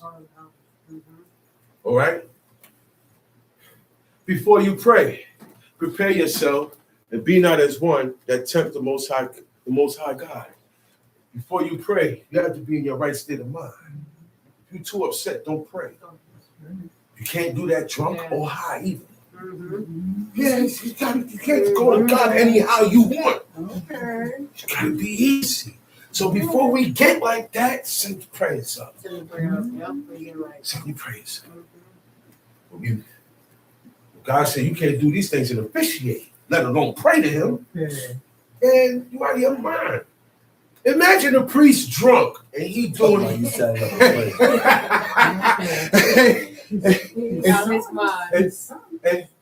his sons, see what his sons did? God killed them. And they got killed for it. talking about officiating. He said, look, man, you shall not drink strong drink. Yep. When you come into the Come into temple, the- the tabernacle. All that's dead. All about they do that in the church. They drink wine in the church, but they serving the wine. What you call it? He be all. That's why he got. That's why he be out. He be up because he got liquor in him, man. He got liquor in him. He got a jumpy spirit. Yep. That's why they be jumping all over the place, and they be jumping in there because they lick it up. Bishop Whitehead. We can't follow these people, man. Pop off. Got the whole world. Peter Pop off. He tell everybody he sent him $1, and he had over $1 million. You know how many followers he got? A lot of people like to follow lies. It makes them feel better. You understand me? Mm-hmm. People lie to themselves so they could go on in life. Yep. They don't want to deal with the truth. Yep. A lot of people don't want to hear the truth. People don't want to see how certain foods are made because they ain't gonna want to eat it no more. That's the truth. You don't want to see the truth. Tom sheet. Beware of him and obey his voice. Mm-hmm. Provoke him not. Uh-huh. He will not pardon your transgressions, for my name is in him. God pardoned his trend. He said, God is telling you, you see my man right here? He's not like me. My name is in him. You know what that means? He only gonna do what I say. He's not gonna forgive you. It's already set. The judgments and everything is set. Everything about me is set in this angel. That's what God is saying. He said, and if you mess with him and you provoke him, how you provoke God or an angel? By going against the rules, by causing an abomination, by blaspheming. Those three things. He said, for my name is in him. He said, now, you mess with this angel, he's not going to pardon you. I do the pardoning. I'm God. My soldiers ain't God. All my soldiers want to do is kill in my name. Please me. Please me. Please me for getting rid of a violator. That's all. Tom sheet. But if thou shalt indeed obey his voice and do Uh-huh. all that I speak, Uh-huh. then I will be an enemy unto thine Unto enemies, enemies. and an adversary unto thine adversaries. Look, they could be plotting on you right now, right? And you won't even know. And guess what? God will take care of them. And you'll hear about it, and you won't even know that that was for you. Look, man, I owe God a lot. I owe God my life and more. Years ago, when I was a teenager, some girls jumped my sister. And I got those girls jumped. 4 girls jumped my sister. And I got all 4 of those girls jumped. Yeah. Right across the street. I got all 4 of them jumped. The next week, one of the fathers of one of the girls that I got jumped with jumping my sister hired somebody from Marcy Projects, a big giant AR-15, to kill me. Oh. You know what God did? You know what God did? God made one of the goons from the block. Back then, they was robbing everything out here. And he saw the guy going to the building with that bag. He didn't know what was in the bag, but he want that bag. He think his money in there. And my man, my other 2 men, they robbed him and took it. They took it. Come to find out, the word of yo, man, they AR, we got an AR. They're in the back shooting it, pew, pew, pew, pew, pew, pew, pew. The next day, another friend of mine, he said, yo, I gotta talk to you. He said, yo, remember that gun that your man was going, blah, blah, blah? Their father hired it to shoot you because you got her daughter jumped. I said, wow. I said, the Most High God is my God. Yeah. The Most High God is my God. I wound up practicing and firing the same gun that was hired to shoot and kill me. We got to watch our steps. God will either lead you to destruction or protect you. It's up to us. You see, these are the things you got to look back on. and said, man, Most High didn't have to save me. These are the things that's supposed to keep you serving God. Yo, these are your personal boosters. Everybody can look back in their life when you was gonna die, or some real serious calamity was gonna come, and somehow out of nowhere something happened and it shifted and changed it. God did that. Not the person, not this, not that. The Most High did that. Time sheet. For mine angel shall go before thee, and bring thee in unto the Amorites, the Hittites, the Perizzites, the Canaanites, the Hivites, and the Jebusites, and I will cut them off. Thou shalt not bow down to their gods, nor serve them, nor do after their works. Thou shalt not bow down to their gods, do not serve them, nor do after their works. But thou shalt utterly overthrow them, and quite break down their images. Images. God hates all images. We shouldn't have no clothes with images on it. Stop wearing clothes with people on it. Stop wearing clothes with animals on it. Stop wearing clothes with hieroglyphic, diabolistic, symbolic signs. Like the pentagram. Yeah.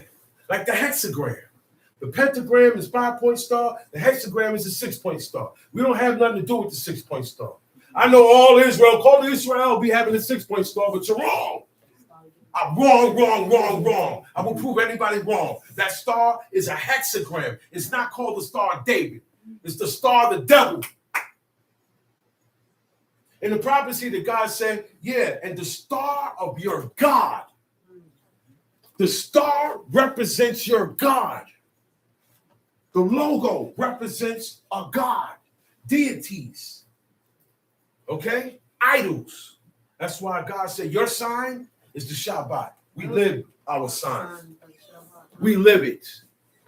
What we represent, we don't put it on our hair and on our back. Everybody see a patch here. No. We live it. It's more than a sign. We're living it, man. It says a sign, the Shabbat is a sign between me and thee. Mm-hmm. Between me, which is God, and thee, which is us. Yep. God said, this is the sign between me and you. Yeah. Come on, man. So when people say, hey, man, why you can never, not one Saturday.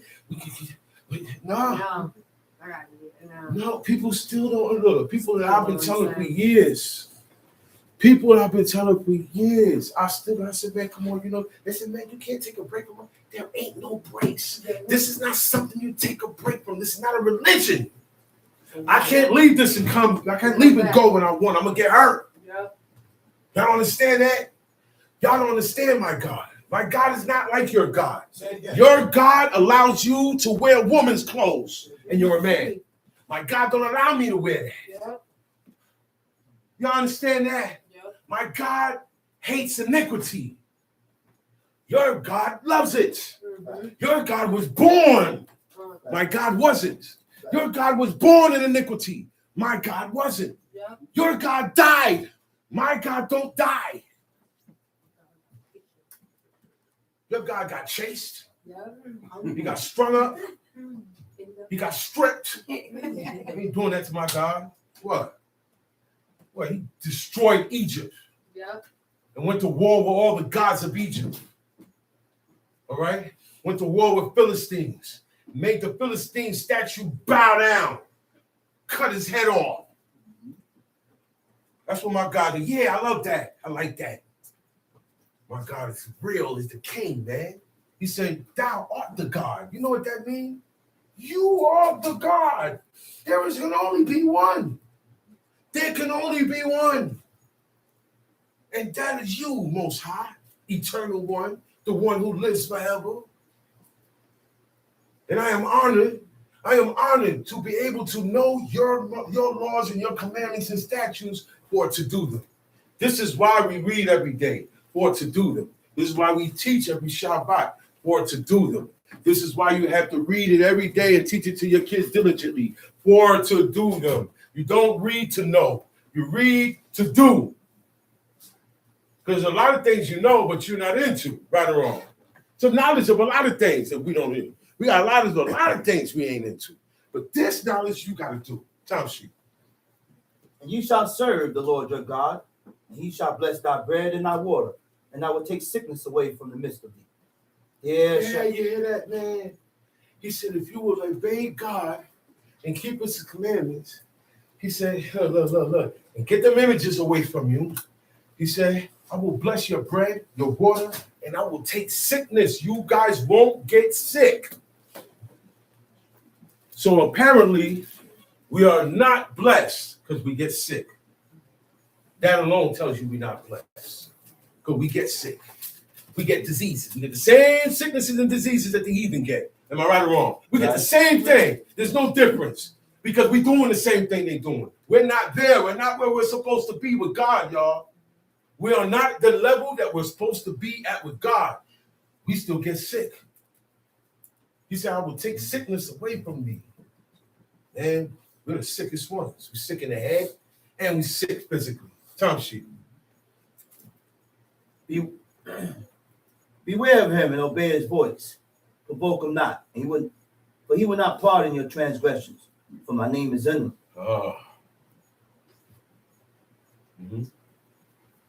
But if thou shalt indeed obey his voice and do all that I speak, then I will be an enemy unto thine enemies, and an adversary unto thine adversaries. Verse 26. Then shall nothing cast their young, nor be barren in thy land. The number of thy days I will fulfill. I will send my fear before thee. Ain't nobody gonna have a miscarriage. Ain't nobody's gonna be born before or after. Everything's gonna be in its time. You're gonna get rain when it's time. We didn't get rain randomly like today. We got rain on time. God watered it. God watered the land for us. After we sinned and messed up with God, rain come anyhow. It's random now, according to God's will. Tom sheet. I will not drive them out from before thee in 1 year, lest the land become desolate, and the beasts of the field multiply against thee. By little and little I will drive them out from before thee, until thou be increased and inherit the land. And I will set thy bounds from the Red Sea, even unto the sea of the Philistines, and from the desert unto the river. For I will deliver the inhabitants of the land into your hand, and thou shalt drive them out before thee. Not marry them.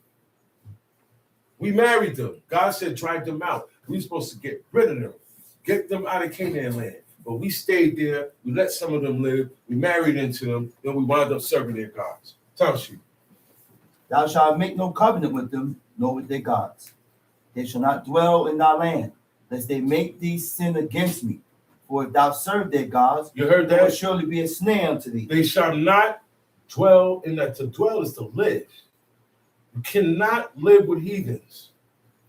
We couldn't live with them in the land, let alone in the same house. You know why? This is why. Lest they make thee sin against me. Somehow, some way, you're going to wind up sinning because you live with them. If you live with people who don't serve God, you are going to wind up sinning. So if you're in a situation, hurry up and get yourself out the situation. Work on that. Work on that. A lot of people don't have their home. And it's hard to get your home. But you can get it. If you want to serve God on your own and get away, God will look and see your determination, and he will help you. He will help you. He helps anybody who wants to serve him. He will help anybody who will sacrifice to do his commandments. He gonna, after he see you bumping your head, he make it easy for you because he know you're gonna do it. Tom sheet. They shall not dwell in thy land, lest they make thee sin against me. For if thou serve their gods, it will surely be a snare unto thee. Read. Exodus chapter 24. And he said unto Moses, come up unto the Lord, thou, Aaron, Nadab, Abihu, and 70 of the elders of Israel, and worship ye afar off. And Moses alone shall come near the Lord, but they shall not come nigh, neither shall the people go up with him. And Moses came and told the people. So that's the structure right there. You can see the leadership right there. God told Moses, you come up unto God, you, the brother Aaron, Nadab, Abihu, and the 70 elders, right? And worship ye afar off. They all gonna come to the mount, right? Not everybody goes all the way up. He said, Moses alone shall come near the Lord. Moses goes all the way up the mount. He said, but they shall not come nigh, neither shall the people go up with him. The rest of those guys, Nadab, Abihu, and them, they stayed down the mount. The rest of the people is back in their tents. They nowhere near there. They don't come near there at all. But these guys were allowed because they serve Moses. They're under Moses. This is the structure. These are the noblemen. This is the staff of God. Yeah. You say, oh man, where's the staff at? That's the staff.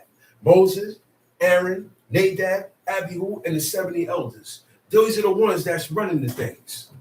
Okay? Moses to Aaron, Aaron down to Nadab and Abihu, and Nadab and Abihu down to the 70 elders, and the 70 elders to the people.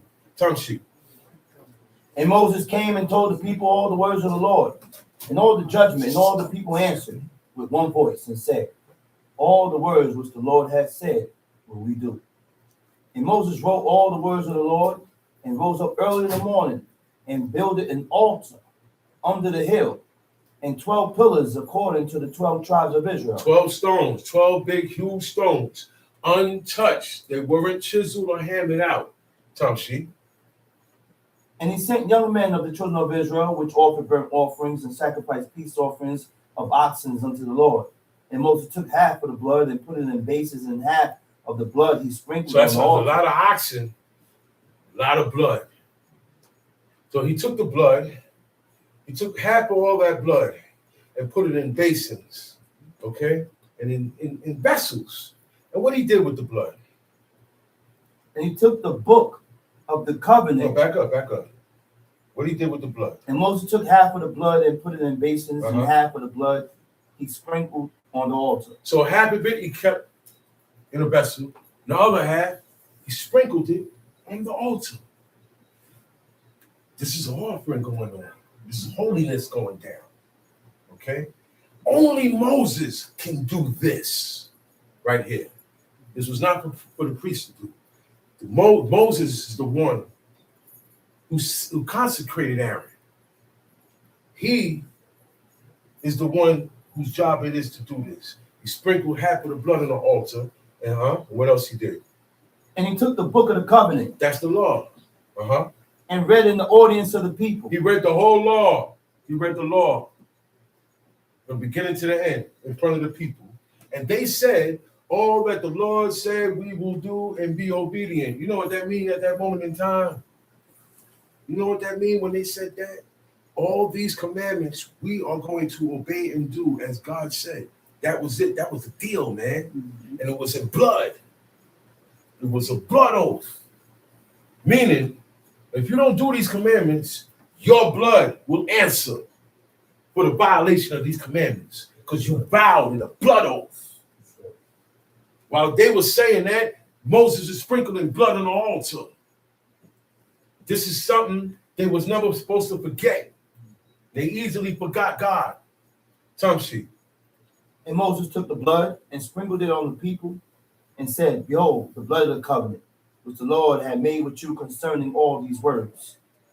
Then went up Moses and Aaron, Nadab and Abihu, and 70 of the elders of Israel. And they saw the God of Israel, and there was under his feet, as it were, a paved work of a sapphire stone, as it were, the body of heaven in its clearness. Under God's feet, it was like sapphire stone. Bright. It was, The brightness. That's sapphire. You know what turns things to sapphire and diamonds? Heat, pressure. Heat and pressure come with God. That's why that mountain lit up. Pressurized heat. Okay? He said under his feet was like sapphire stone, as if it were the body of heaven in his clearness. It was bright. That thing was bright, man. It was so bright they couldn't see the Most High. It was too bright for them to see him. Tongue sheet. And upon the nobles of the children of Israel he laid not his hand.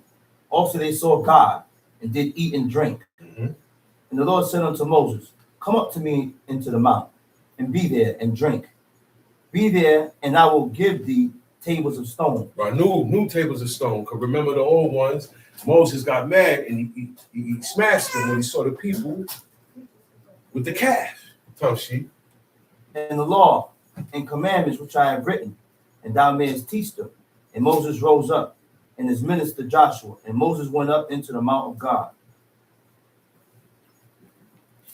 And he said unto the elders, tarry ye here for us until we come again unto you. And behold, Aaron and Hur are with you. If any man have any matters to do, let him come unto them. He left Aaron and Hur in charge. That's how it goes. Somebody got to be in charge, and you got to listen. You can't look. Time out with this. I'm doing what I want. I'm acting how I want, and all this craziness. You got to listen, man. There's always going to be somebody in charge, and you got to listen. You got to take orders. You got to stay in your place. Tamshi. And Moses went up into the mount, and the cloud covered the mount. And the glory of the Lord abode upon Mount Sinai, and the cloud covered it 6 days. And the seventh day he called unto Moses out of the midst of the cloud. And the sight of the glory of the Lord was like devouring fire on the top of the mount in the eyes of the children of Israel. That's what they saw. Fire. When God descended on that mount, it was fire on top of the mount in the eyes of the children of Israel. Tamshi. And the glory of the Lord abode upon Mount Sinai, and the cloud covered it 6 days. And the seventh day he called unto Moses out of the midst of the cloud. And the sight of the glory of the Lord was like devouring fire on the top of the mount in the eyes of the children of Israel. And Moses went into the midst of the cloud and gat him up into the mount. And Moses was in the mountain 40 days and 40 nights. Shalom Aleichem. Shalom Aleichem. Oh, my robe. Somebody just asked what my robe was. My robe is made of 100% silk. Oh, I thought he was talking about the robe. So what material? Yeah. Blue robe. Yeah, I thought he was talking about the robe that Aaron robe. Aaron robe. They didn't wear silk. No. They wore linen. Linen. They wore linen. Because Right. you're dealing with Fish. the reason why you wore linen, Yeah. because linen has it's a lot of what you call it's natural air conditioning, a lot of holes in it. You're in an environment where it's hot. You're dealing with blood, you're dealing with fire, incense and everything. Certain materials, you wear cotton up in there, Linen so is you're cool. gonna burn up. Linen is cool. Linen keep you cool. Linen keep you cool. That's why a lot of people wear linen when they go party in the dance hall. It'll be hot. Shalom Aleichem. Shalom Aleichem. I hope you got what was brought for the rest of the day. I get you out talking about forefathers. Shalom Aleichem. Shalom Aleichem.